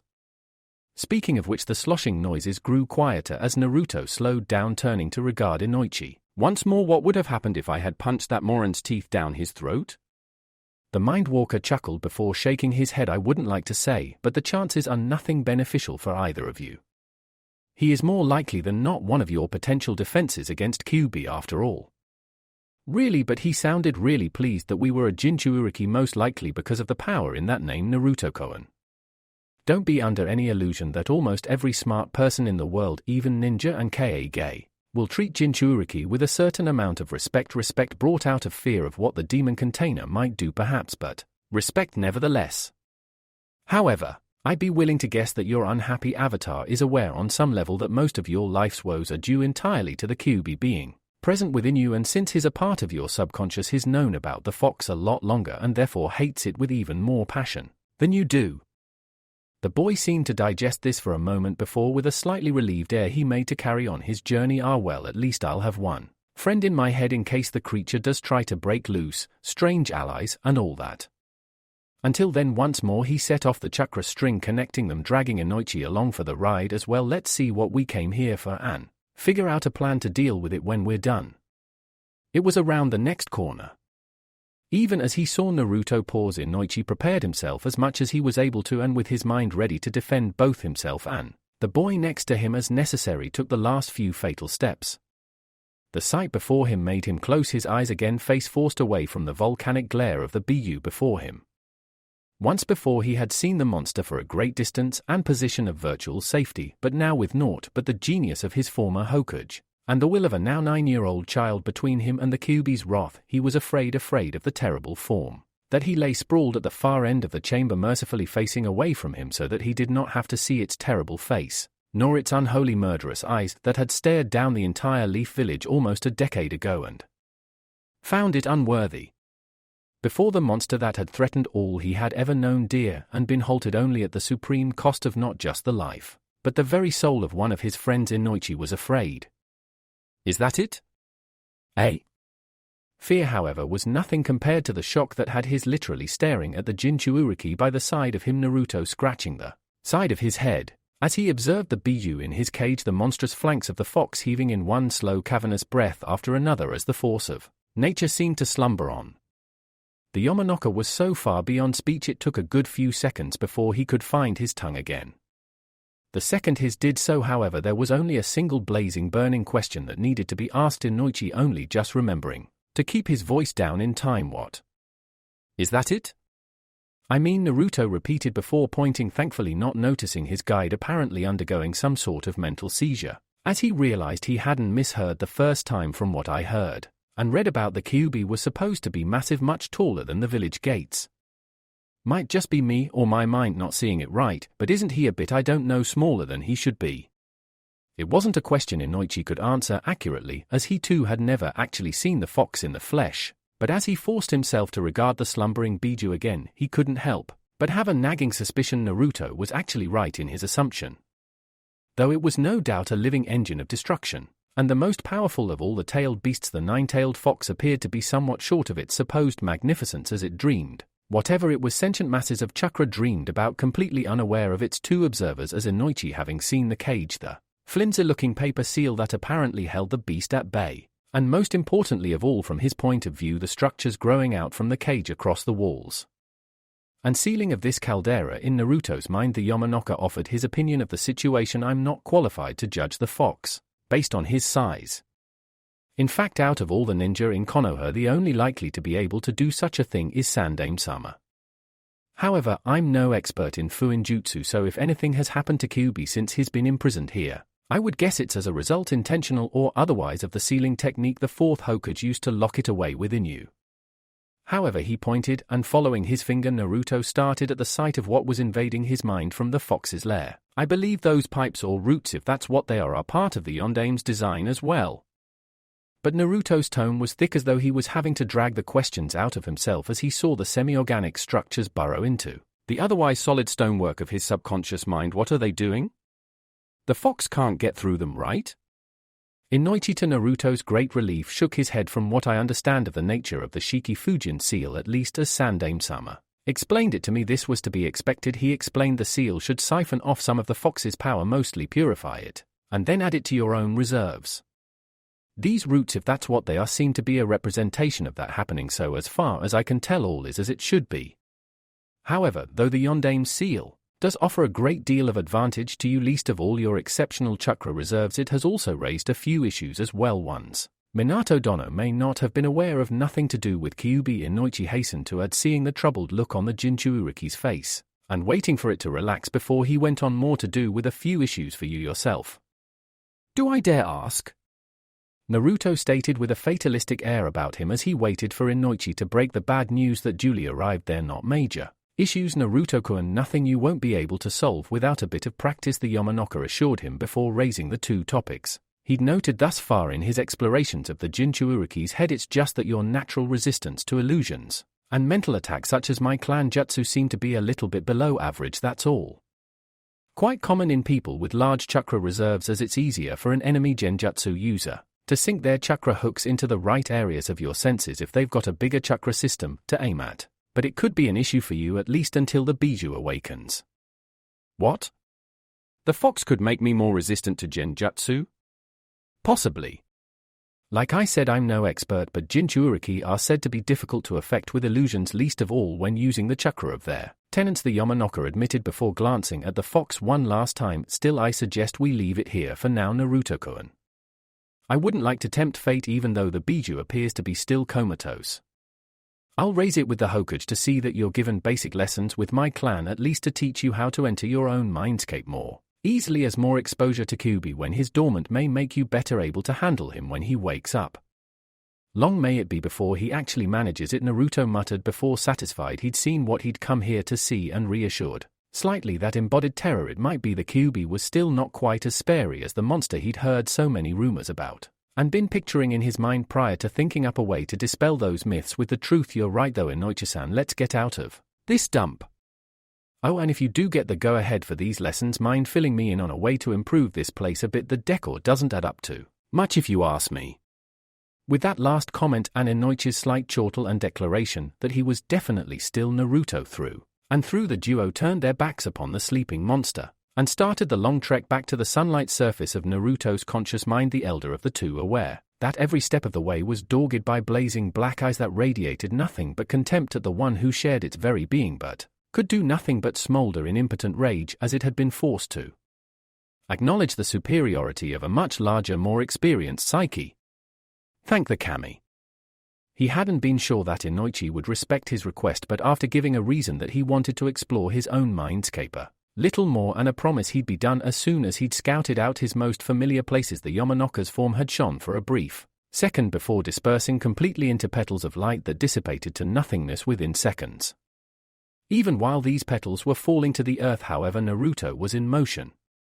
Pausing only to check the doorway to the Kyuubi's cage was wedged tightly shut, he vaulted over the desk in front of him, landed solidly on the floor, and began to sprint towards the one place in Konoha he knew better than any other. Look for something new, perhaps another doorway there. Even as the stairs flew two at a time under his feet, the Uzumaki's mind racing literally as well as physically within his mindscape, he mentally prepared himself as much as he was able to, considering what he was hoping to see, a secret he thankfully hadn't let slip to Inoichi while the Yamanaka had been present within his mind. Only upon reaching his apartment door did he slow down and breathe again, centering his mind as he pushed a door open and stepped inside. His home looked virtually the same as it always did. He couldn't pick anything completely unusual out as he gingerly moved around the place, eyes open for anything that could be a link to what he so desperately wanted to see right now. Though he was aware there would be other times to explore, he didn't want that. He wanted to see it now, and as he entered his bedroom and felt the hairs on the back of his neck stand up a little, he span around and the sight before him transfixed his vision completely. There was no doorway. Obviously he had been too young for even his subconscious to remember his parents. Instead of a gateway down into the depths of his mind, one of the blank walls of his bedroom was now dominated by a single tableau, picture of such scale and intricate detail that it made his knees buckle and drew tears from his eyes, as for the first time in his life the Uzumaki orphan saw his own family portrait. The yondaime was present, Namake's Minato resplendent in his battle garb, and with a tri-pronged kunai in his fist, though his face was strangely blank as though the painter hadn't quite decided what expression would best suit the former Hokage's face. His wife, however, was a different matter. She was fully formed with an irascible expression, the same one that had been present in the majority of her old-school photographs, etched larger than life on her face, the swell of her stomach indicating where the third member of this family was currently hiding, Naruto having never seen a picture of himself as a baby. All around this massive image were other smaller captive images, their size and closeness up to the main portrait of his parents seeming to indicate their closeness as part of his family. Jiji was of course closest and actually the most detailed, the old man giving a grandfatherly smile from his seat of power, but many others crowded for attention like bees around the queen of a swarm. There were the heads of the clans gathered around a table that seemed to revolve within its picture frame, allowing each leader to be seen in turn, while elsewhere he could see Aino scowling, smudged with dirt and bruises as she always was after a spar with him, Kiba Hana, and their Ninken were almost beckoning him to join them, and a host of others were there too. Even his heart clenched a little at the memory, even the Nei-chan of the budding blossoms, Risu-chan at the fore, and smiling fondly at the boy she had wanted as her first lover, even if she had never seen his real face. Nearby, and in frames much smaller, stood the glowering hawk-eyed girl Karui Atsui, running pell-mell from his usually ice-cold, but now half-naked, and terrifyingly irate sister, while behind them their half-sister Yujito glared out of the canvas as though daring him to try pranking her once more. So many people he had seen and who had stuck in his mind either for years or simply moments, as evidenced by the figure in one of the smallest frames, the unnamed Kunoichi, who had given him his first and most important lesson as a ninja, immortalized for all time in his head. He could have stared at them all forever, but reminded of Inoichi's words of caution and the need to be quick, he reluctantly tore his eyes away from the people he cared about, and with infinite care gently touched the side of the mental picture of his own family. In the aftermath, as he would later admit, Naruto found it surprisingly easy to move the picture itself. Maybe because he had no real mental baggage connected to his parents. After all, what did he know about Minato other than the fact he was an excellent shinobi, the fourth Hokage, and his father? Still, such mental likeness didn't stop Naruto treating it with every care possible, as he slowly detached the largest portrait from the wall, and equally carefully slid it under his futon, hiding it from anyone who might have been able to peek into his mind. Especially if, like Inoichi says, I'm vulnerable to that. Jiji's words about his father's enemies sounded in his ears. If there was any chance at all that his secret could get out, he had to do his utmost to counter any risks. It's not perfect, but it'll do for now. At least I can now see my parents anytime I want to. So I'd better get out of here. Once more recalling the Yamanaka's words, Naruto hopped onto his futon and closed his eyes. Right breathing, that's the key. In and out, just keep focusing on it. If you feel yourself drifting, just go with the flow. All that matters is the air. It's cold as it goes in, warmer on the way out. Wow, it does feel like I'm drifting going up. No, focus on the breathing. The air is it's warm, and can I smell lavender? Naruto usually woke like a lark at the first hint of sunlight, a relic of his younger years where getting up early meant missing the traffic and getting to the scrap fields early. In this case, however, he actually had to consciously think about what those strange black and red things he was seeing were before his mind kicked in and he recognized them as his own eyelids. Cracking a yawn and heaving them open, he was then forced to stifle a moan of pain as a rash of sensation flushed up both his legs. Pins and needles, he complained, falling sideways off the cushion he'd been sat on and shaking his legs off vigorously at the same time as throwing a scowl at Inoichi. Yeah, you can laugh, but that's probably the longest I've ever been sat in the same place before. Knowing you, I wouldn't doubt it. Still, that's the first and hopefully highest hurdle over with, Naruto-kun, the Yamanaka told him with a more businesslike air. As I said, I will be reporting what we've seen to the Hokage, and recommending further sessions like this to ensure you're as prepared as possible for when Kyuubi overcomes the inertia of the sealing process. Apart from that, though, I'd say you did rather well, thanks. Apart from the way you teared up slightly and started slobbering a bit after I returned to wait for you. Inoichi finished, smirk on his face as he raised an eyebrow, while Naruto hastily wiped the saliva off with a sleeve of his jumpsuit. If I was to hazard a guess, I'd say I was reasonably sure where you ran off to as soon as I was gone. Really, Naruto, is Ichiraku ramen that important to you? What? Of course, he was just quick enough in hiding his look of confusion.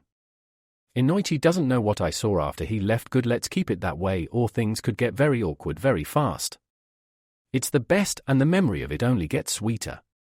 Just don't tell anyone about it, or I'll be forced to take desperate measures. Oh, really? Forgive me for not shaking in my shoes against someone who was drooling in front of me not 2 minutes ago.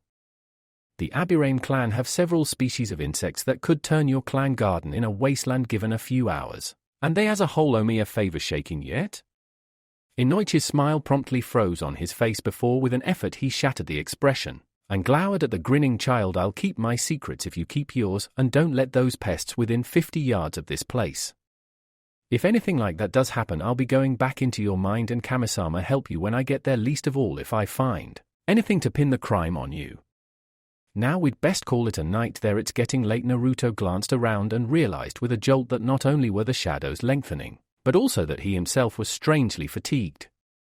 Not tired as though he'd been running all day, but a deeper, more obtuse form of lethargy, as he heaved himself upright with an effort. I have no doubt you'll be able to get home in one piece, but you'd better leave a calling card regardless, just nothing that's likely to induce a heart attack or a hernia, please, Naruto-kun, the Yamanoka leader pleaded before the boy's grin could get too wide or fanatically gleeful. It's been a long day, and the last thing I feel like doing now is undergoing an inquisition by someone claiming I let you go without disarming you properly. As expected, Naruto did exactly as he was bid, though unusually in this case it worked out well for Inoichi for a change. For some reason, as memories of a long cold stay out in the greenhouse brought about entirely by the girl who appeared before him red-faced, fuming, and waving one of her slippers under his nose no more than a minute after a yell-out outrage echoed around their clan house flickered through his mind, Inoichi couldn't help himself from feeling smug, as he merely suggested to his irked niece that she must have caught Naruto on the way out rather than the way in, and she should count herself lucky he'd just fired shaving cream rather than anything more dangerous such as a mousetrap, as he himself had once done in his youth, into her favorite pair of slippers. The memories of Nanota's murderous expression kept him in good cheer for the rest of the night, and when his wife found herself asking exactly what the cause of his good mood was later that evening as they were getting ready for bed, she found herself caught quite unprepared for Inoichi to swing around and smother her question with a lingering kiss. However, Kunisa was nothing if not adaptable, and as she returned the favor and flipped herself dexterously onto her husband, decided not to let this opportunity slip, even as she mentally thanked the one responsible for it in the brief few moments her conscious mind had left to run the show before it all went down to very basic instincts. The last glorious days of the Fire Country summer were fading, and Sarutobi was pleased. Alone in his office and enjoying the view from the main window, the old man watched the glorious display of color play out over the village he watched over for a moment before one of his last 2 appointments for the day arrived. He was looking forwards to it, no denying that. For the first time in a long time the master would have something new to spring on the student, least of all the various new arrangements that had swept through Konoha as a whole for the past 6 to 9 months. In the face of a lone and dangerous saboteur, virtually every major infrastructure of the village had been stripped down, reorganized and put back together to minimize the wriggle room any future spy or attacker might have had within the official procedure of the system, and even that didn't stop him entirely, though the Anbo, now properly briefed on their target, could have. Nowhere and nothing had been immune. Heck, even the sewage system had once been nearly paralyzed by someone flushing copious amounts of false explosive notes down the drains, at the same time as targeting the main processing plants directly. So now even these formerly low-priority targets were guarded by seal matrices and Chunin, who had somehow drawn the ire of their superiors. So much done in so little time. Not since the Third War have we tightened up the village so much. Sarutobi let that sink in for a moment before sighing and reaching for his pipe. Still, not everything has gone as smoothly as it might have done. The office seals, for instance. Glancing once more at the largest window before him, the third Hokage lit his pipe and took a deep breath to steady his nerves a little, as he recalled drafting the Fuinjutsu matrices that were now drawn on every window sill in every ninja building in the village, the chakra ink structures producing invisible barriers of chakra allowing the passage of air through but stopping anything more solid such as hail, rain or arrows tipped with explosive notes. Great idea in principle, but so far in my office alone, I've had a dozen messenger birds flattening their beaks against it, not to mention given one of Kakashikuan's summons an even more squashed nose than he had previously. At that point a very solid thunking noise rattled around the Hokage's office and the old man sighed.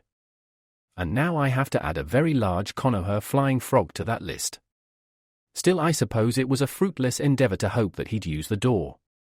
Thus finished with his mental musings, the elderly Kage stood up, turned around, took a moment to savor the ludicrous sight of his most loyal student balancing perilously on the thin ledge of the tiny window at his back, massive arms pinwheeling madly, as he sought to prevent himself plummeting helplessly to the ground some 7 or 8 stories below, before taking a little pity on the sage, stepping forwards, reaching through the seal barrier that was keyed to his chakra and grabbing hold of a handful of the cloth around Jiraiya's waist. With a heave, Sarutobi dragged his student through the seemingly empty window and dropped him on the floor, stepping back to regard the much taller man as Jiraiya stood to his full height, pinching his bleeding nose. "You know, Sensei," the Gamma Sennin began, voice rather nasal, as he waited for the ache from his nose to disperse. "I know you said you'd take action if I didn't stop coming in through the window, but I didn't think you'd actually do it." Still finally removing his fingers from his abused nostrils and grateful he couldn't feel any pain from the front of his face any longer, Jiraiya took on a more professional air as he inspected the fuinjutsu at his back. "Pretty tasty little matrix there, Sensei. Your work, I assume?" "You assume correctly, though I was hoping you'd be inclined to take a look through my notes and determine if there was any way it could be improved at all." "I'll do what I can. I should be here for a few weeks," the sage shrugged, folding his arms. "Want my report now or tomorrow?" "Tomorrow, if you would please, Jiraiya-kun," though half turning to go, the sage of the Gamma clan paused at the note of slight amusement in his old teacher's voice. "Don't disappear just yet. I have news that you yourself may be interested in.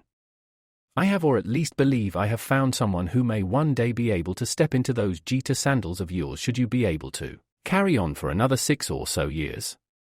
That was easily enough to get Jiraiya to prick his ears, though he remained more cautious than optimistic as he swung back to the Hokage and cocked his head slightly. "Really a spy master to rival the great gallant Jiraiya?"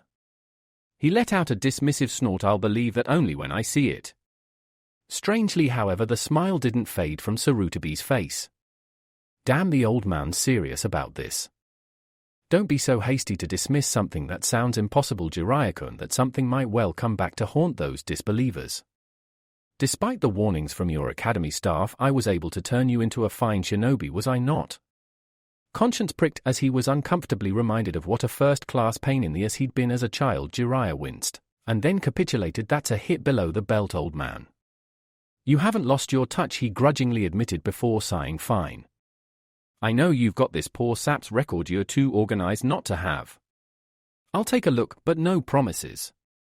Seemingly satisfied with this, Sarutobi led his student into the office proper, Jiraiya slouching around as his former mentor reached into one of his desk drawers, and after a little rooting around pulled free a thin file of paper. "Ah, here we are," he exclaimed, holding it out for the spy master to take. "As concise a history as we could make, though far from complete." At the raised eyebrow of the younger man, Sarutobi let his hat hang heavier over his eyes, conveying an attempt to obfuscate the truth at the same time as hiding his smile. "There is much about this Nin. We don't yet know things he hides even from us.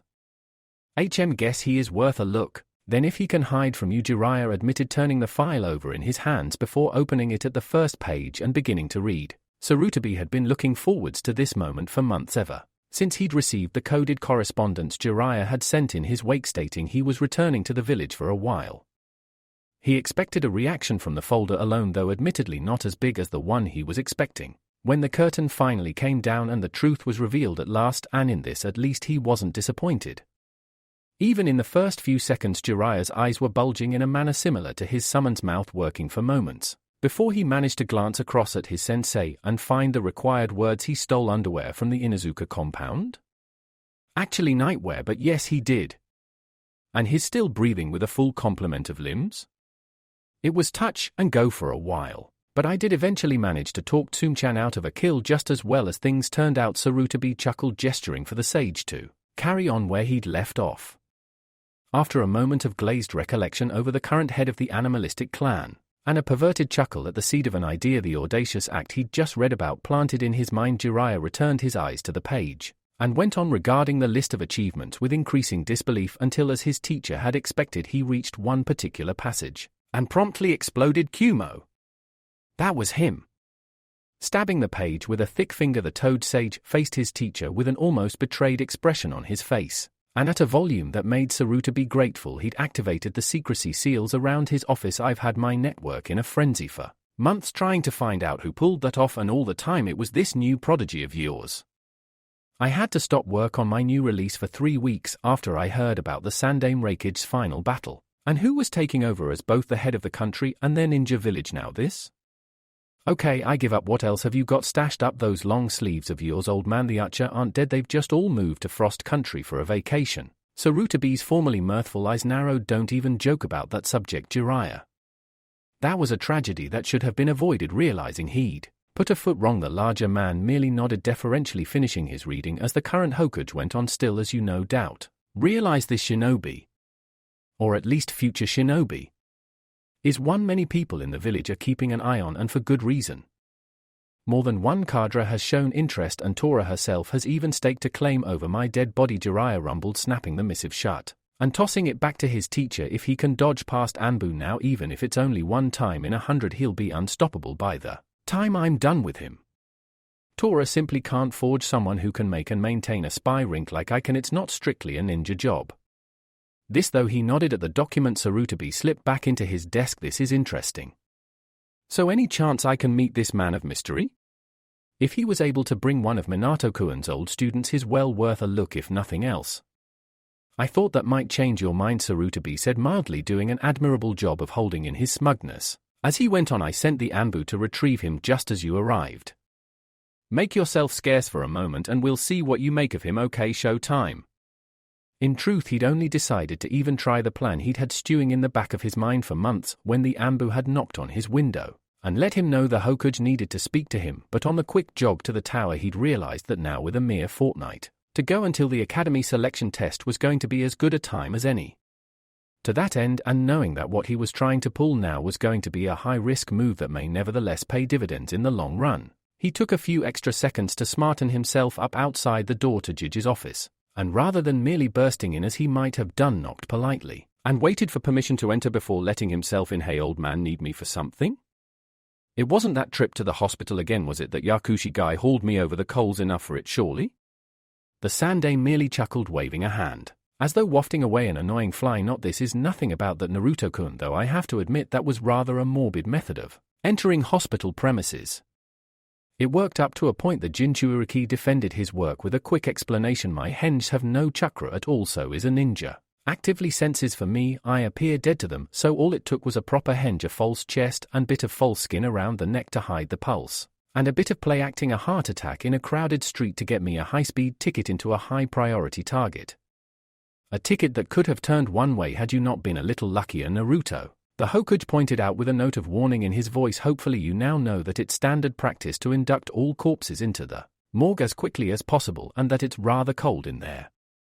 Naruto merely huffed and folded his arms. Yeah, well, it should also be standard practice that all unusual noises from the morgue should be investigated quickly. I almost froze in there. You can't blame the mortuary staff for the delay, Naruto-kun, the old man chuckled. They're not used to customers of theirs demanding they let me out of this damn freezer, you bastards. I ain't dead yet. I believe some of the younger members were so shocked by you attempting to kick the hinges off your mask's mortuary slot that when they found out it was you, they almost formed a mob with the sole intention of putting you back in there permanently.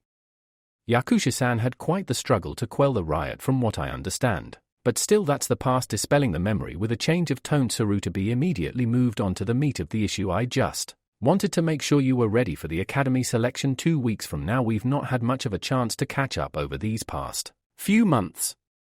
In fact, that was the reason I called for you. Something in the old man's tone changed, and not being as blind to this as he once had been, Naruto paid closer attention as the Hokage leaned over his desk to lay all his cards on the table. In truth, Naruto, there have been voices from the council, or at least those in the council who know the truth about your abilities, who have questioned whether you should attend the academy at all.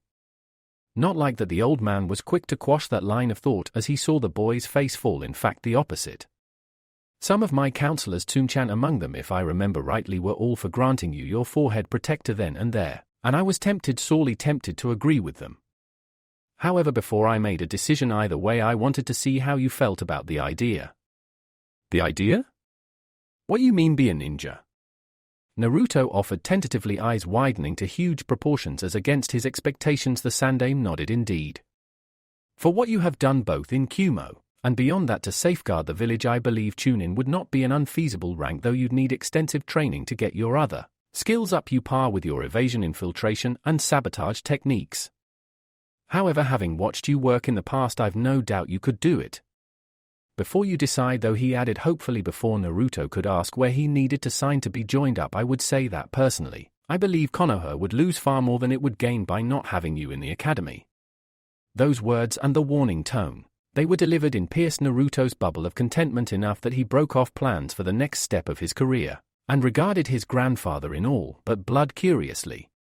Seeing he had the child's attention, the old man spoke on. Though I doubt you are aware of this, Naruto-kun, Konoha has been in something of a slumped these past few years in term of ninja nothing serious. He was keen to stress this as Naruto suddenly looked very worried, but enough for concern. A series of events, least of all the Kyuubi attack, severely depleted our forces, and to regain strength quickly I as Hokage was forced to instigate the Shedding Leaf Protocol. Do not be concerned with the ins and outs of that particular policy, Naruto-kun. Translation. Having been working more directly with the ninja forces for almost a year, the Jinchuuriki fancied himself a bit of an dab hand at translating ninja messages hidden in normal speech. Need to know basis way above your current pay grade. But one of its more unfortunate side effects was a lowering of quality of the Academy graduate standard. It took a few seconds for that to sink in, and even when it did, the Uzumaki trod cautiously in case he was fishing in the wrong pond entirely. So you mean the schooling we're as in my year is getting isn't quite as good as what you did? Close enough, the old man agreed, neglecting to remind the boy that most of his youth had been spent in warfare, and he'd done his learning out at the sharp end of combat. And because of that I was looking at you to be able to reverse that trend somewhat by acting. And this is a word I hesitate to use around you for fear of what you might be able to mold your fellow classmates into over the next 4 years. An example to your year group. Let's be honest, you already know how to use kunai shuriken and ninja wire, can perform the Academy 3 or their equivalent, and have reasonable knowledge of the shinobi code. Or at least how that code actually operates out on the field. Not to mention a few missions under your belt. As I see it, the Academy needs you far more than you need the Academy. Naruto was quiet for a few seconds before, after some thought, he faced the Hokage fully, and asked frankly the question on his mind. You think I could do it, Jiji?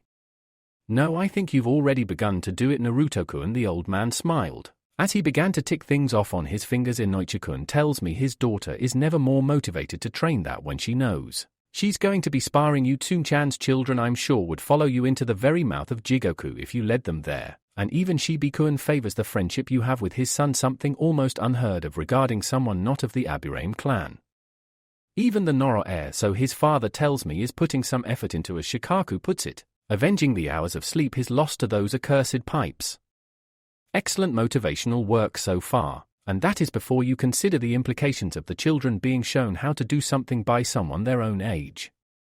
They might expect an experienced adult shinobi how to perform simple jutsu, but someone their own age, real shock. And in the ninja world, a shock means a kill. Naruto finished for him before chuckling and giving a carefree shrug. Oh well, better keep that protector warm for me a few years, Jiji. Even if I did go for it, I'd probably be the youngest chunin in the forces, so there'd be no one for me to talk to, and I'd be leaving the rest of them to the mercies of the teaching chunins. Besides, I don't know enough about a lot of what a ninja's supposed to know yet, so the Academy could be useful for that. And if I manage to speak a few nuggets of wisdom, the rest of them pick up. Well, that's what happened to me. Be selfish of me not to pass on what I was taught to other people who might benefit from it. As I hoped. Unseen or heard by the Jinchuuriki, Sarutobi released the breath he'd been holding. A few more years of his childhood to prepare for the true trials of a shinobi. That was a weight off his mind, and he would not go against the wishes of his grandson over the suggestions of what was still a minority, albeit perhaps a slight one, of his advisory council. So with that business out of the way, he gladly moved on to other less serious topics with a much lighter heart and voice. I am glad to hear that, Naruto-kun. I'd hate for the Academy chunin to be denied the fate the rest of the village has been exposed to. Them and a few others. The Uzumaki's grin became positively devious, as he rubbed his hands together, remembering another half-promise he'd made not so long ago. How am I supposed to corrupt the next heir of the Hyuga clan if she's in the Academy? And I'm not. I told Hayashi-san I'd spoil at least of his daughters if he gave me the chance. Luckily, Sarutobi's cough disguised the slight snort of laughter from somewhere behind his seat and kept the third presence in the room hidden as he replied to the Jinchuuriki's self-imposed challenge. Well, in that I wish you nothing but luck, Naruto, though tread carefully, and don't get caught. Even I wouldn't want to stand between Hyuga Hayashi and someone who he believes has slighted one of his children.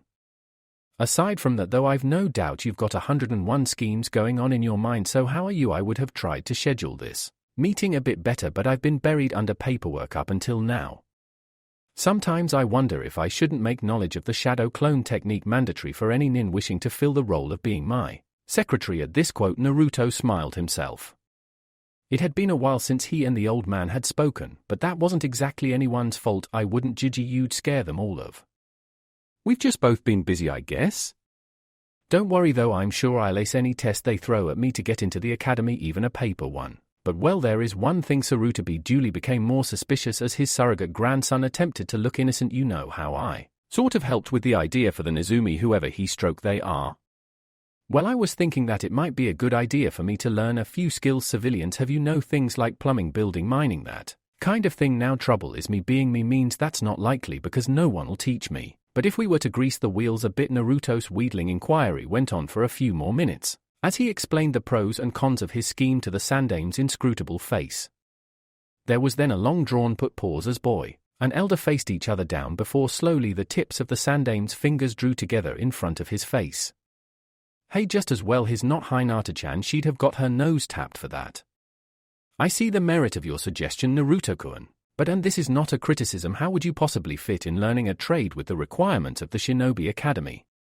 Oh, I'm not looking to fully learn the trade, Jiji. That'd take a lifetime, Naruto assured him before refining his point. I just need to know a few of the ins and outs, a bit more knowledge for a future mask, and also something that might well help with a mission later on. Think about it, Big Boom takes out a noble in his privy.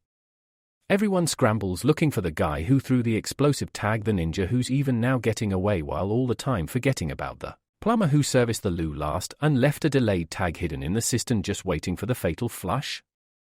Perfect assassination, no idea who did it and no trace they were ever there. It wasn't something he'd said off the cuff. Ever since he'd run up quite a large water bill after systematically demolishing the sewers under the village by utilizing the conveniences of a large number of Konoha's restaurants, the idea for a U-bend surprise type of kill had been in the back of his mind. Sarutobi seemed a little taken aback by this idea, but he swiftly rallied and in the end had no choice but to give this one up gracefully as he reached for a small piece of blank parchment and a quill at the side of his desk. I sometimes wonder if I didn't make a mistake in starting you off too early down the shinobi's path, Naruto-kun. That's the kind of thinking I'd be expecting from Jounin, he admitted while stamping the brief note he'd just scribbled and offering it across the table to the now ecstatic boy. Now I'm giving you this because you impress me, but remember I can take it away just as easily. I'm expecting you to treat this potential power with respect, Naruto-kun. If I hear of it being misused, I'll have no hesitation in ripping this up, understand? Hi, Jiji, the Uzumaki managed to say somberly, though on the inside he was dancing with joy, and he carefully stashed the note in a pocket of his jumpsuit. Sarutobi's face relaxing as soon as he handed the note over. Very well, Naruto-kun, that was really all I wanted to say, to be honest. We've not really had a chance to catch up and wanted to see exactly how you were faring when you weren't being to quote the head of my postal nin, Kami of pure mischief unleashed upon this village by a leader who's gone completely off his rocker. Both generations shared a laugh at that quote before after assuring the old man he was completely fine and ready to take on anything the academy could throw at him. Naruto bowed and departed the office pleased with his prize and entirely unaware of what was happening in his absence as Sarutobi restored the privacy seals and spoke to the empty office in general. Rather impressive given his age, don't you think? It took Jiraiya a few minutes to shimmer back into visibility again, the toad sage way-faced and staring at the door, jaw working soundlessly before at last he managed to squeak a few words out that his the Mouse of Konoha. Sarutobi declared, using the unofficial title Naruto seemed to have picked up somewhere along the road of his life, the future ninja who I hope will one day take both your job and my seat. He's already turning heads, the right kind of heads, in his direction.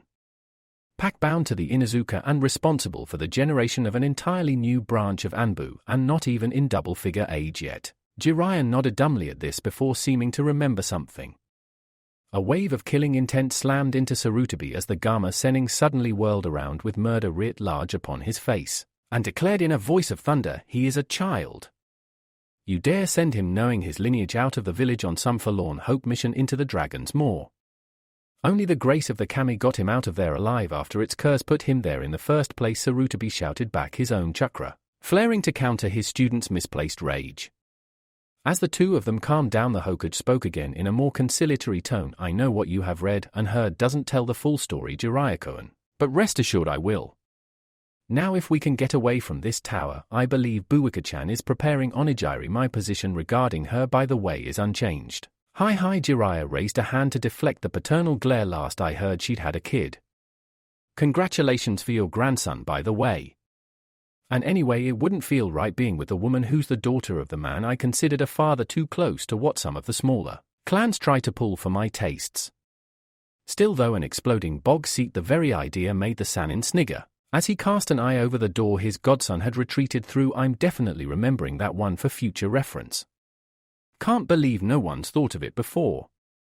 Not an uncommon occurrence where Narukuan is concerned. Sarutobi assured him with a slight chuckle. You will be watching over the selection exam, I assume? At that Jiraiya truly did laugh, his barrel chest swelling with the released mirth, until at last he was able to recapture his breath and shake his head, his great mane of white hair swaying as he looked towards the door his godson had just left by. If that kid's involved in it, he assured the older man, already picturing the potential carnage Naruto could unleash within the academy, and evolving the scenarios within to suit a rather more mature audience. Even as he finished his declaration, I wouldn't miss it for the world. Go support me on Patreon for more fanfiction that includes adult content as well. The link is in the description, and like everywhere on my channel. Thank you for your views, likes, subscriptions, and overall support of my ongoing efforts to bring great content to all of you.